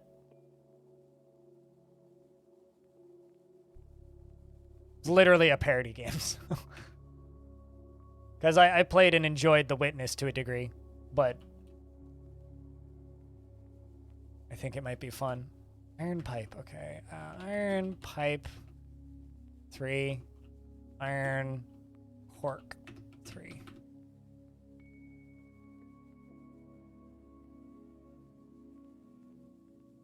It's hilarious.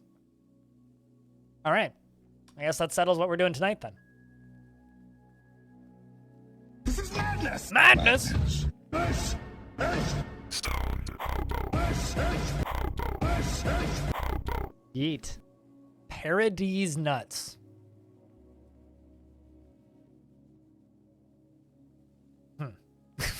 Hi, Hobo. How are you? How was your vacation to the lovely tropical paradise of Hawaii? Because you were apparently tired of the lovely tropical paradise of Florida. How was it? Was it good? Did you have fun? Did you have a good time? Was it good? you enjoy yourself? Did you party in like did you party like Honolulu? Hope you had a good time, man.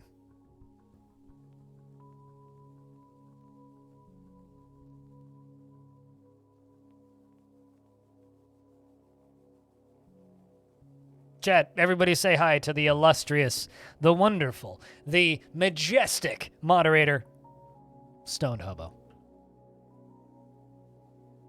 He's not a hobo, but he's probably stoned. Better I could say, like, half of his name is true, and that's up to you to decide which. You had a good time? Hell yeah, man. Pics of Pearl Harbor? Ooh. You are way better at taking photos than I am. By that I mean you take more photos. That's a lot of planes. Wow. My dad would love that. Jeez.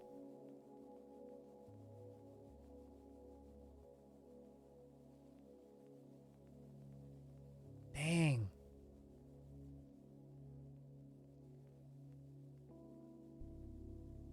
Those are some nice photos. Nuclear Sneeze, you have a good one. Thanks for hanging out, dude.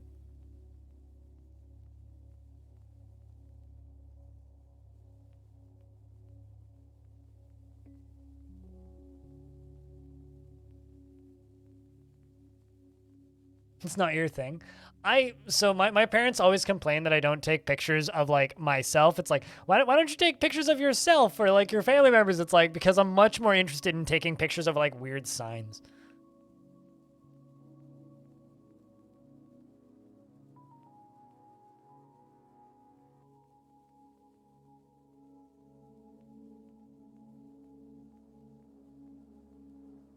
I like trains. It's about 75% of all the pictures you took on the trip. Oh, really? Just planes?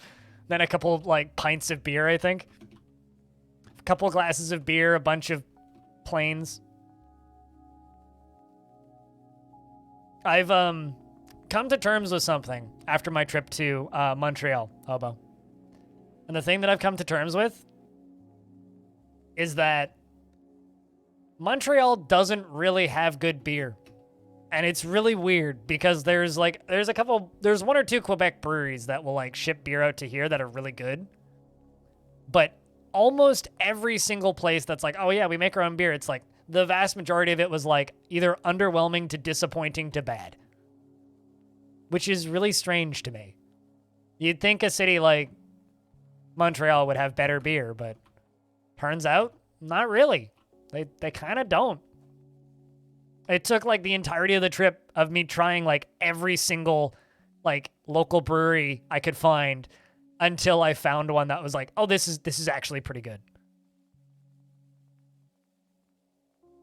Which was, I will find a picture of the can. Actually, I'll just post a picture of the can on Discord. And it wasn't even like local enough that anything was on tap. It was like we found it in a grocery store when we went looking for beer. There, pictures on Discord. Durians are falling in the caverns.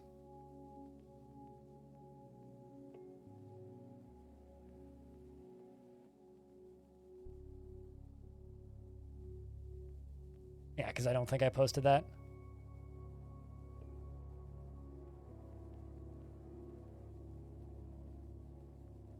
Yeah, it is strange. It seems like the sort of place that would have like a really good craft beer scene, but that, or like, it was just all really bland.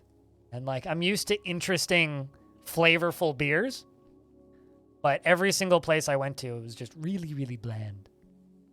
Anyway, this is the picture I just chucked up on Discord, so. We bought like 8 different cans from this company, or from this brewery. And every single one of them was really good. But every other place that I went to or tried while I was out there was like, this is like either bland to bad to terrible, somewhere in that range.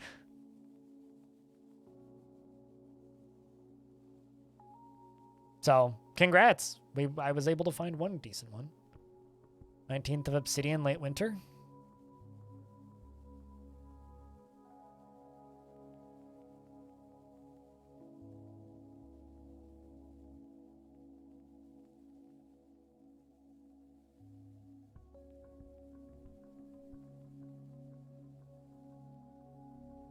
Pump from the north, pump from the east, south. That's what we want. Sure, let's do quartzite. Then the pipes. South.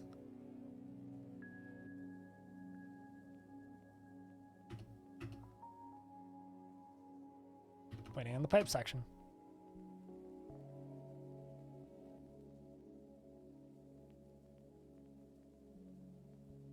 What country is that, Wilmer?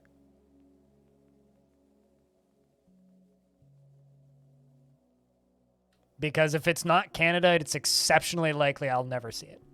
Unless it's like a huge brewery.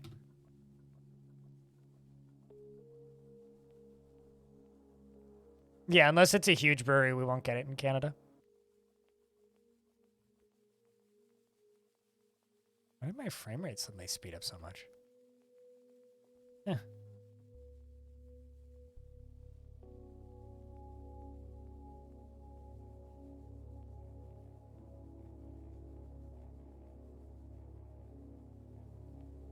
I often do this to people and they're like, why are you just shooting down my hopes and dreams? It's like, I know how often things get imported. It's like any smaller breweries are just never going to make it to Canada.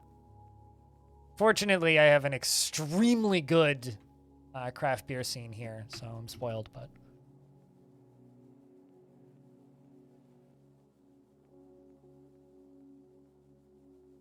Yeah, unless it's a macro brew, not going to find it out here. Like, period.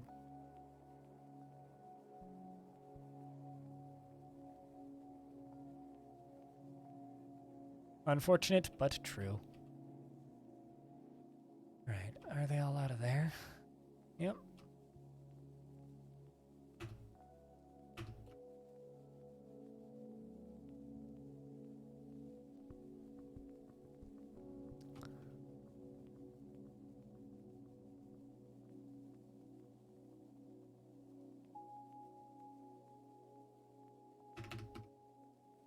Let's connect that up.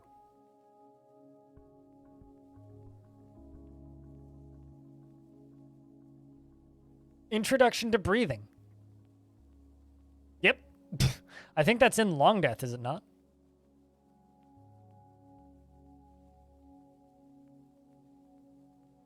Pretty sure that is in Longdeath, actually.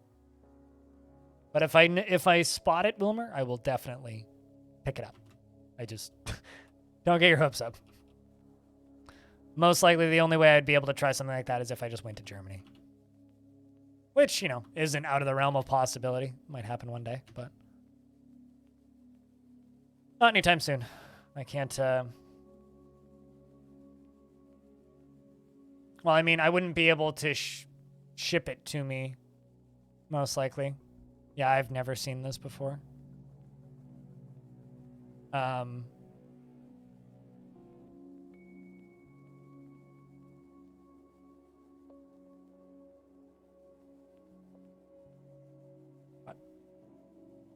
I've never seen that bottle before.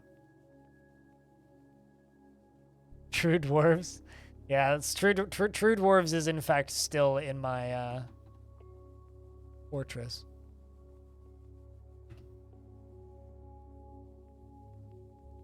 It's an extremely harsh beer, isn't like bitter. I mean, it's a lager, so can't be that harsh.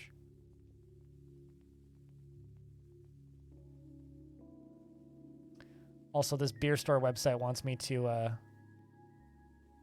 hoppy flavor dry finish. I mean, can't be that strong. I don't know. I've had 90 IBU IPA, like India IPAs or India Pale Ales. So I've had some incredibly bitter beer in my life. It can't be that bad. Can ignorance save the world? I think we can all answer that question. No.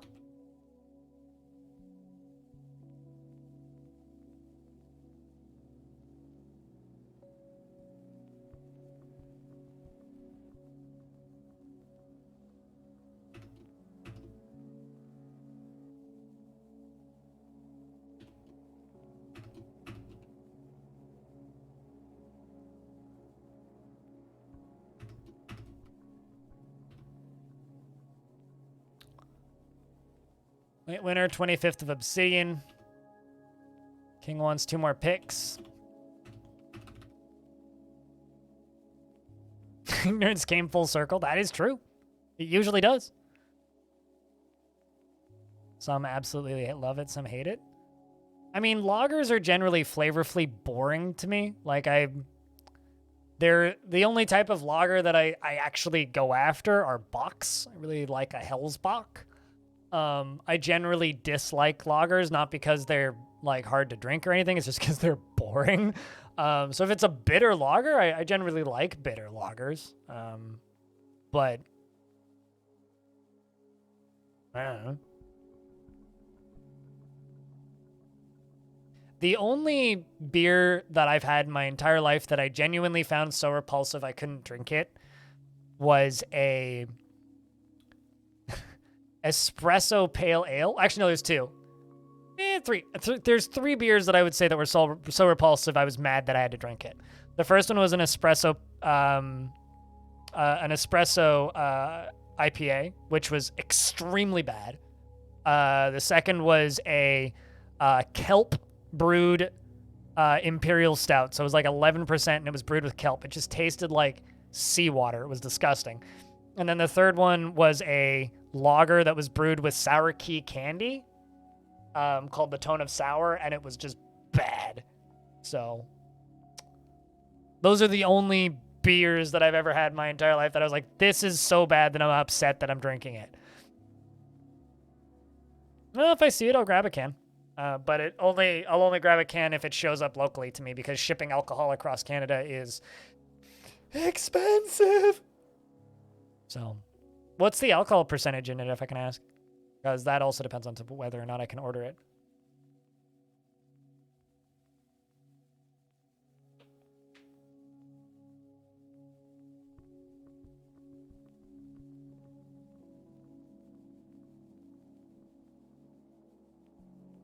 So my mayor is probably going to die on this save, and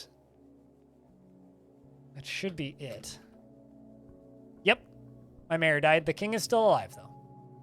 And we have a new mayor who is now Mayor Do-It. So I just want to say, everybody, all hail the new mayor. For they are in charge from here on forward. All hail Do-It. What's your... Oh, duh. That's your office.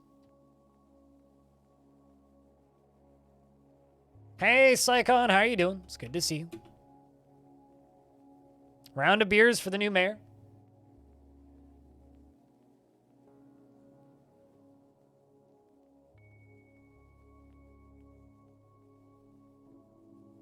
The question is, have they found the body of the last mayor yet?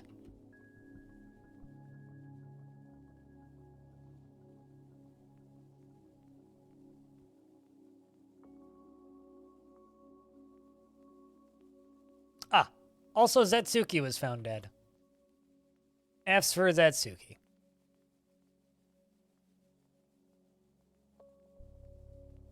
Gremlin is the only true mayor?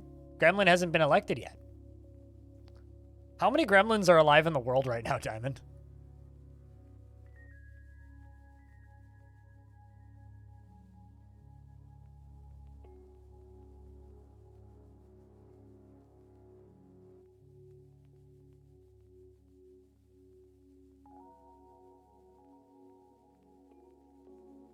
And before it's like 2. You saw your first gremlin yesterday? Hell yeah, Navy. What's up, dude? I'll have you know, Navy, you're in my military, right? Your dwarf is in my military, and we got attacked for the first time in over 300 years in Longdeath. The humans have decided to invade us. So now you are one of the first dwarves to have a kill against a human. You killed poor Lukey. That is a really funny last name. Lukey desk slapped. It's like a WWE move. Wham! So, yeah. So because of this, we are building defenses for Longdeath, which is a weird thing to have to do. But how you doing? What's up? Hopefully you didn't miss me too much while I was gone.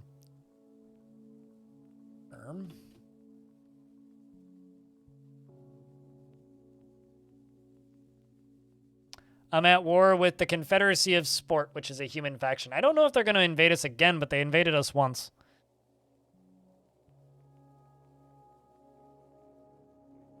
Did I have a question for you?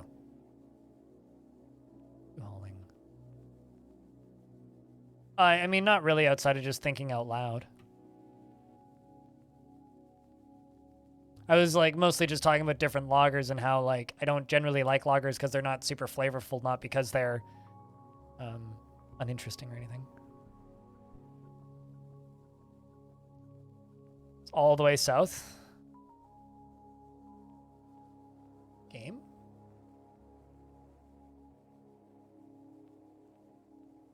Game isn't responding. Oh, there it goes. It's back. Someone got stuck somewhere, I think. Oh, I think I know what happened. Did the rest of the water melt? Yep, that'd do it.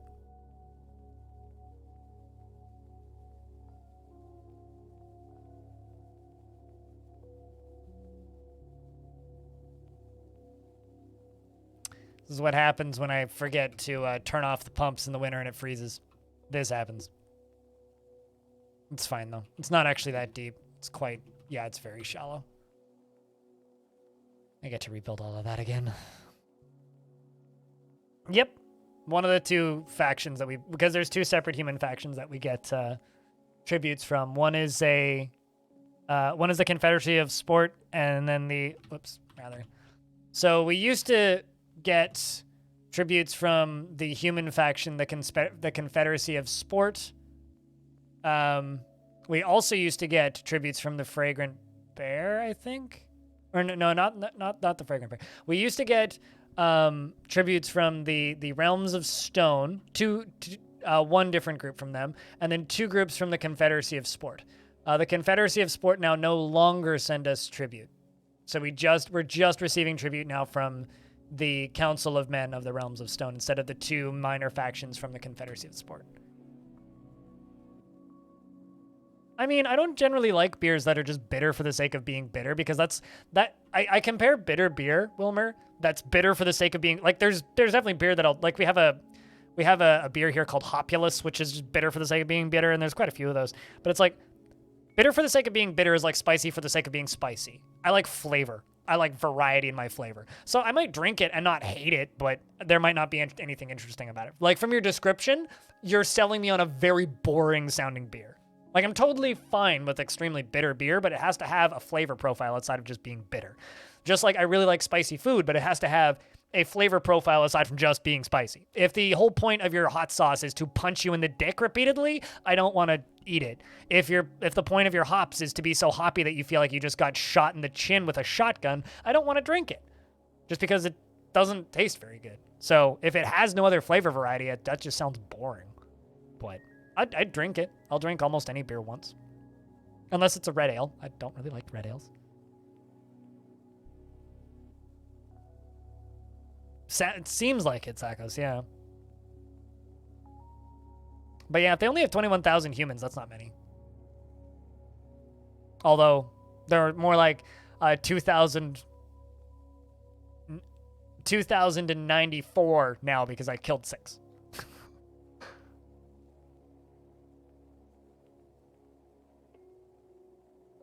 Also, chat room, something that you guys need to start thinking about is things to ask Tarn, because I'm going to ask him if he can come on stream in early August. That or end of July, one of the two, because it's been about 4 months since the last chat. And I'm trying to do those every 4 to 6 months.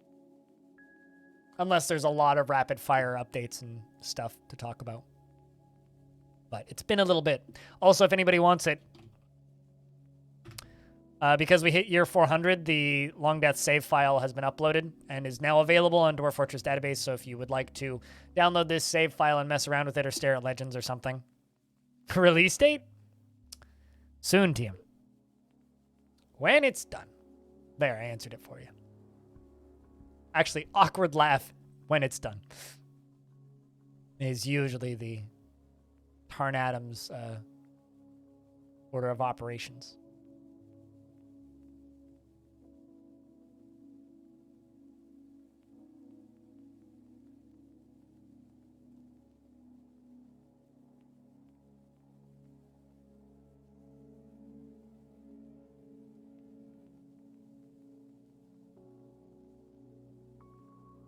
Also, the Elven... Okay, well, that's good.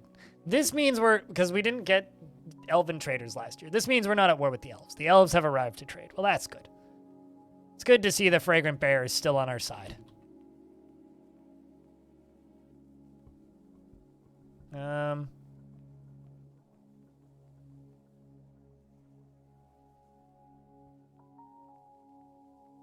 Although I do send them absolutely exquisite meals. It would be weird if they suddenly invaded us, frankly.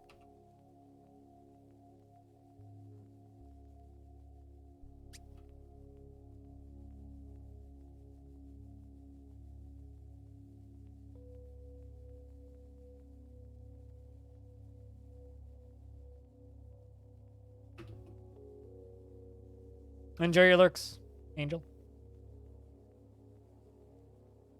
You'll be back, maybe.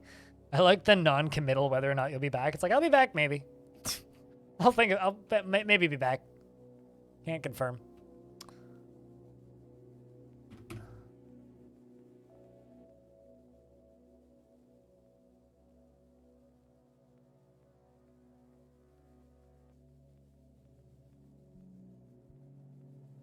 I talked to my spouse. I feel passion, said Saigon. Please make baby.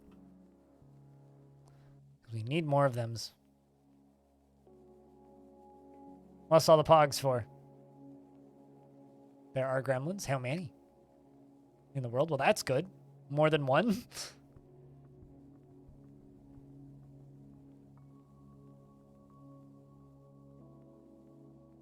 I love how big of a fan this channel is of gremlins just because of a dumb ongoing joke.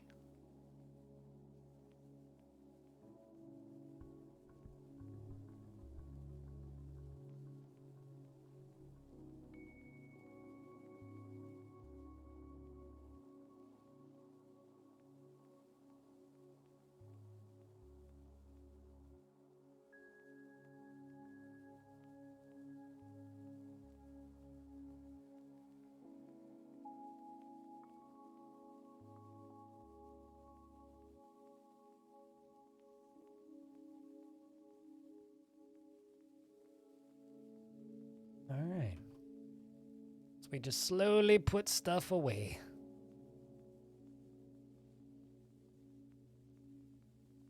I'm literally doing this because it's a faster method of getting rid of all of this mudstone. And this is just going to have water dumped on it anyway, so it doesn't really matter.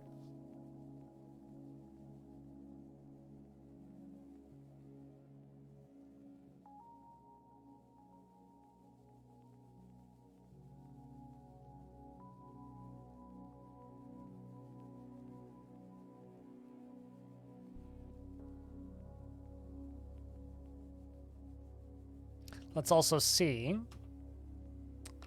if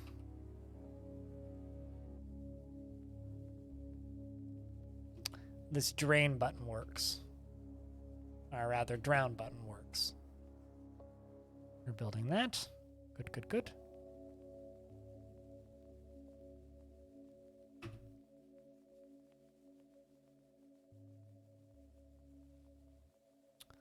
First floodgate, yep, yep. This one, lock hasn't been hooked up to anything. Is it not? Really?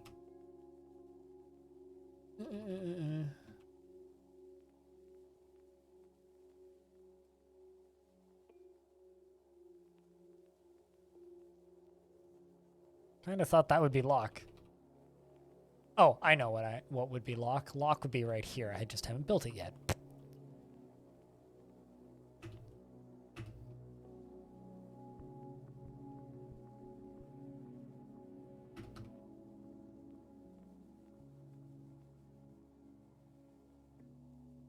Got 5 gremlins? Well, damn. They're probably pretty far away, ain't they? At least I'd assume they'd be pretty far away.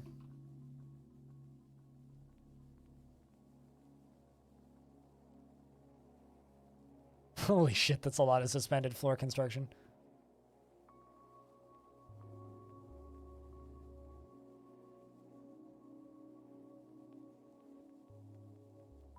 It's just because there's boulders sitting on top of where they're building. So because of that, they cancel it rather than finishing it.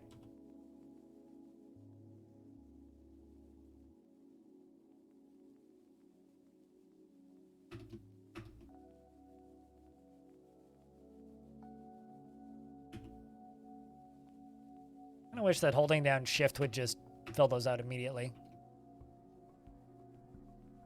It would speed things up so much, but doesn't matter.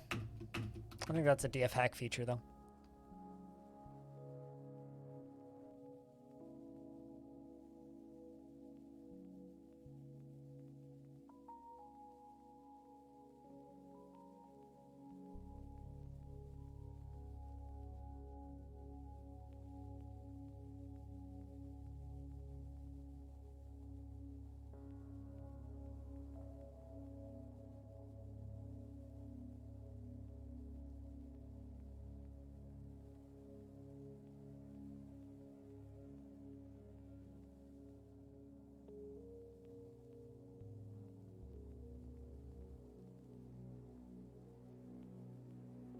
Biggest issue I'm going to have here is actually removing all of this ore. I could start smelting iron ore on repeat, which would be pretty efficient. Make mail shirts. Well, that's good.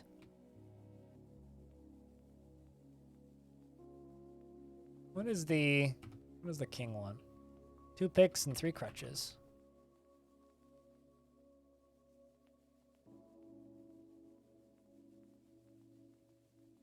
Checking thing is slow? Yeah, fair enough. Chat, we're a little lurky. Could I get a round of beers? Just curious about how many people are listening to the stream. Might be time for me to go get lunch pretty soon. Ugh. To finish trading. Cheers, chat room. Thank you much. It only takes 1 bit to get the 3rd spot on the bits leaderboard. Just gonna shout that out. Just cooked some food. What's for lunch? Or dinner? Probably dinner, based on the time zone that I think you're in.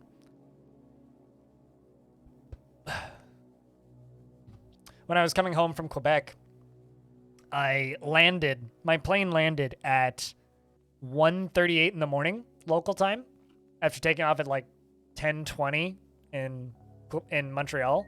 The flight was kind of fun, even though it was a red eye. We took off just as the sun finished setting and got to chase the sunset all the way around the world, basically. Like all the way across the continent. We could like see like this red glow through the windows, which was real neat.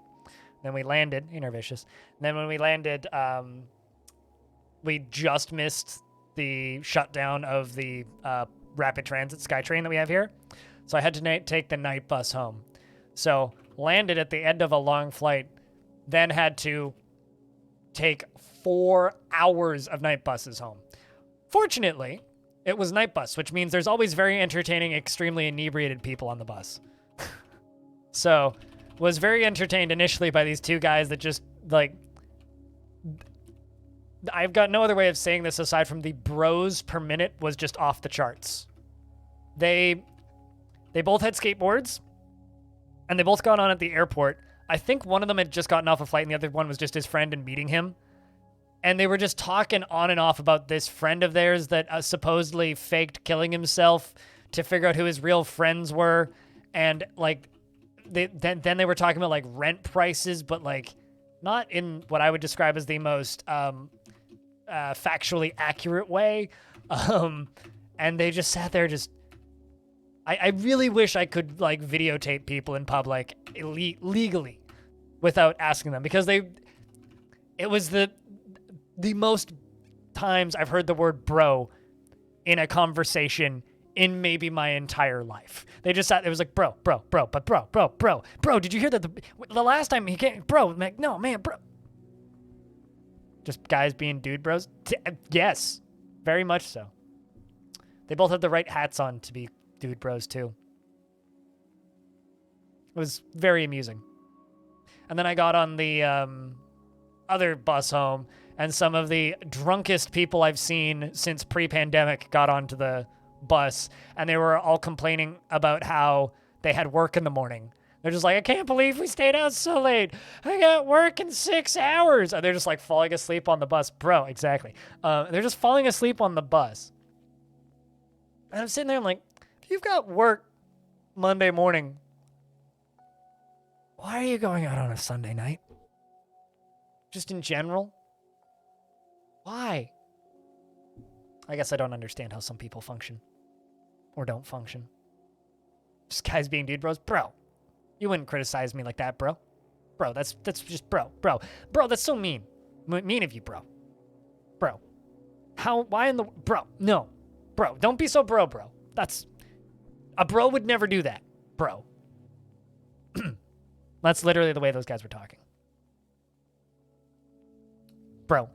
Speaking of things, you know, some of you might know this. I don't like it when people call me buddy. It's just, it's like this weird pet peeve that I have. Shout outs to support comment on my YouTube channel for changing their name to buddy. So support comment has been commenting on my YouTube videos for a while, and they just comment support comment. That's all they do. They changed their name to buddy. Okay, thanks, man. So, shout-outs.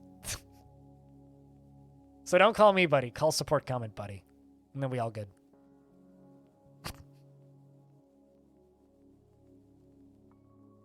Which is especially funny because someone was like, there's no way that guy actually watches all your videos. I was like, I don't know about that. Definitely watches my videos.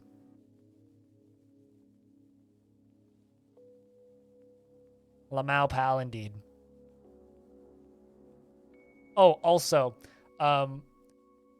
me and my sister-in-law, who I traveled with when I went to Quebec, had like this off thing where she's just like, I wonder how many times I'm going to get randomly catcalled in French. And when we landed in Quebec, within 30 seconds of getting off of the plane, she got catcalled in French. Not, like, we didn't even exit the walkway, like, into the arrivals section of the airport yet. And she got catcalled. It was even better, she didn't even notice. It was very funny. I counted a total of, like, 14 times over the entire week that happened, which was lower than I was expecting, honestly, but usually happens more often here. With Amigo? Oh, really? I don't like being called buddy, because buddy is a very, very, very, very, very belittling term. Like, if people want to call me that, I won't really go after you, but, like, unless I'm in a really bad mood. Don't talk to Princess Leia like that, Diamond. Come on.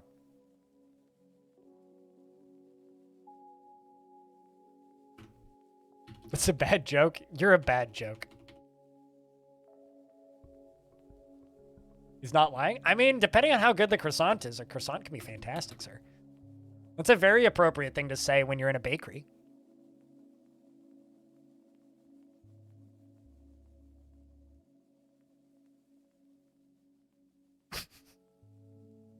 So, you know what, Diamond, I dare you to try and use that as an actual pickup line. Although, you wouldn't want a girl to have amazing croissants because she'd be too flaky. Just letting them fill these floors up. Still early spring.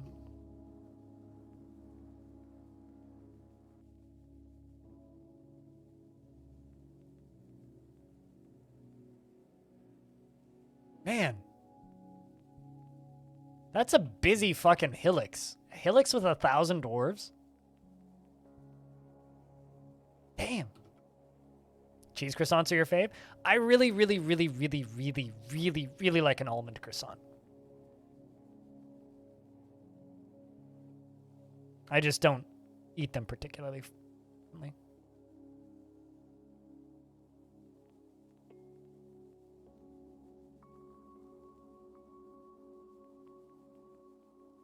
Rip for Ozarks, buddy? Who was named Buddy in the Ozarks? Been a long time since I've seen the early seasons of that show.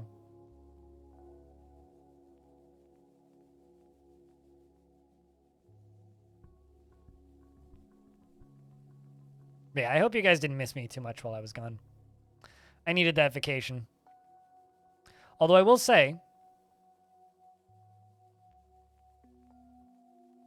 come on. Whoosh. Dude, I'm terrible at remembering fictional, like, TV shows' character names. So it's like, if I watched it, like, 6 months ago, it's like, unless they were a main character for an entire season, I probably won't remember the names. I remember them while I'm watching it, and then it ends. I'm like, all right, it's over. And Ozark is kind of one of those shows. Internal scream? All right. I mean, you can scream externally. I won't hear you. That's fine.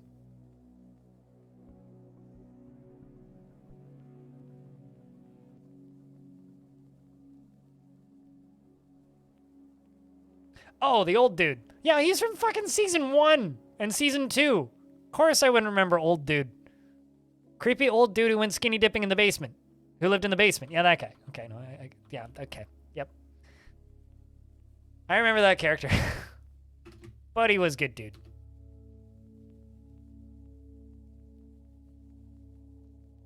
The guy who owned the house, who sold them the house super cheap under the condition that he could live there until he died. Yes.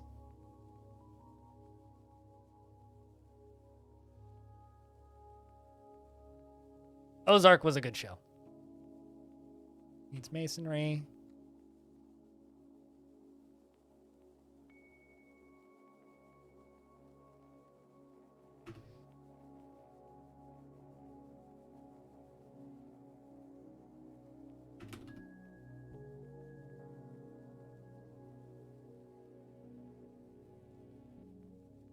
And get some of the cartel money.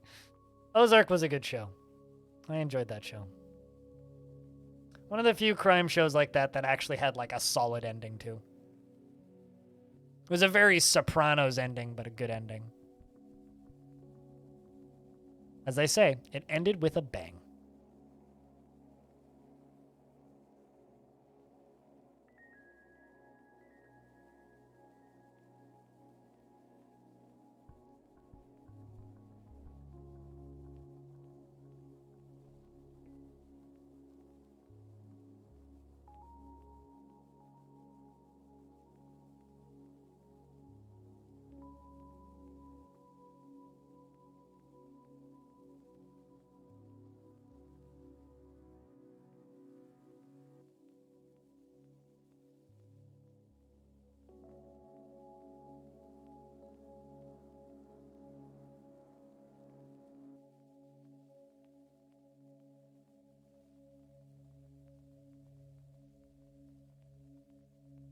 Hell yeah, Bastet. Good win. You did it.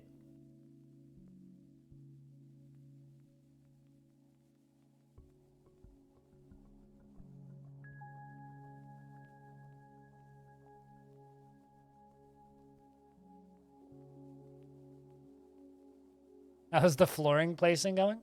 Well, I mean, you can see it on screen. It's going. We're getting rid of that mudstone that we had, because I don't want to go into another age of the only materials we have for everything is mudstone.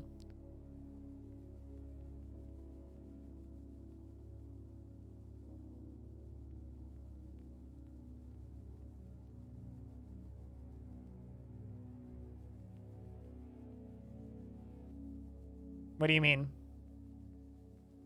Why couldn't I just leave the stones? Well, I could, but then I'd have boulders sitting there, being physics objects with water flowing over them frequently, which would be bad for the frames. And this way I don't need to stare at them. So everybody wins.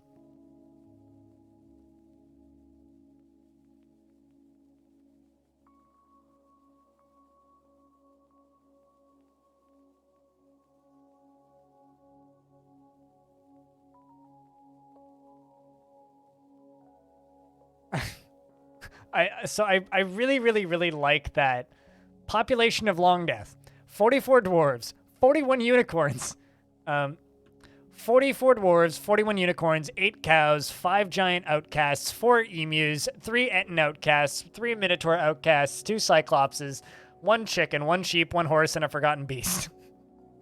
The hell of a population.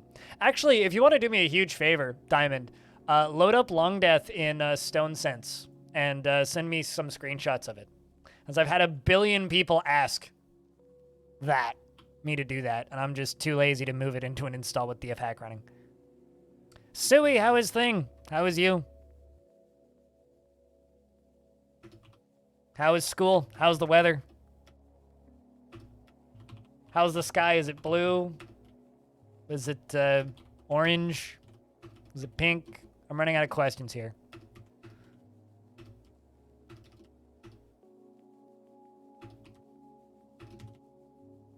Full-time job searching? That sounds really boring. Truthfully. And it's like an hour a week. Gotcha.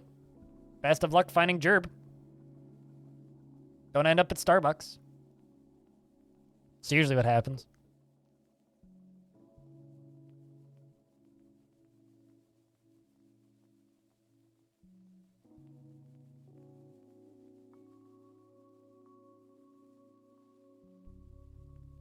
Gotcha. Well. Gotta check what you can do in Stone Sense. It's just like a viewer, essentially, that lets you look at the world in an isometric view. People pester me to do it all the time, and I just don't care.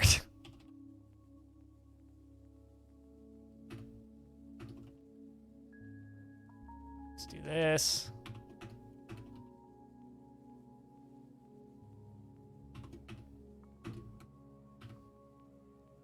All the way up.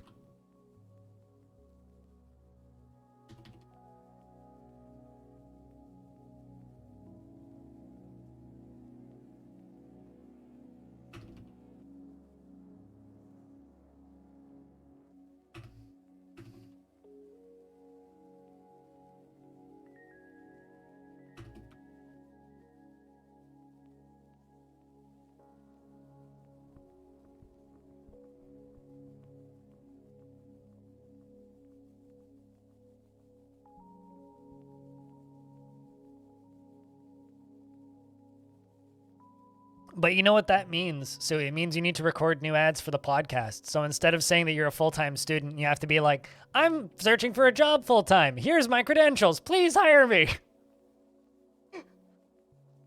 You and Arch, currently. Because being jobless. Woo.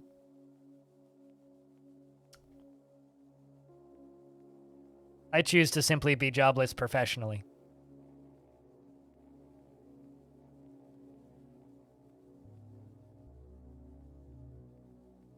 You do need to record new ads for the podcast, though, and I've asked you to a couple times, and you haven't, so get to it with that free time that you got now.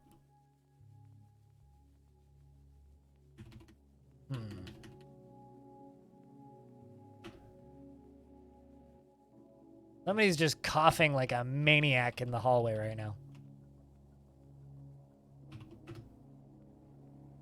Is it that hard to just turn the AC off for 10 seconds and record a thing and then turn the AC back on? Because I definitely do that every single day. Yeah, I mean, your trailer's not going to heat up in, what, 3 minutes? It takes 20 seconds to record an ad. Where did all... Ooh. Maybe I actually got through all of it. Let's see.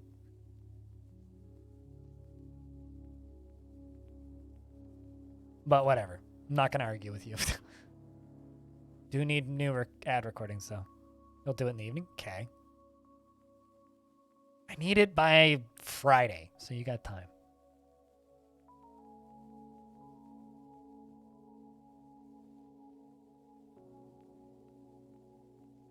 I really wish this person would stop coughing like a crazy person in my hallway. One thing that the pandemic has done to me is it makes me oddly wary of people that just sit there coughing. It's like, sneezing, that's fine. But coughing, come on, go catch a different Pokemon. You can do better. You really, really, really can do better.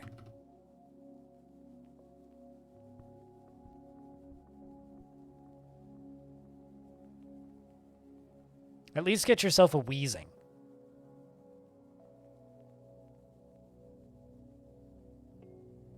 So we're up to mid-spring. We've traded with the elves.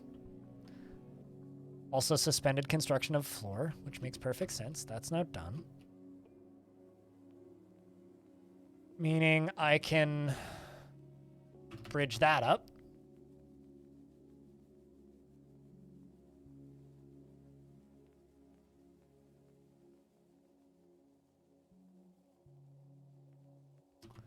You can be attached to that floodgate. And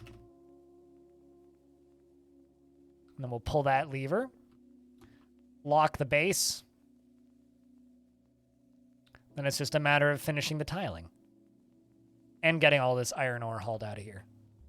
Once all that's done, we can fill it up with water. Which is ready to fill, too. Yep. Is, in fact, ready to fill. Whoa, wrong button. I think we'll just pump them manually, too.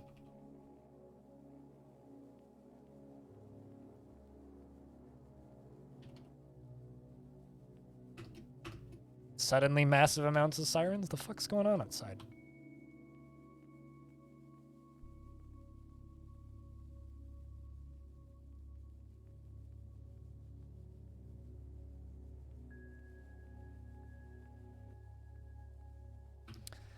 You know, I think that the only creature I haven't seen in Dwarf Fortress at this point are stranglers and cave dragons. Never seen a cave dragon, and I've never seen a strangler. Stranglers only exist in haunted tropical swamps. And cave dragons, I don't fucking know. I almost never see them in Legends. Like, they just never spawn. To the point where, like, I almost believe that they're busted. Something else I'm super excited about with the premium version for Dwarf Fortress is the fact that they've actually fixed Mega Beast worship. So we'll get weird cults that are like, oh, giant, god, person, blah. And that'll be nice, actually having like dwarves worshiping the ancient tall creatures and rocks and stuff again, instead of like just kind of forgetting that they exist, which usually is what happens. Because I kind of love the idea of like a giant bird of prey attacking a town repeatedly, and then a bunch of dwarves just worshiping it as their god.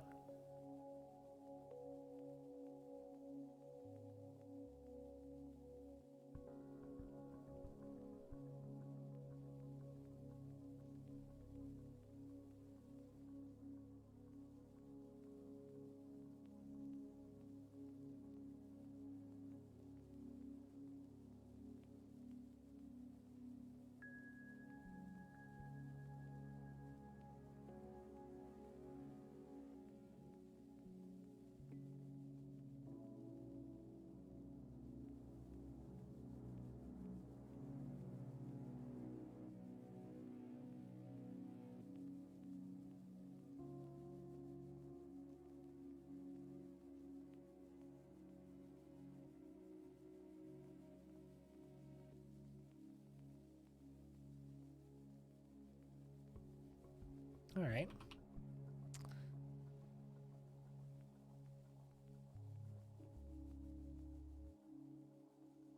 Longdeath looking nice. Oh, are you looking at it in Stone Sense? Please post screenshots in the DF newsroom. Or not DF newsroom, just the DF room. DF talk room. That's the room that I'm looking for, that I'm thinking about. DF talk room! I'd love to see these. You need to make good picks, damn straight you do.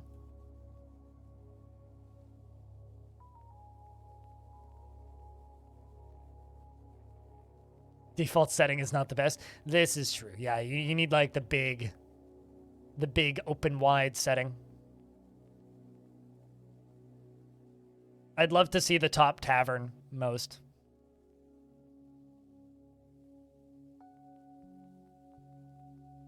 That's the part that I'm the most excited to see.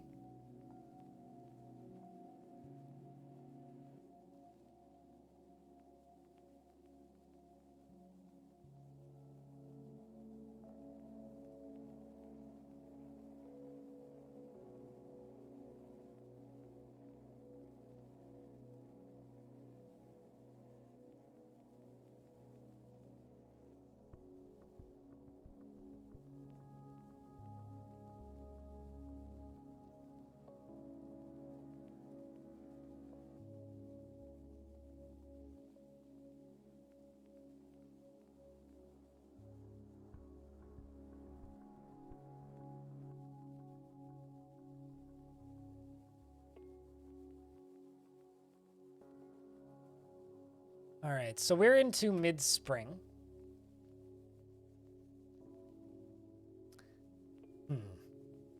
Chat, I think I'm going to go do lunch. I'm just going to let you guys watch this fortress because I still want to play a little bit more. I want to get to fall. Hopefully the humans don't invade us. I'm just going to let you guys watch this section of the fort right here. If I could get a round of beers, that would be fantastic. And if you want to support the stream directly, there's a link to the Patreon. Of course, you know, I just got back from vacation, so funds are appreciated currently. When I come back, we will play maybe, I don't know, another hour or two of this, and then I want to do a full playthrough of the game The Looker, which is like a parody of The Witness, and then I don't know what we'll do later tonight. I got a few options. So I'm going to go take a couple minutes break. If anybody pops in and goes, where's Streamer? Just be like, Streamer on break. And yeah, I'm going to go eat a sandwich. I will be back in a couple of minutes. Don't go anywhere too fast unless you really want to. Thank you very much, everybody, for hanging out. You guys are all fantastic. I will, like I said, I will be back in a few minutes.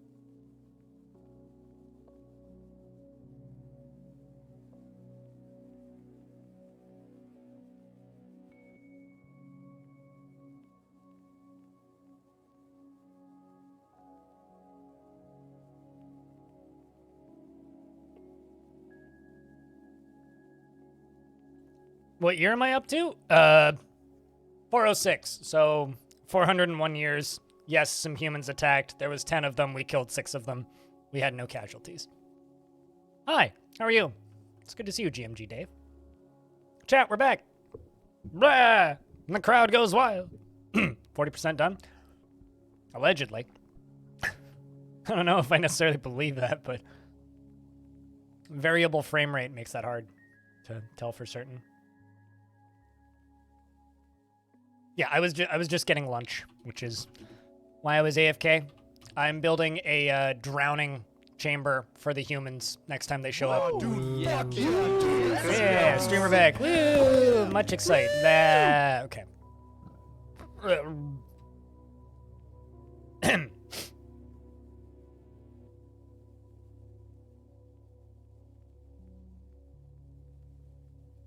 What did I get? I had a tomato, cucumber, vegan cheese equivalent sandwich. Toasted and microwaved. It was good. I need more mudstone. I need more mudstone. Where did you go? It was good. Yeah, it was good.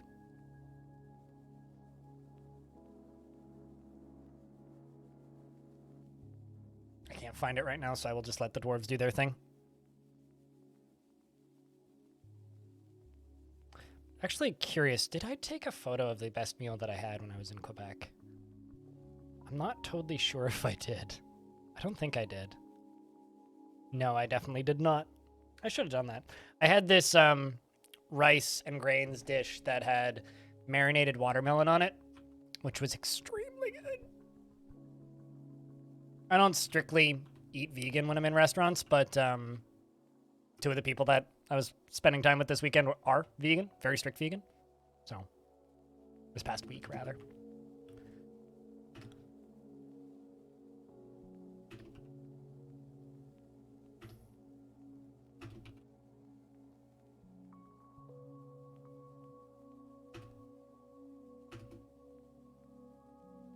Your wife is vegan, you're not? I'm not a strict vegan, I just eat vegan at home.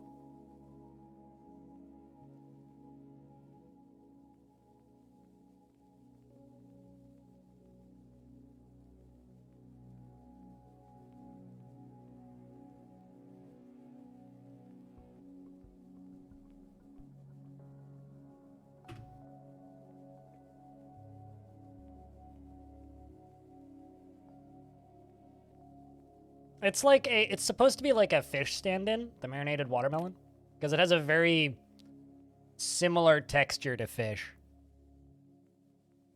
when marinated correctly.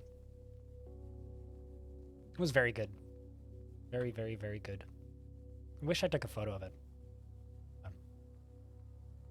Although the something that restaurant had that I think is just interesting in general, and I kind of wish more restaurants had, is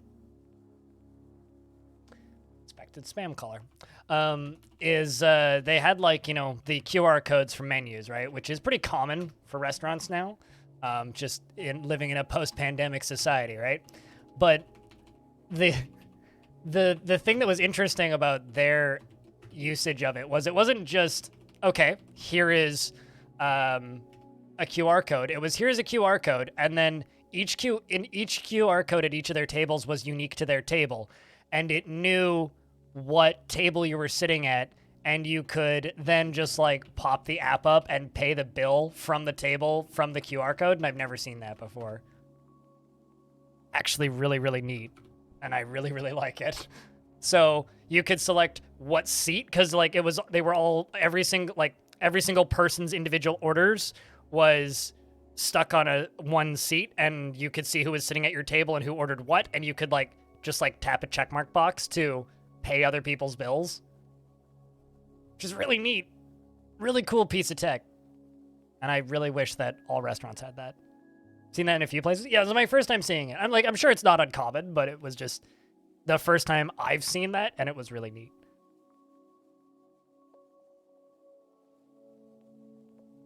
You hate QR menus? I have an app to read them. I don't mind QR menus if they work well. I don't like them if they lag or break.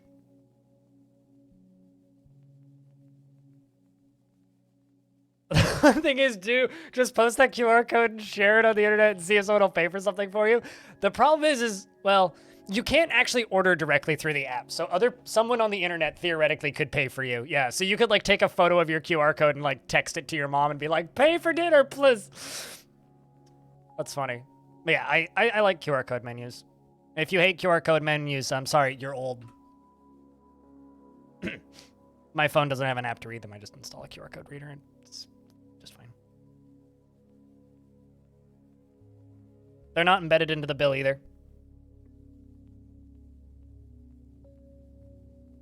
You pay using like, well, you add it on. So if they hand you a debit machine and you pay for it with debit, you select the percentage you want to add onto the tip. They're not embedded into the bill. You get the bill, which is the amount of money for the food, and then you add the tip within the machine, or in this case, within the app. But that seems like a problem with Spain, not the machine. You have the right to be old? No, you don't. Come on. Get with the cool kids. You went to a bar and the table had a QR code that had the table number and you could just order and pay in one go on the website. Oh, that's kind of awesome.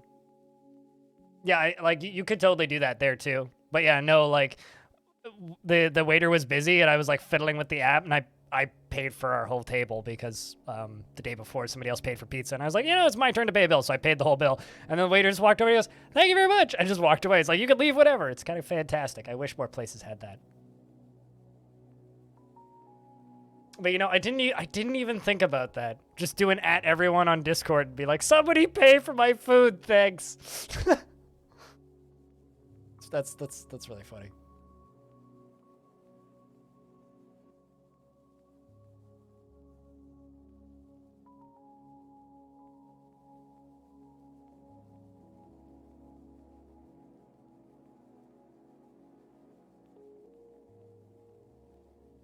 Why my coffee became real now? Well, yeah, I guess.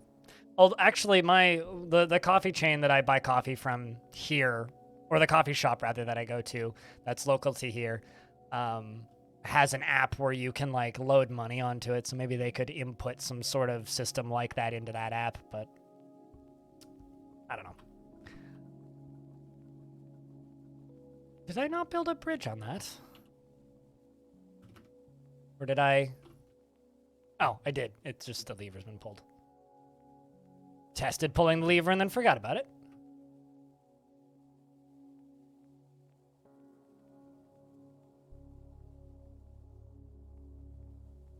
You really hate over-teching everything you don't trust any app.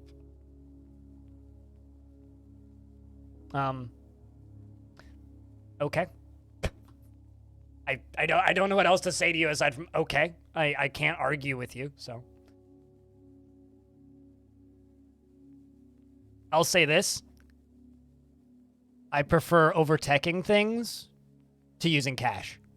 Because cash should go away for 1,000 reasons.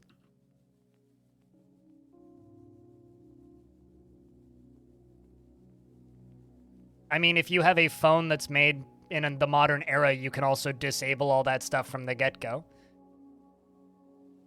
Like my phone, if I install an app, my phone has a pop-up and it says, this app would like to track you, do all these things, and I can say yes or no to each individual thing and disable functions of any app. And then it doesn't have the ability to. Just get yourself a modern phone that isn't made by psychotic people that want to track you. Problem solved. Or even better, just like disable tracking functions on your phone, which is also something you can do.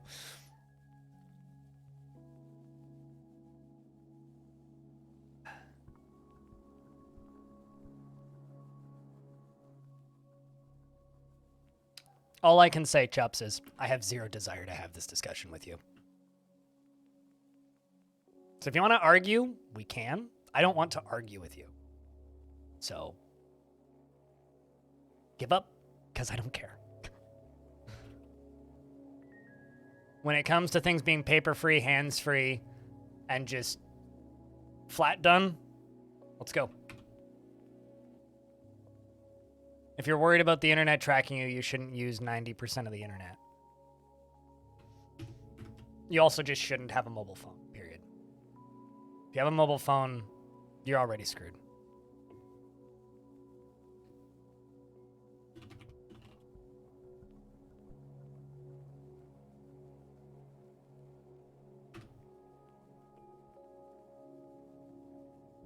They would at the very least get rid of the penny in the United States. I mean, especially in the direction the economy is going, it's like it's no logical reason to round to the nearest zero.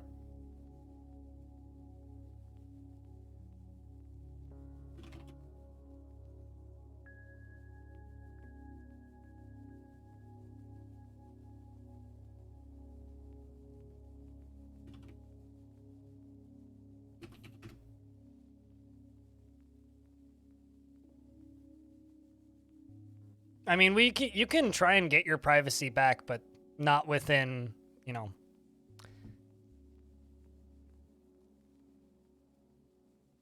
Installing random apps is not the problem. The problem is the business models. You have to gain your privacy back with votes, not by simply refusing to use systems.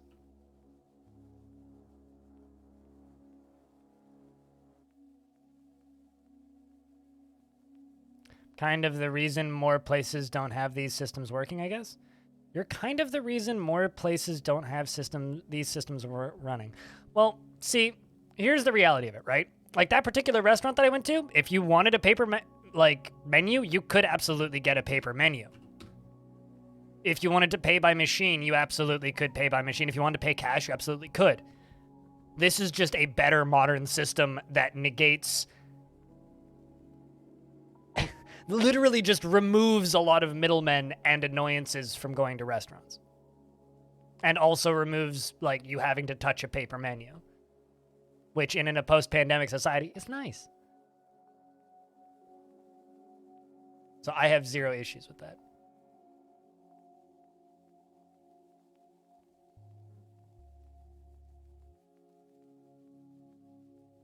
What company is this? Also, that seems illegal. Isn't Europe, like, super anal about privacy? Like, isn't that kind of, like, going against, like, the whole point?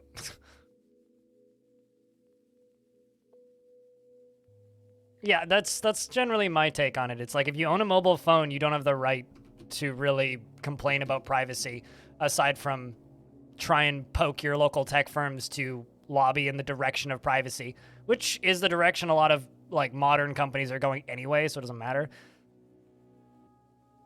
TrustPid. Never heard of any of these.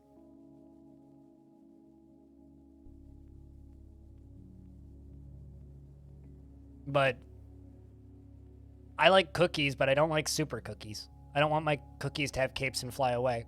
So we haven't been attacked by the humans this year yet. But the other human faction has arrived to trade, which is good. Progress, I suppose.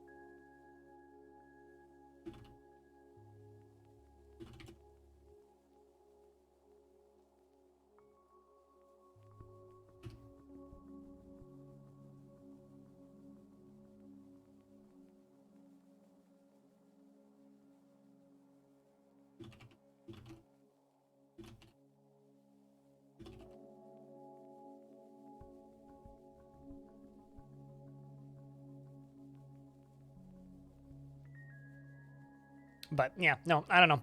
When it comes to overriding all privacy controls on a device, that seems illegal. So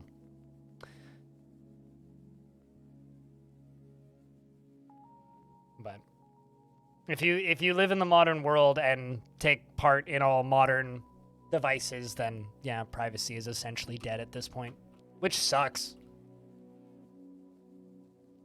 But it's also, you know, it's funny. Earlier, someone in chat said, or Lil San in chat said, take all sponsorships and ads when the money is good.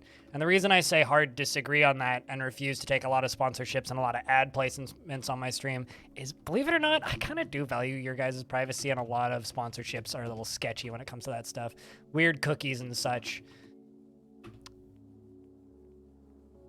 And I'm just not a fan of that. I don't like the idea of exposing my audience to, you know, your data being harvested. That's not cool. Looking at Cookie Clicker? Nothing is wrong with Cookie Clicker, okay? Don't you say anything bad about my cookies. My cookies did nothing wrong.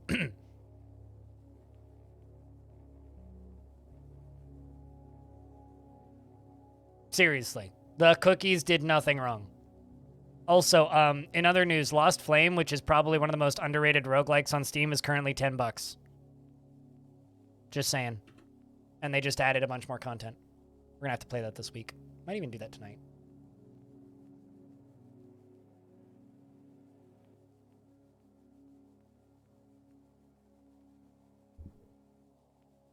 Thank you for your support of privacy.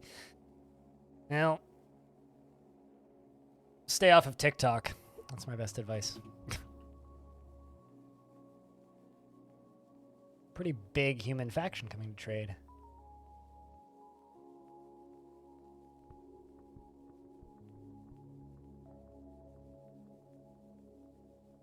Or at least was on Epic. There's a digital Game of... I knew that there's a Game of Thrones board game, but...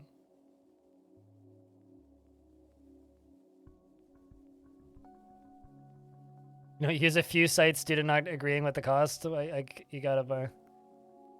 Yeah, neat. Yeah, I knew that that existed. I didn't realize there was a board game version of it. Neat. Out of curiosity, what's the short list of some of those sites that you refuse to use? What code? Not gonna judge you, to be clear. Facebook's one for me. I refuse to use any Facebook attached product. Anything owned by Meta, I will not use. Including their VR gear. What's that game I showed just now? Lost Flame. It's a it's a roguelike that's heavily inspired by Dark Souls. It's got multi-tile enemies, big old pattern movements. It's a really neat little game. It plays really good. It's super smooth, very low learning curve. Facebook, Twitter, TikTok. Yep, I literally the only reason I use Twitter, and the only reason I use Twitter frequently, is for work. It's for the same reason that if you work in the tech industry, you basically have to be on, what's it called? LinkedIn. There's certain social media platforms that certain industries are just glued to. Like my little sister's partner, he has to be on Facebook in order to get gigs in the opera. Otherwise, like, you just straight up, you won't get a job.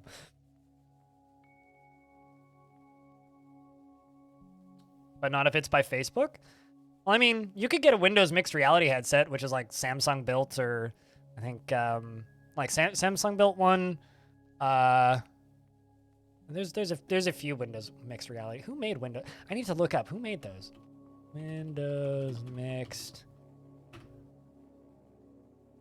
Yeah,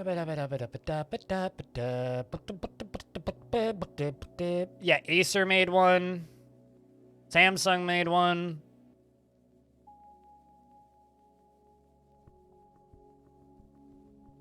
Lenovo made one. Dell made one. HP made one. HP made a second one, apparently. Yeah, there's like multiple generations of these things. And they're all like $400 to $600. Like, they're priced competitively. So. And none of them have like proprietary software, so you can just run like Steam VR with them. So, You don't need to use any of the Meta Quest stuff. I've been really, really happy with this TCL phone. Like, really, really, really, really happy. And I, too, am pretty strict, but, like, there are a few apps that I use even though I hate the fact that I use them. I actually have a folder of apps on my phone that's just literally titled I fucking hate this, which is more or less just for dating apps and other things like that. That it's just like, yeah, I fucking hate this. But there's not really much I can do about it.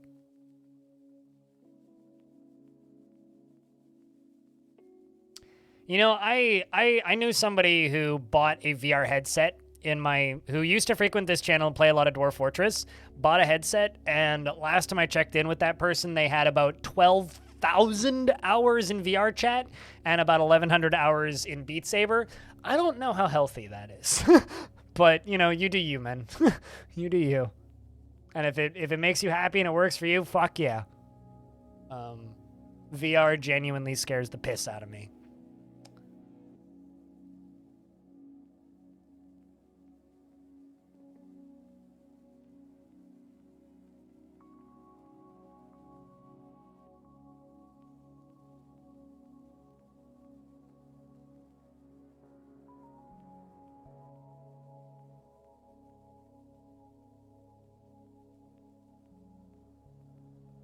VR chat, you'll hold the judgment.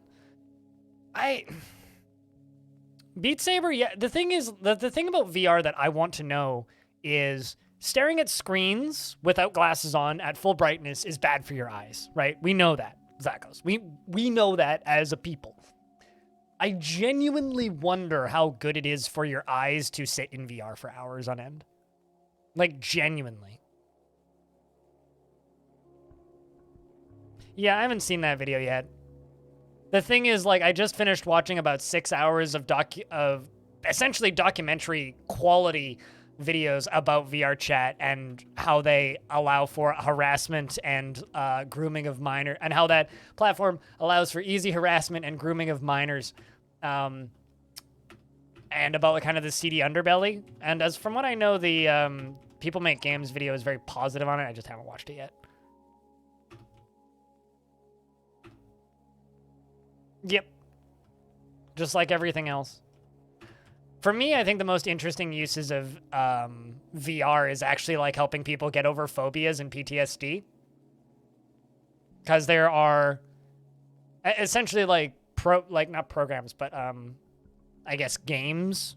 There's software for various formats of VR to help people approach and attempt to overcome certain phobias due to via exposure in a safe environment, which I think is really interesting. And like reading about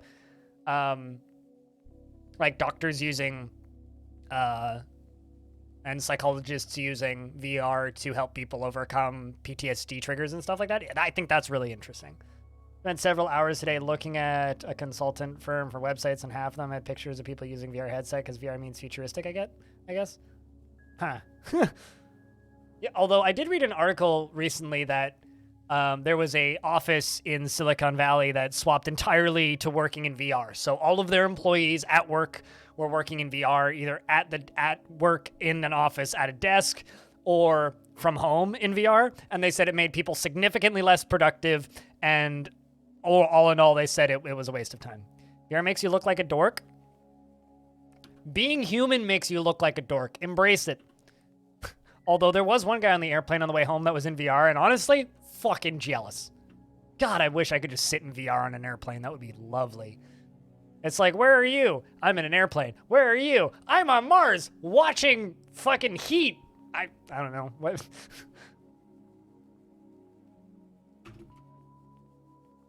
It seems so much nicer than, you know, suffering through normal job, or not normal job, sitting on an airplane. Significantly more pleasant.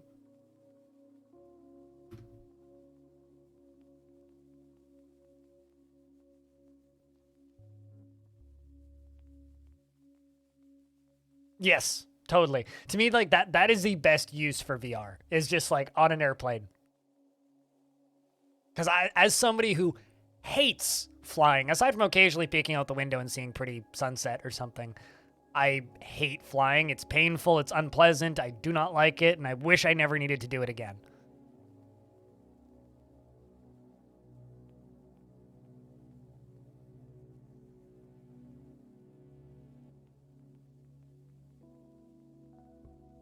Just shooting things? Hell yeah.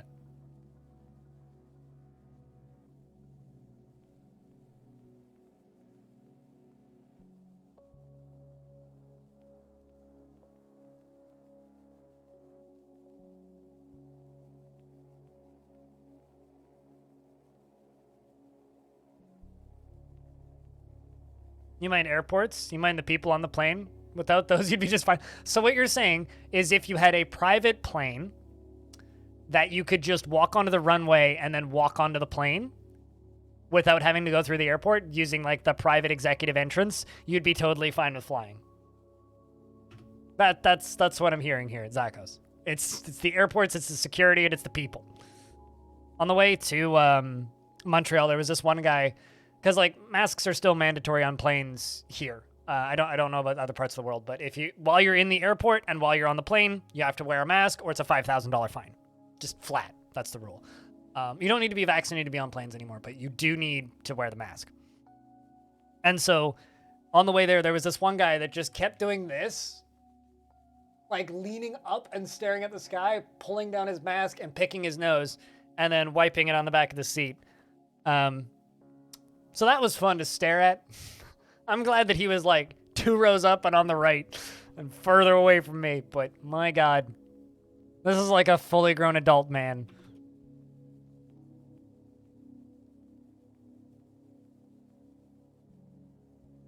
That's precisely what I'm saying. You've gotten to enjoy that a couple of times in your life, and boy, is it something different.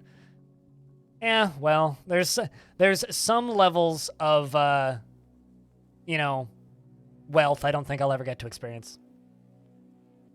Definitely took a test when you got home. I brought 10 COVID tests with me and took one halfway through the trip and one when I got back, and I'm negative, so yay. Woo! So I know that you took these screenshots, but asking politely that I can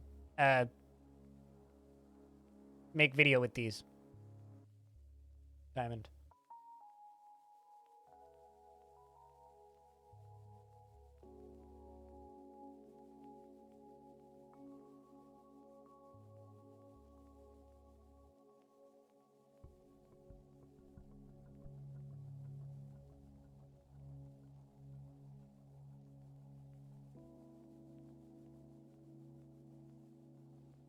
Also, I got it, so it's all good. Holy shit, you took 79 images? Just exporting these. So chat, to anybody who's wanted to see this, this is Fortress Longdeath in Stone Sense. You could have just fit like one porn image in here and I wouldn't.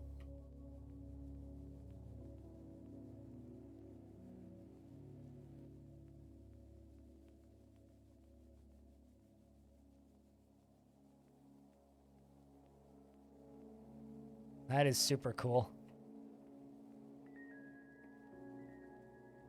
The catacombs are something else. That is nuts. Wow.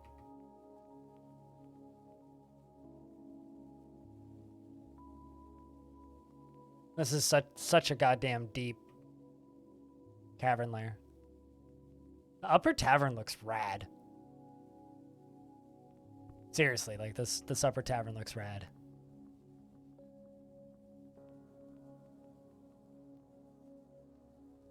Fucking cool.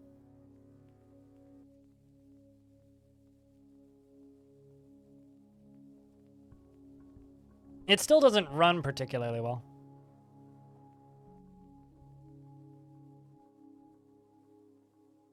Well, thanks for giving me content.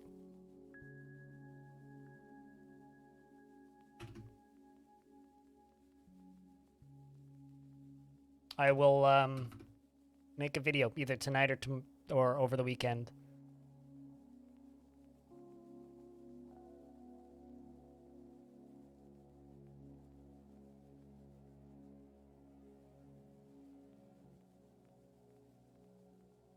No. That was my take on Diamond losing their investment. Pick 1, crutches 3.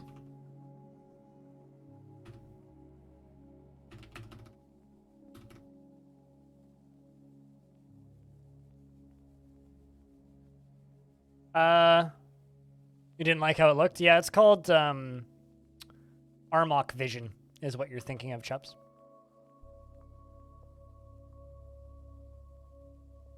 I use Stone Symptoms with the old single-core toaster, and your memory of it being slow might be a bit biased.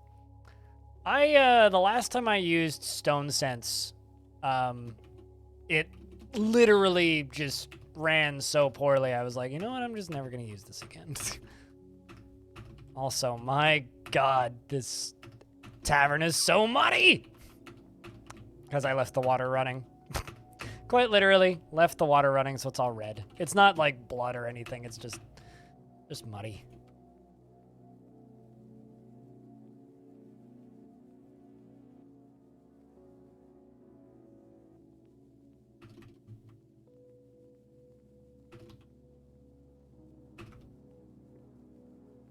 All right, let's jump back over here.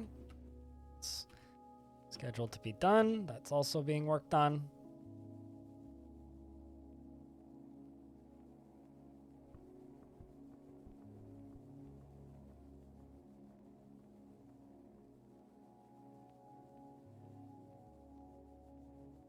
Plant some strawberries on the muddy floor. I'll just redo all of the flooring again. It'll take a little bit, and we'll do it next week probably, but it's a project that can be done.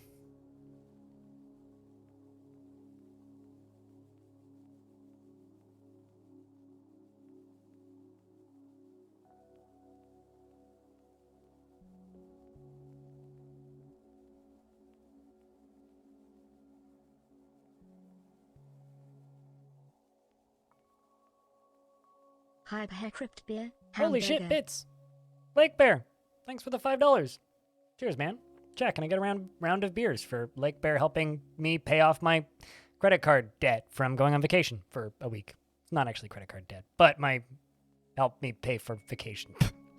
Cheers, man. Much appreciated. Hope you've been well. Hope you didn't miss me too much. It's good to be back. Your tattoo looks rad, by the way.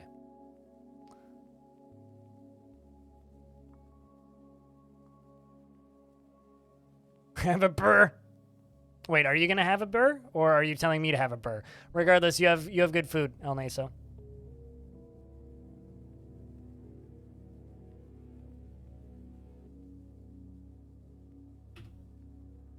Crutch wood.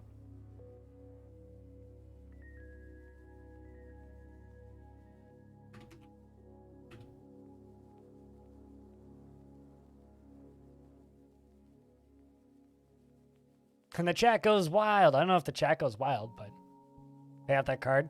I will pay it off on the 2nd after I get Patreon money. I only have about $140 on the card right now. Dude, Yeah. fuck yeah. And part of the reason I have money on my credit card. Woo!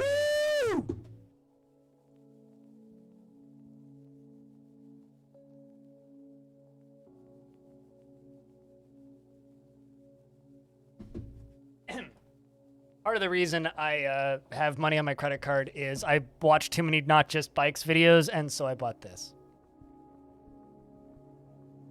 It's a city planning book. It's only $20. Or $28, I think, after shipping. It's about city planning.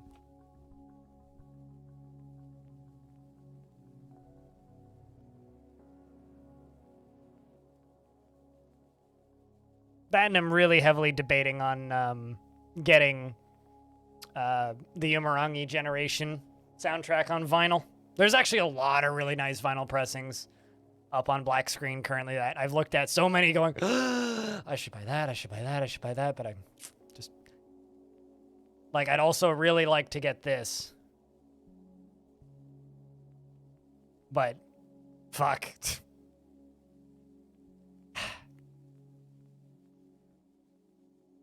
Like either just this one, I'd probably just get that one, or this one. But fuck.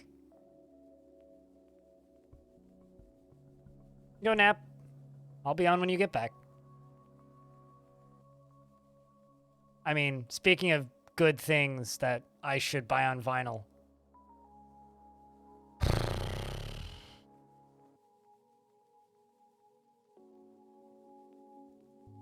But also the Astroneer soundtrack's getting a pressing. Fuck, there's so much good shit right now. It's ridiculous. The hell?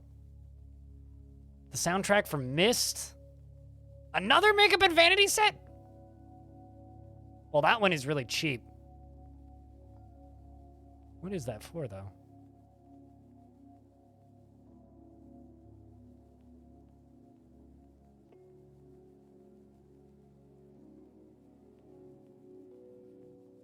Huh. Apparently it's part of Stranger Things. Well, that wouldn't be safe to play on stream then. Bruh.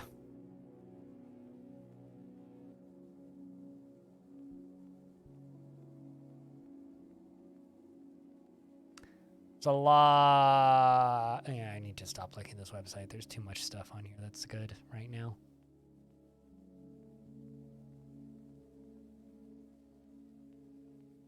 A parajumper? Oh, you mean like for jumping out of airplanes? That's really cool. I've just been buying backpacking gear, and I'm going backpacking on Friday, which is going to be fun because I get to record a podcast in the morning, run over to my parents' house and pick some stuff up, come back, and then go backpacking on Friday. Time to leave. You have a good one, chaps. Take care of yourself.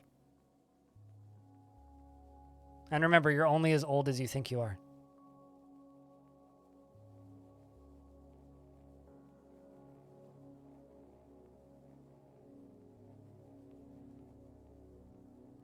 But I guess it can work. I mean, when someone says parajumper, I assume that means jumping out of airplanes, but I've never heard of this particular brand. I mean, I bought a pair of pants the other day after I got home from Quebec, which are ultralight, moisture wicking hiking pants with extra pockets. So I bought that.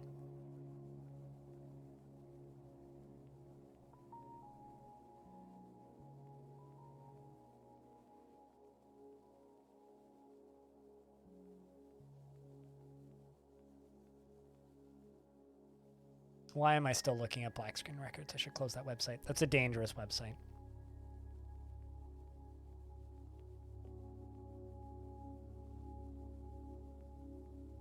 All I'm saying is if it's a designer brand called Parajumper, I feel like they've misused the name of their brand. Because that's very misleading. Right. Are you okay? You are good to go. You're good to go. This is just filling.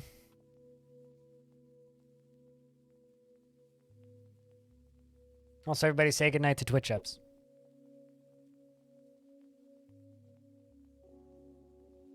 But yeah, plan for the day for anybody just tuning in is we're going to do probably another hour of this.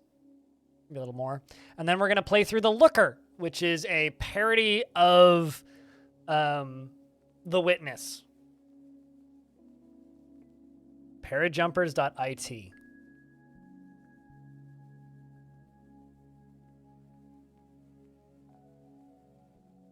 Oh, interesting. Not bad looking. Certainly has more life than AlphaTari. Awful website, though.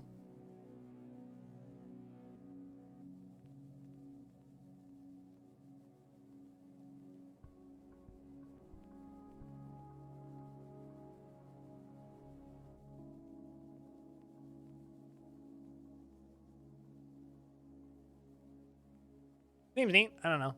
I'm not much of a fashion person, but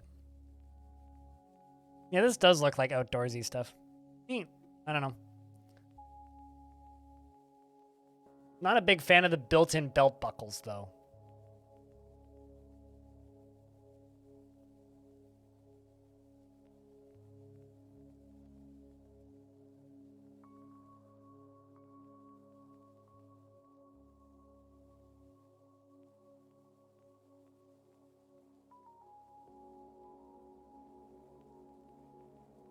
You're a sneakerhead? I'll be completely honest with you. Sneakerheads are like shoe collecting is something I will never understand. But I respect it. I just don't get it. Purely because like I've only ever owned at maximum 3 pairs of shoes at a time in my entire life. One for running, one for hiking, and then something with steel toes. Usually just wear the runners around the clock or all the time, and then the thing for hiking when I go hiking. And then the steel toes are generally just relegated to concerts.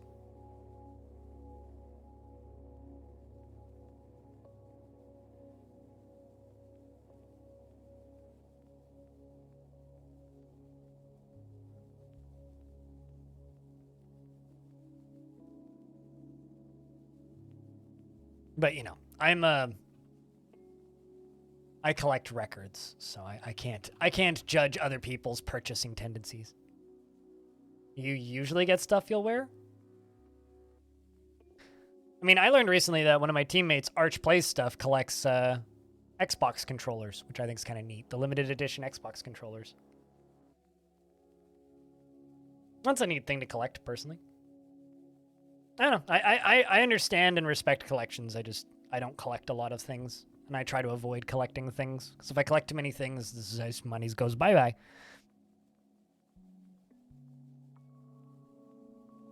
But my limited experience with sneaker collecting generally lands on, oh, I can't afford this. So.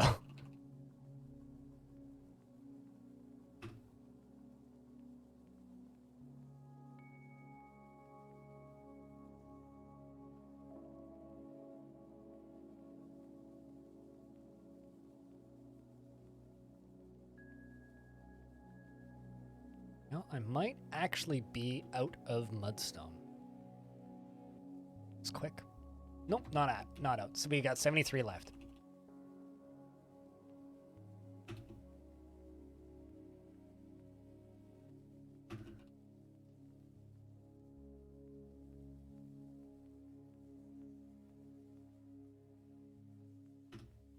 You don't care about having them though? Yeah, I don't think I've ever owned a designer pair of sneakers. Like I've always like I've only ever had like weird running brands or like off-brand shoes. There we go. So that is all of the mudstone in the entire fortress gone.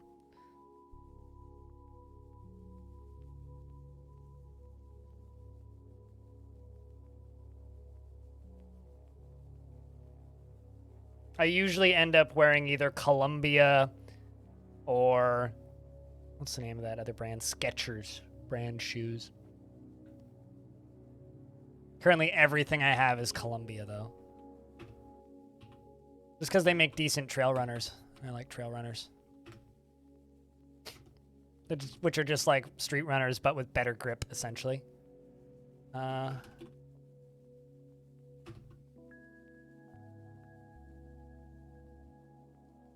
Too many running shoes, you buy a new pair when how do you keep track of the number of miles?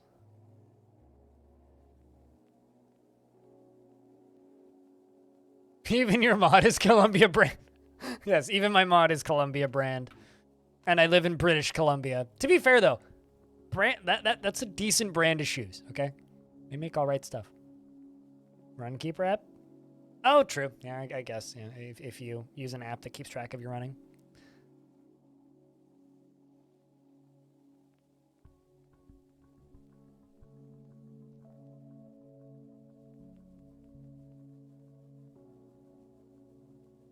Also, this has nothing to do with anything. Have you guys seen the new Creative Assembly game? Hyenas? It's out in 2023. But, you know, this is the, like, Total War people. It's good to be back, Brahms. This is literally, it's like a cooperative shooter, right? So it's another one of those. But the theme is kind of amazing. Join Hyenas, a new multiplayer sci-fi FPS team up with your pack to steal priceless pop culture loot from Mars billionaires and rival crews. And the Earth is gone and rich... Okay, here. Earth is gone and the rich have colonized Mars, and the rest of humanity is living in their worst life in the Taint, whatever the fuck that is. A giant orbiting slum. I kind of love that theme. It's kind of fantastic. It looks kind of Borderlands-y, but also... I don't know. I'm in. One of the screenshots that I saw released for that game had a person looting a bunch of Sonic figurines.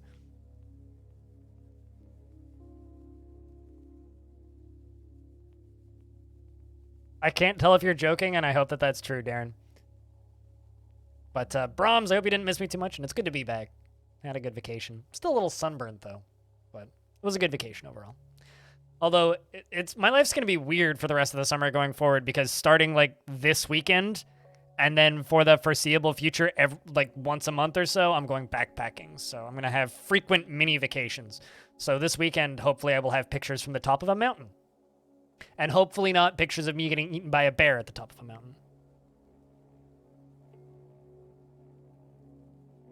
Yeah, except it's PvE instead of PvP. Sound. But yeah, that's kind of what it looks like.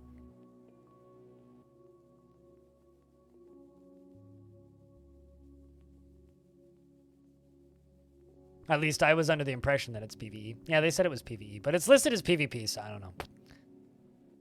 It's just it's a good thing. It's the rival Gelon Besk. Gelon Besk.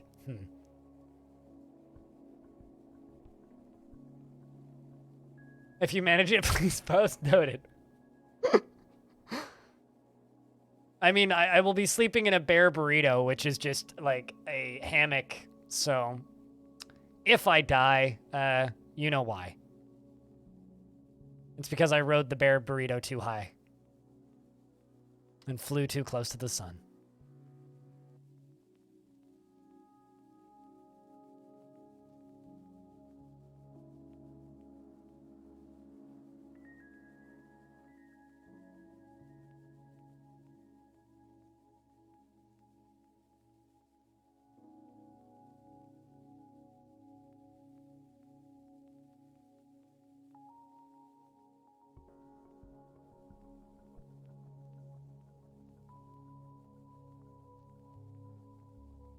A nice rhyme, but it's, I mean.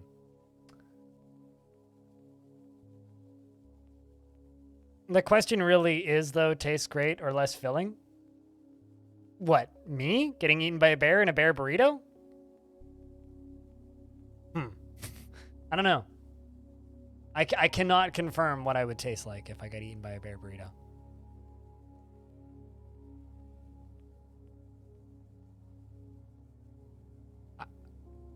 I'm sorry, what, Frog for Hire? Frog for Hire just added me with an article. Huh.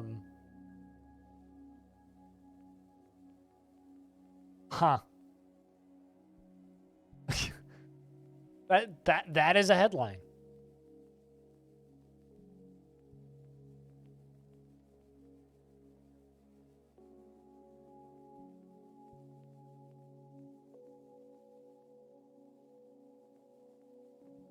Passerby unwittingly saves the life of 1-year-old boy after baby plunges from apartment. Literally got smacked by a toddler. And the fall saved the child's life. What the hell? Imagine you're just like walking up the street and then suddenly a 1-year-old hits you. Good God. Hold on, I'm just gonna link this article if anybody wants to see it. The fuck, man? I don't know. I can't imagine that. That's wild. What are the odds?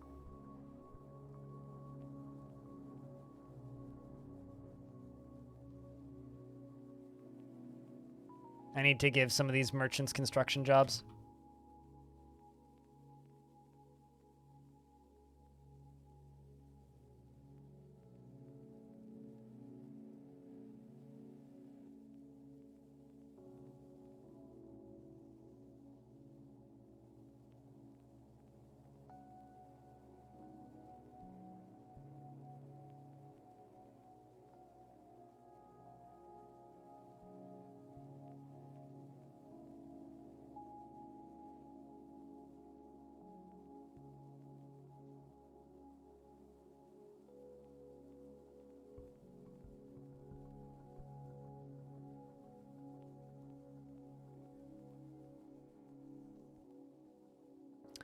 What is small and kills you when it falls on you? I mean, a rock, a brick. Although I don't think the passerby died. I mean, at least that's not what that article stated. The article seems to suggest that the person that had it fall on them was totally fine.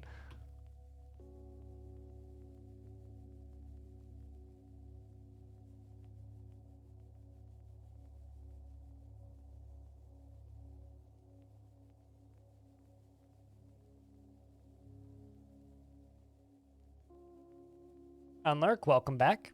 What kind of food you get, El Nisa?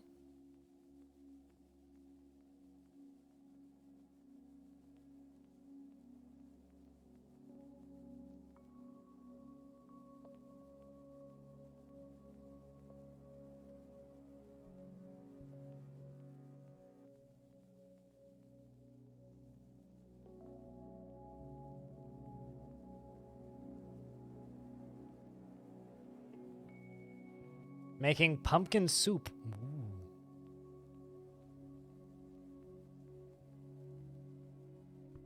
I made a pretty delicious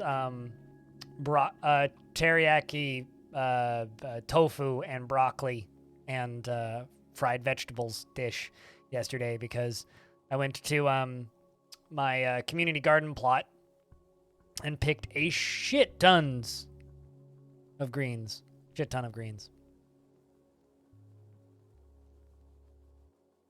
And it was a lot of Asian greens, specifically. So because of that, I was like, well, I guess I'm, gonna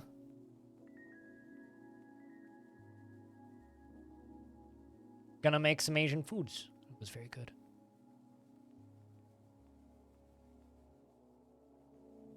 What is green and jumps from a tree branch to tree branch? A pack of pickles. Why would pickles jump from tree branch to tree branch? For reference. This is my community garden before I watered it. And that was a bunch of the stuff that I harvested. Most of this up here. Bunch of greens. Check out my fucking cabbages.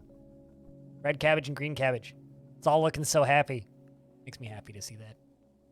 I'm gonna have some big ass cabbages soon. At some point. And over there's potatoes. They're less exciting because they're underground. But, except for the little plants up top. But like, look at those. I'm gonna make sauerkraut.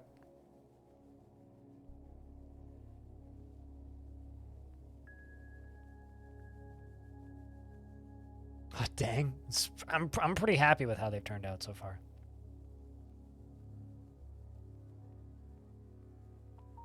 If you told me what one before. What, the joke? I wonder if that's one of those jokes that just, like, doesn't translate very well. It's definitely possible. What do wives and grenades have in common? I'm scared to ask. This is my answer to that. As somebody who doesn't have a wife or a grenade, I couldn't even begin to imagine.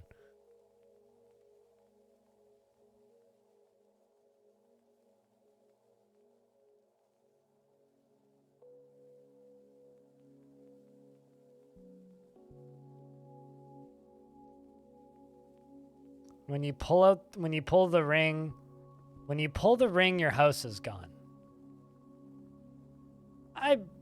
Not necessarily, but I guess that would depend on the lawyer's decision after you pull the ring.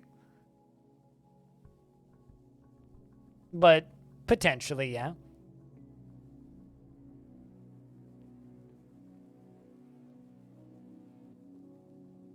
I don't really know a lot of those jokes anymore. The what is this and this thing have in common? I used to know a lot of them. Then I just kind of stopped caring about those types of jokes, and now I don't remember any of them.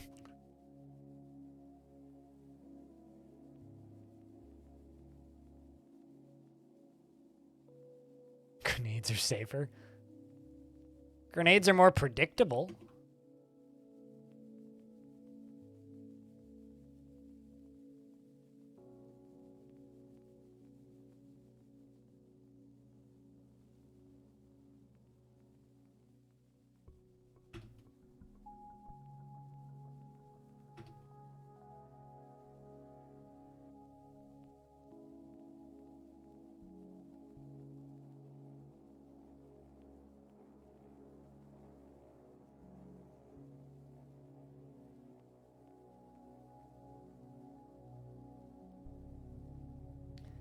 They don't. I'm not gonna read that one out loud. I was gonna say that got dark quickly.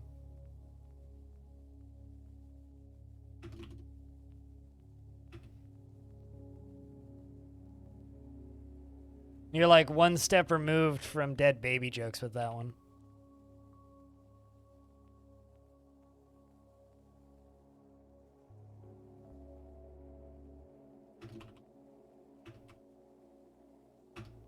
But yes, oof indeed.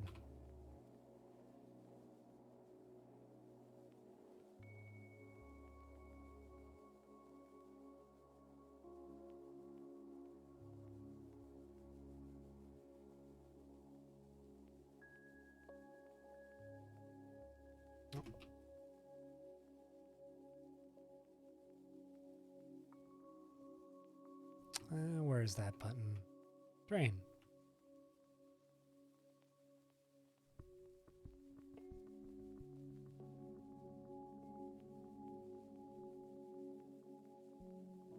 Why would I ban you? I mean, if it was something I didn't want in my chat, I would just simply remove the comment, but I don't ban for dumb shit like that. I ban for like, well, actually that's not true. If you made a Holocaust joke, I would ban you. I've banned people for that before. That requires an apology. But just like general dark humor will just get you glared at. Also, chat room, has anybody here played or heard of this game?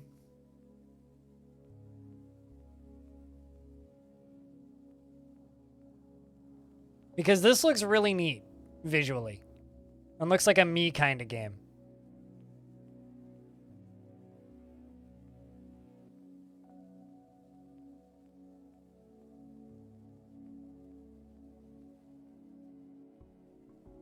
But like nobody's played it. That being said, every review is positive. It's only $10. I'm thinking maybe we should take a risk on this one and try it. What do you think, Chad? Maybe not today, but like later in the week. Has hexes. Has hexes claims to be a 4X.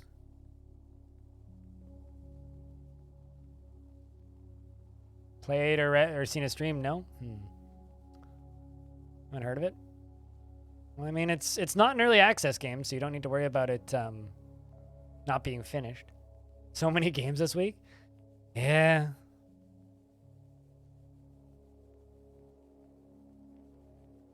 You like hexes and 4Xs? Well, it has a demo, so if you want to try it and tell me how it is, that'd be fantastic. Does it have a tech tree? That I don't know about. It describes itself as the Beard of Stone, a 4X turn-based strategy mixed with real-time turn-based or real-time turn stealing / bidding mechanics. Complete a single-player or competitive online matches up to 4 players in a single sitting, while telling the history of a fantasy world from the creation of its continents to the twilight of its gods. It describes itself as an odd fantasy turn-based 4X. I have no idea if it has a tech tree. I mean, it would have to. I mean, it has a thing that kind of looks tech tree-ish. Certainly has like a score and ratings and shit. Also, seasons are rolling over. We're rolling into fall, I think.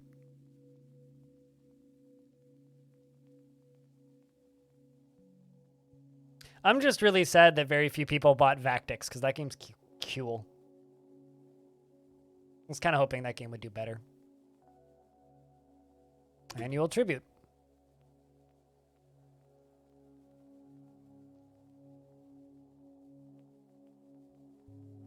Is this really the optimal route to take? You don't like bidding? I think if it's interesting, it could be cool, but I'm curious to know how that mechanic works.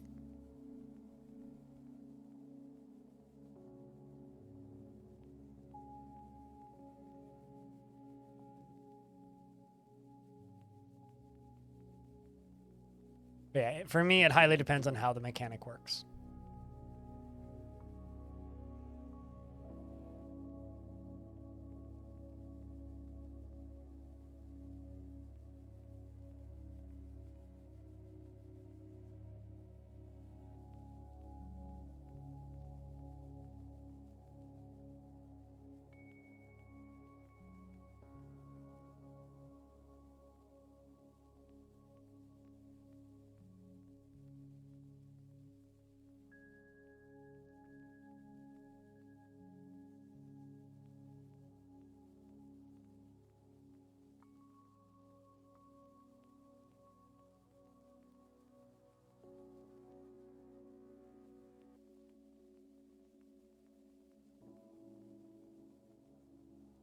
Three games you're most hyped for are The Crust Moon Colony Builder from Russian dev studio. Hope it'll get released here. I think I've seen that. Kerbal Space Program 2. Yep.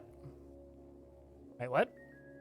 The devs did some really shady stuff to the devs of KSP1, but you'd still like to play it. Yeah, I know very little about it. And then Ixion. Play the demo for Ixion. I'm not super enthused by Ixion, but we'll see.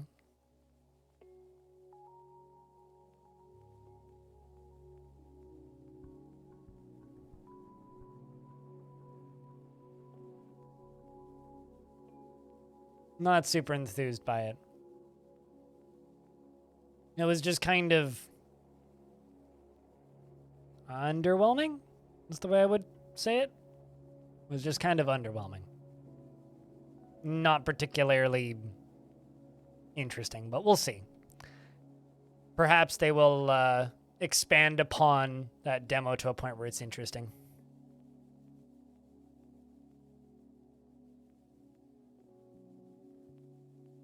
But at the very least, the demo just was like a lot of dialogue and the gameplay wasn't great.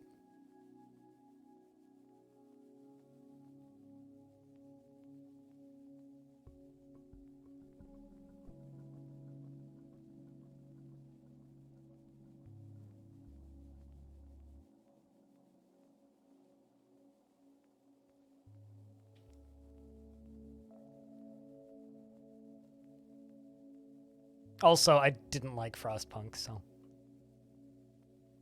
that didn't really help. I'll put it that way. Right now, the game that the games, I guess, that I'm the most excited for are Gloomwood. Because I like Thief, and Gloomwood looks like Thief. So thus I'm excited for Gloomwood because it looks like Thief.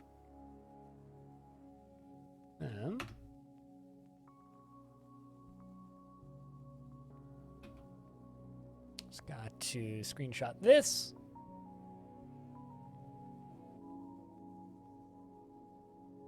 And screenshot the lower half. Oh, that's a crow. What the heck am I going to do with a crow?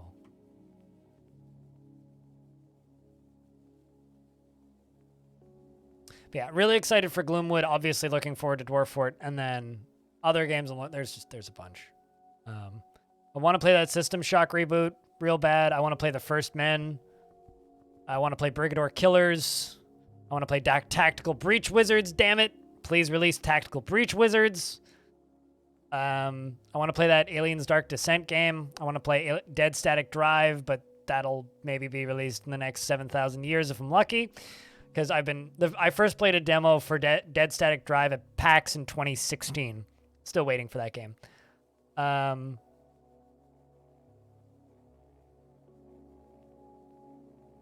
Scrolling down my... Oh, I should probably play more of the content that's in Citizen Sleeper.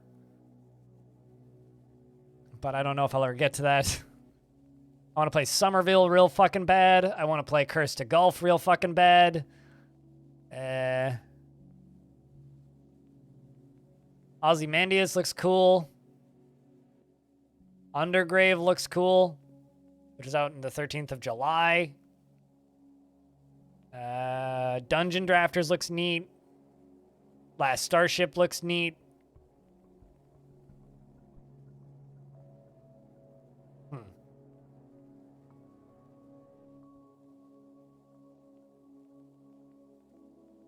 And then I have some other games on my wish list that I don't recognize that I must have added one day that I forgot about. Speaking of neat games, this is kind of a neat game, actually. This is a game I put a video up of the other day, which I have on itch, but it's actually really cool. I'm just gonna throw that out there. It's a really neat little tactics roguelike thing. It's also like $9. It's the dev's second game. Their first one is very much an RPG, using a very similar look and engine.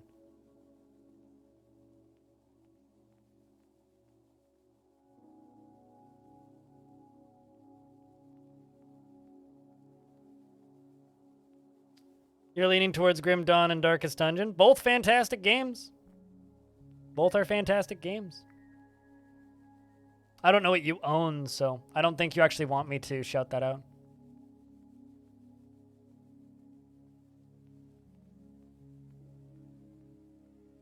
Welcome back, Taylor. Hopefully works good. Spur of the moment date. Hell yeah. Envious of that spur of the moment date. But stream's been all right. I got no complaints. It's good to be back. Obviously, I missed streaming and I missed you guys, so it's good to be around again.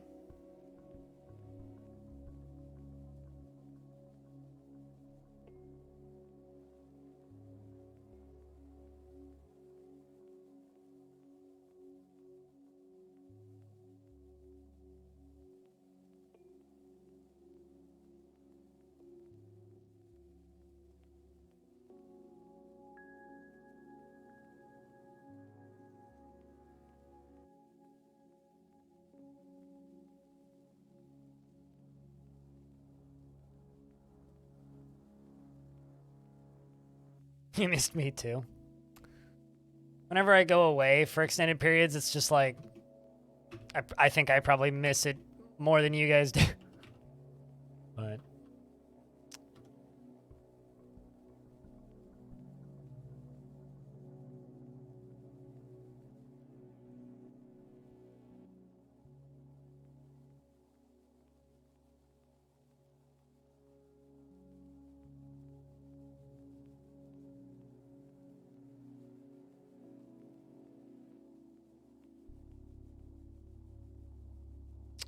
my mom's texting me.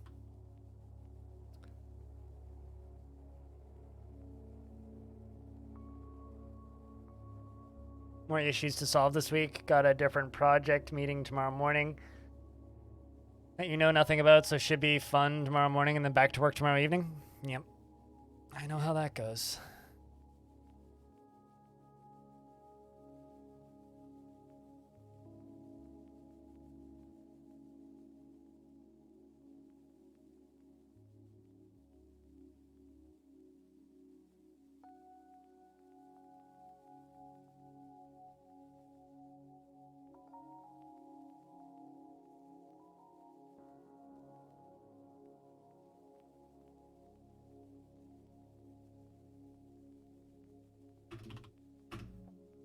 Let's get this all the way smoothed up.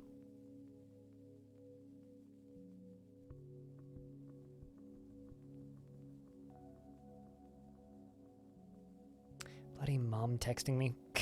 I don't mind my mom texting me while I stream, but like, does make things difficult sometimes. It's like, geez, can you maybe do that when...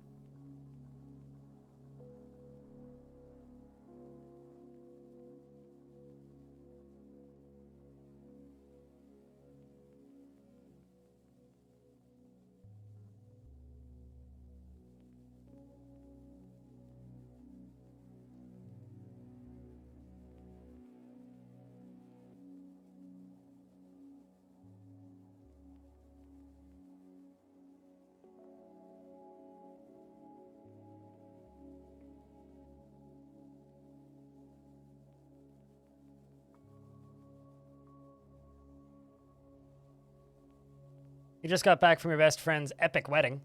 Epic Mega Games wedding? Or just epic wedding? In Michigan, 5-day wedding? Damn! And his parents adjoining the property, and the bride got the ceremony floating down a river on a decorated boat. Wow. Hopefully that wedding lasts. Or hopefully that marriage lasts. Whenever I hear about super epic weddings, I just think about... some of my relatives who had a really fucking cool wedding, and that marriage lasted like 2 years. So it's just like, hopefully it ends well for them. Because goddamn, that sounds pricey. But no kidding. I guess if you're gonna have a wedding, fucking go all out these days, right? If you're gonna do it, go nuts.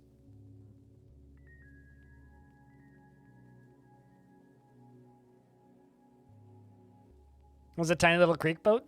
Still, I don't know. It just sounds crazy, but also like a fun event. The last wedding I went to, I quite literally just sat there and... The last wedding I went to, I quite literally just sat there and at the chocolate fondue station and just ate chocolate fondue the entire time. Also, this makes me really sad. Chad, do you ever see a video game come out that, like, maybe you weren't super interested in, but, like, maybe passively interested in due to nostalgia or something else, and then you see the reviews and it just makes you sad? I played so much MX versus ATV, like, I don't know, 2005 at my cousin's house or whenever that game came out, and seeing this have a mostly negative review just makes me so sad. Like, that's so fucking sad, man. Like, holy shit, fucking, this game released today and has $70 in DLC. Oh my god. Man, why couldn't they, it should be really easy to make an MX versus ATV game. You'd think it would be really easy to make that. And not, like, painfully difficult. Such a fucking shame.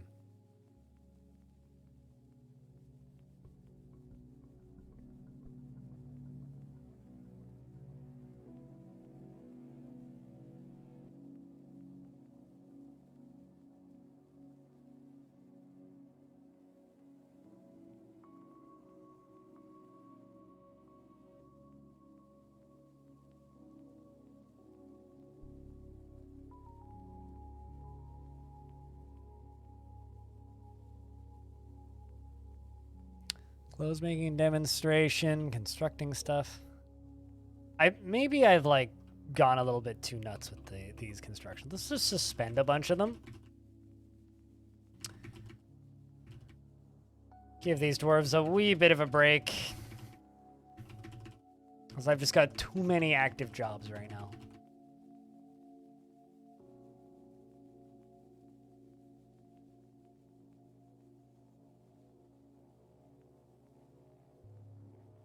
Too many active jobs. It's like I wanted to finish building all of this shit today, but yeah, it's not gonna happen.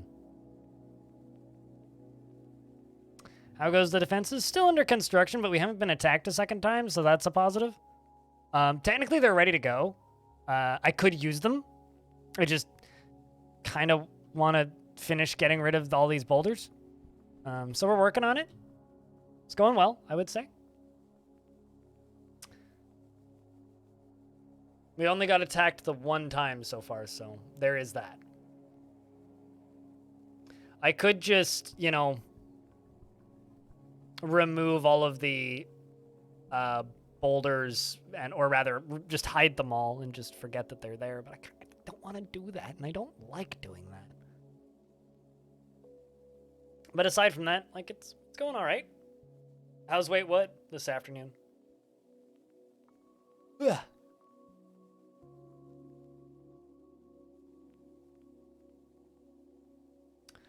I'm thinking about, and just in a couple minutes here, we're going to swap over and play a different game for a bit, though, because we are in mid-autumn of 406 the year. It's long death, there's no rush. This is true. It is, in fact, long death, there is no rush. Unless there's, like, an impending threat of our mutually guaranteed destruction. That would be a reason to rush.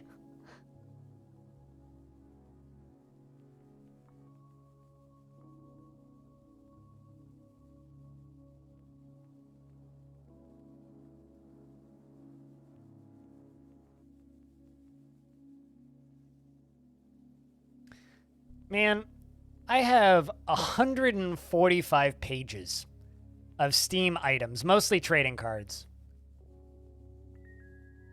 I really should just, like, list all that shit on the marketplace, shouldn't I? I really, really should. They're, like, anywhere from 5 to 15 cents a piece.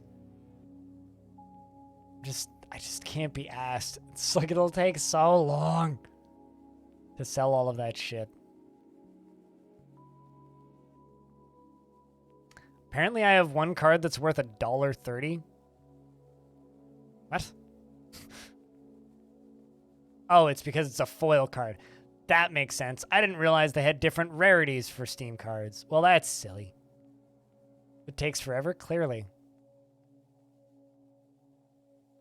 You know, the reason I've never bothered selling them is because it's one of those, what's your time worth kind of things. And I've always just kind of taken the, oh, it's worth more than that.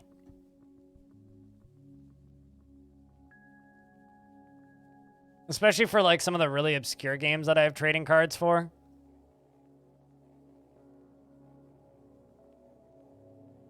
And emotes and stuff. I don't know.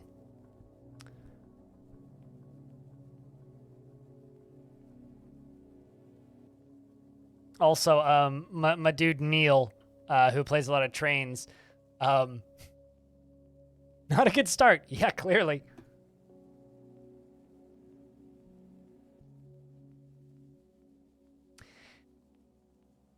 Yeah, I don't know. I've been looking at the Steam sale, and I'm still just kind of in this position of, like, all of the games I want, I already own.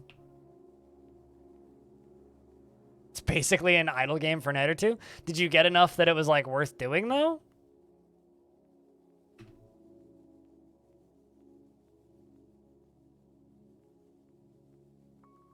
That's the question.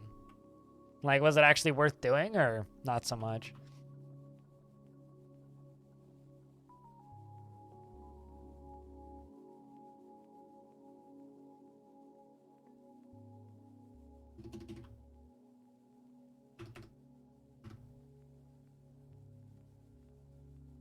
Maybe 10 cat. Ugh.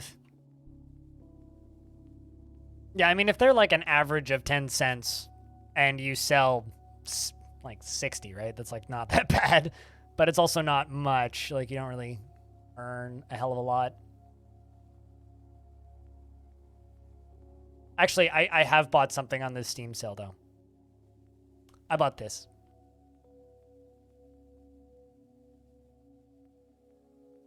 Because this is a really fun solitaire variant, and it's currently $1.50.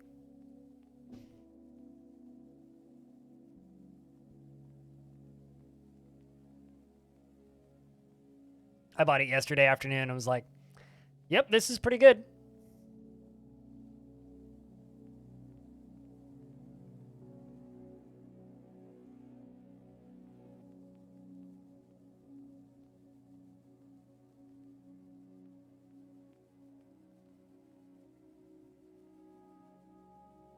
How do I find this stuff? What, games that exist? Well, I mean, I've known about Shenzhen Solitaire for years.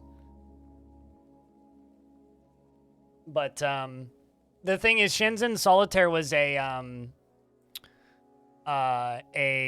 what's it called? A mini game in Shenzhen IO, which was so popular that they then sold it as its own game.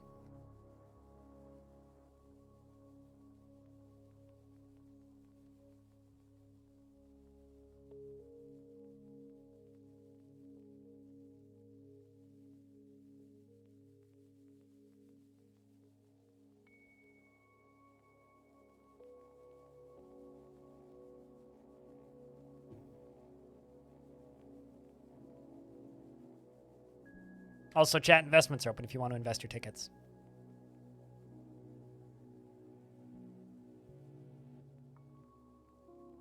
Speaking of how do I find this stuff, we're going to be playing something weird next. Although, Donkey made a video of it, so I guess it's not that weird now.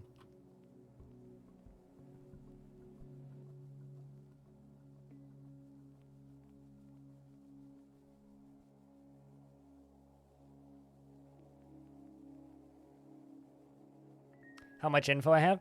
So when I was in Quebec, it was like the third night or something. It was really hot out, and so we just went and bought like a bottle of wine and some beer, and sat on my little sister and her boyfriend's back patio and just like talked for 4 hours or something.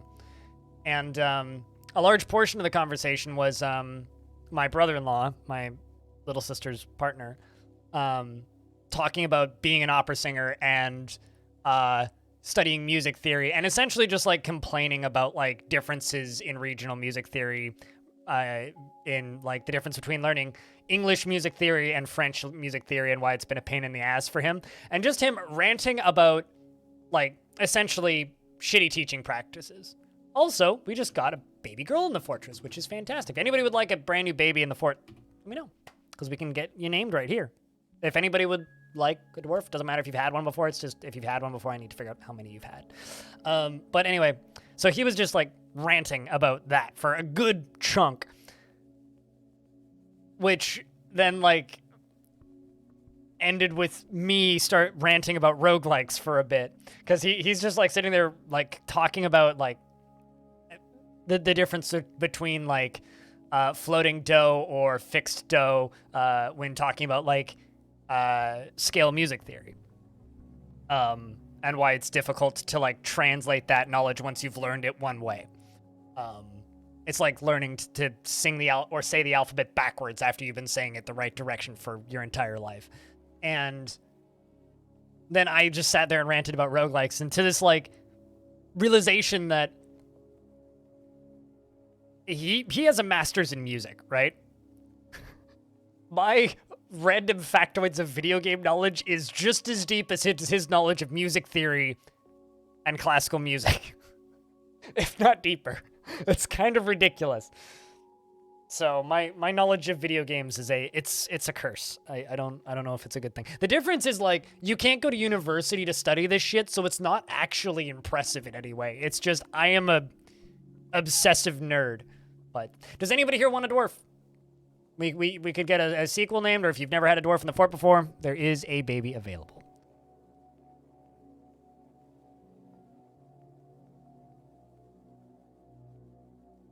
Zachtronics, how many dwarves have you had in the fort? I could just give me a sec, I'll look it up.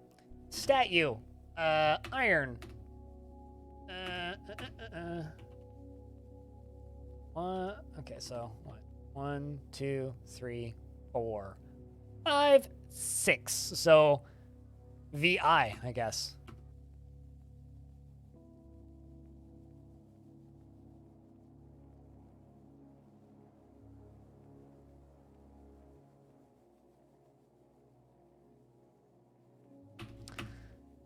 She is the daughter of Adil and Shem Anvil Lollies. Uh-oh.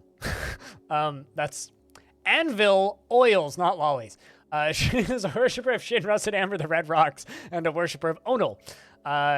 She was born today, which makes her very young indeed, and her cobalt eyes have very large irises, and her eyelashes are quite long. Her ears are somewhat broad, and her head is somewhat short. Her hair is a crew, and her short hair is neatly combed. Her skin is sandy taupe. Zachtronics likes lignite, iron, dendric ogate, and the color pearl. Bins and blue peafowls for their enormous tails, and giant manatees for their grasping legs? Oh, mantises, not manatees. I was going to say, what? Giant mantises for their grasping legs. And the words of the amethyst whales and the sound of the prim petal. And when possible, prefers to consume a lungfish and lychee wine and bumblebee honey. And fonio flower and can't stand flies. Do bumblebees even make honey? She personally finds herself somewhat disgusted with eloquent speakers and views loyalty unfavorably, and dreams of creating a great work of art. She is quick to anger and doesn't tend to hold on to grievances.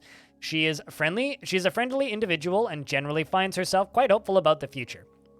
She tends to think before acting and is quite confident in her abilities when undertaking specific ventures, and she generally acts with a narrow focus on the current activity.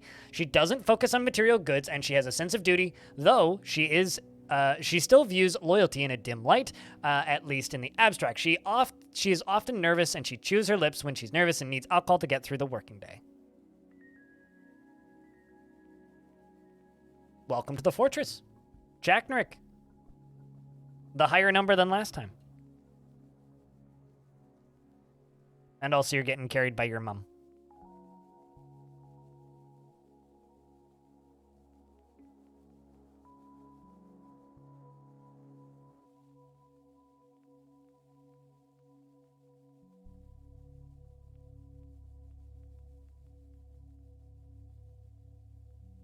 Did I forget the last line? What was the last line?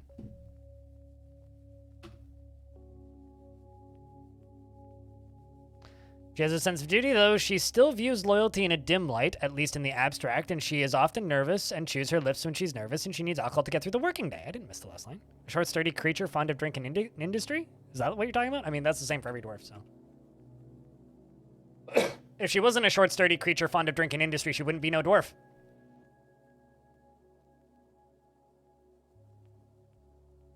You can't find anything you want to buy on the Steam sale? This seems like, congratulations, you've won the Steam sale. Saving money! Saving money! Saving money! Wee.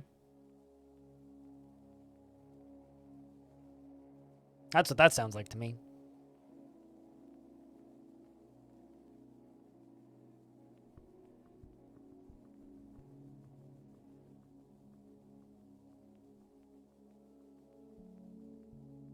Well, I mean, are you sure it's a dwarf now?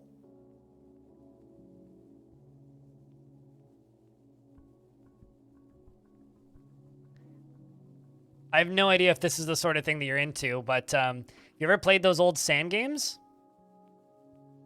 This is a good sand powder sim. I've played it on itch. It's pretty good. For $10, it's pretty good.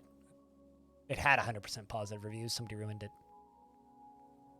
It's like just a powder pixel physics games. Like those old fun shit games. Right? Used to exist just on random, what's the word I'm looking for here? They used to exist on random websites all over the place. Not really on sale because it's brand new. But if I could see better, I would play the shit out of this. This game looks so fucking cool. Like, seriously, it looks so fucking cool. I just wish I could see better.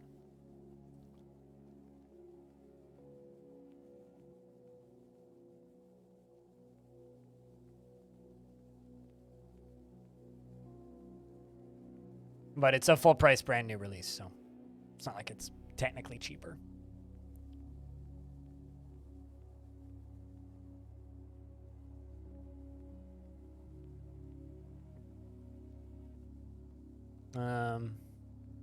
Oh, this is something that looks kind of neat that I've also had on my to-do list. This game, Kingdom's Life. It's a light 4X thing with a tech tree, and it's $4.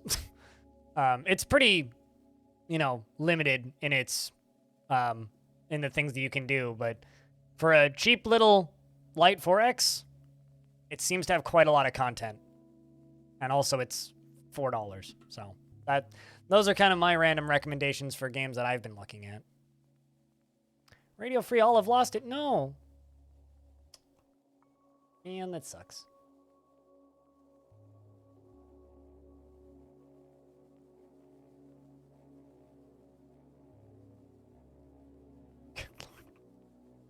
All right, you know what?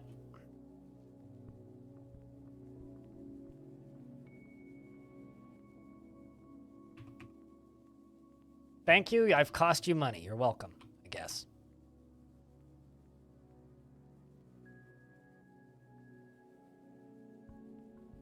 You know what? Let's just cancel all of this.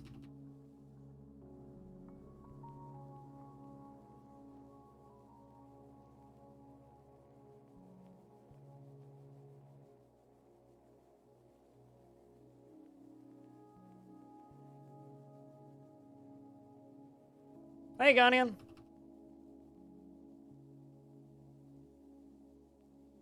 Canceling a bunch of constructions because I queued up too many.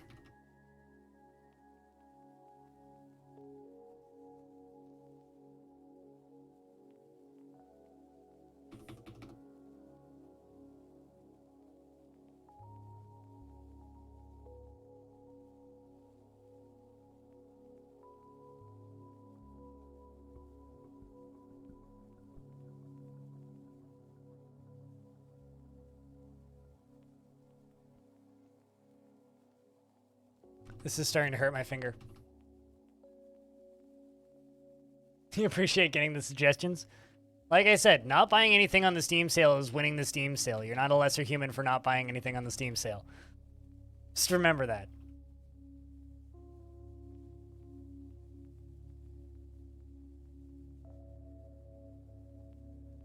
These days, getting a suggestion that isn't algorithmic is nice. True. I have to fight so hard to, like, break my Steam algorithm to be able to get new suggestions.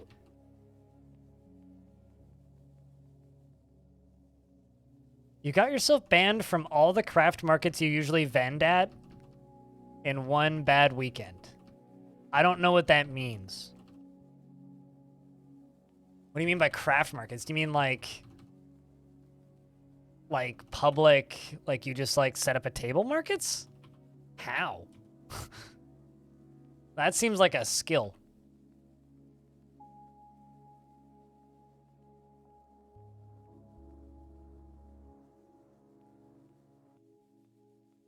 Time to start an Etsy, I guess.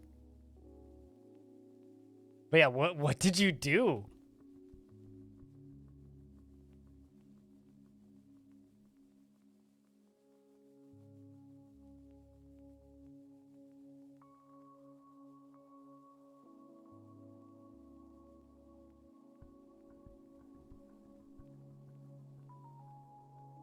Something must have been real bad.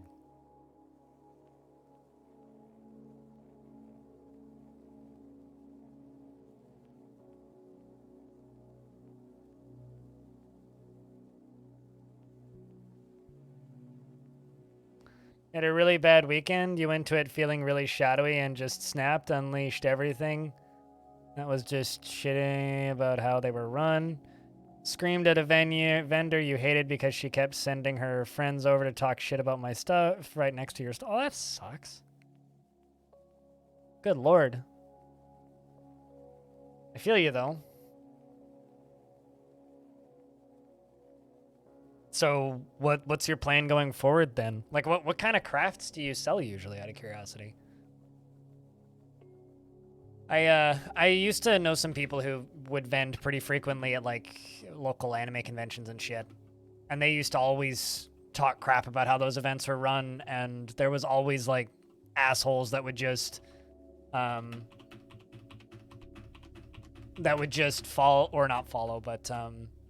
like, send people around, like you said, to, like, talk shit about people's stuff right next to your stalls so that you get less business and whatnot. But, sorry, that sucks, dude. I hope that you find another place to sell your stuff. Sell beeswax-based palm oil, free bath products, and bath bombs, etc. Base mark kids, bright stuff, not muted tones. Oh, interesting. Do you have bees?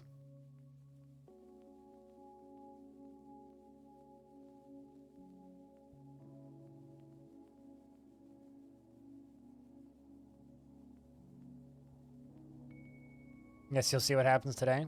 Or within a few weeks to see if they get back to you. I don't know. To me, that means, well, time to start an Etsy page and get a Shopify and go that route.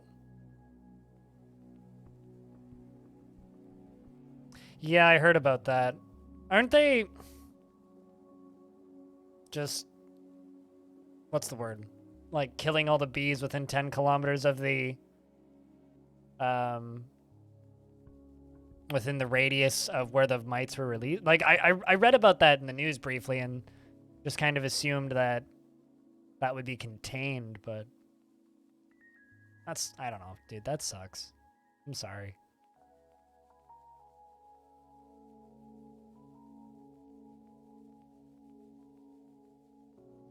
That's,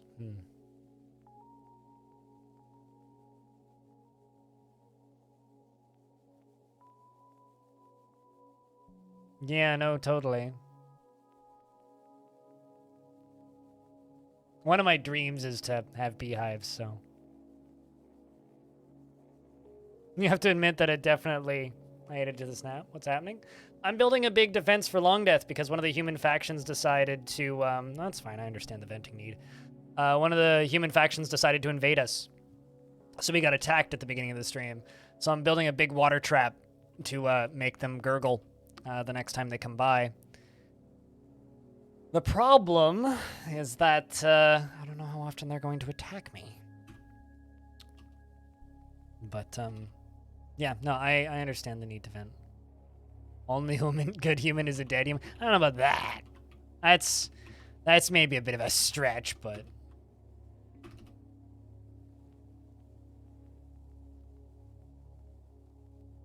Yeah, I'm not surprised that the mites being released would aid in the snap.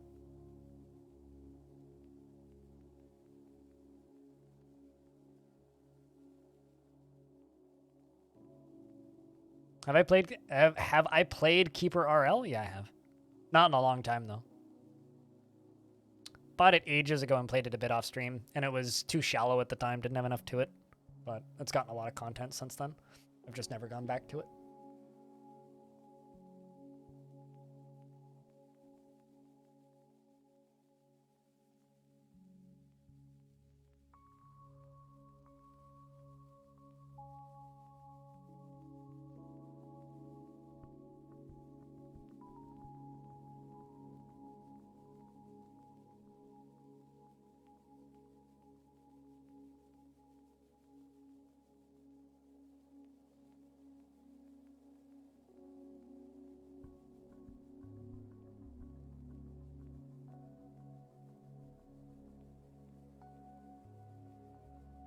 It's still very heavily missing things.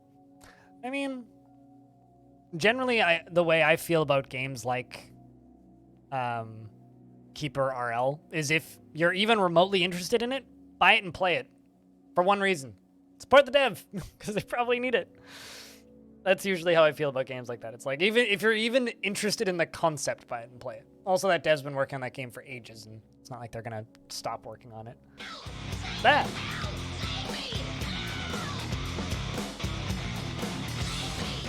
Welcome back. It's good to be back. Thank you very much for keeping that sub alive for 61 months.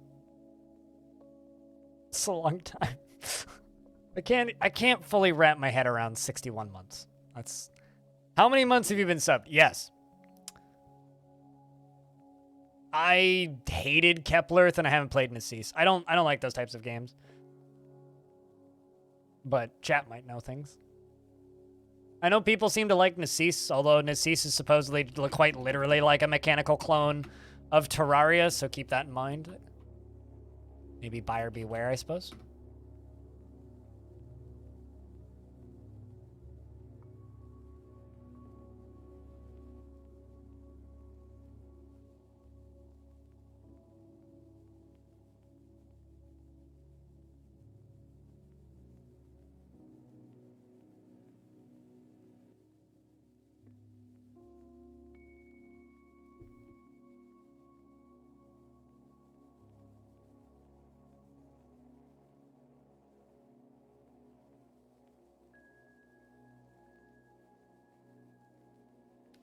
Into late autumn.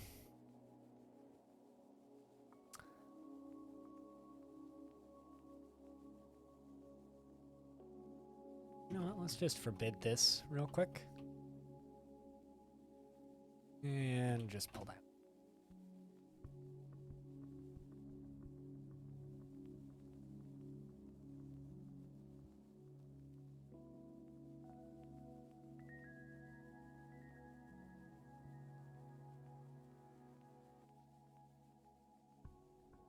And donk.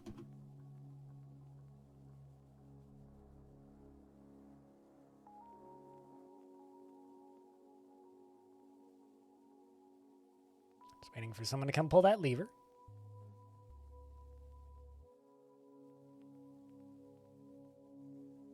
Your friend of yours loves Kepler. I played Kepler for about 12 hours. It was slow and slow and boring is how I would describe Kepler, but like it's also not the type of game that I enjoy, so it's like I've played quite a few games that do everything that that game does but better. So I'm glad that that game did well, though. I mean, it kind of sat in early access unnoticed for a really long time.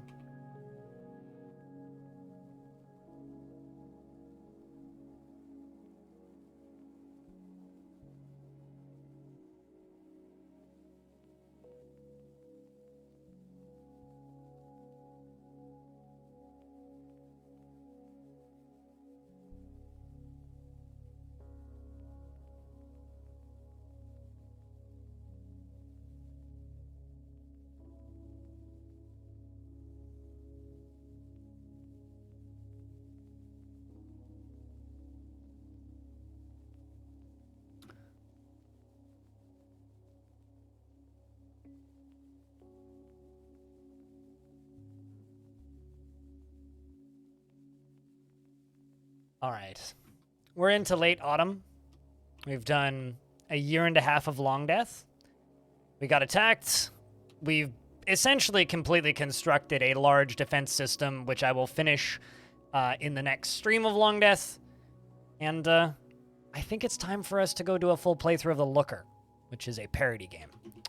So, I think I'm going to save Longdeath for now. If you would like the save file for this and you want to play it yourself or mess around with it or do whatever, there's a link in the description of the YouTube VOD as well as in the chat right now. And that, I think, is it for Dwarves for the day, but the stream is not over yet. We're going to be live for probably another 4 hours. So, time to go do something else. Just wanted to fix your sleeping schedule. It's already 2:21 a.m. and you need to go to bed right now. Good night, everyone. I'm blind. Have a good rest of your stream. Cheers, Wilmer! Thanks for hanging out. But yeah, we're gonna continue streaming. Obviously, the stream's far from over. If you want to support the streams directly, there's a link to the Patreon, and if you're just gonna go watch other things, also you can go to the YouTube channel, where there's other Dwarfy related things over on the YouTube channel. That's what VODs are for. Hell yeah! Buy any games from Steam Summer Sale? I bought Shenzhen Solitaire. That's it. This. Which is $1.50. The problem is the vast majority of games I want are usually already in my library, right? Because of my job, so it's not really something that I need to worry about. Also, Creeper World 4, fucking fantastic. Good God. There's a custom map on Creeper World 4 that is my logo, so you can play me if you want.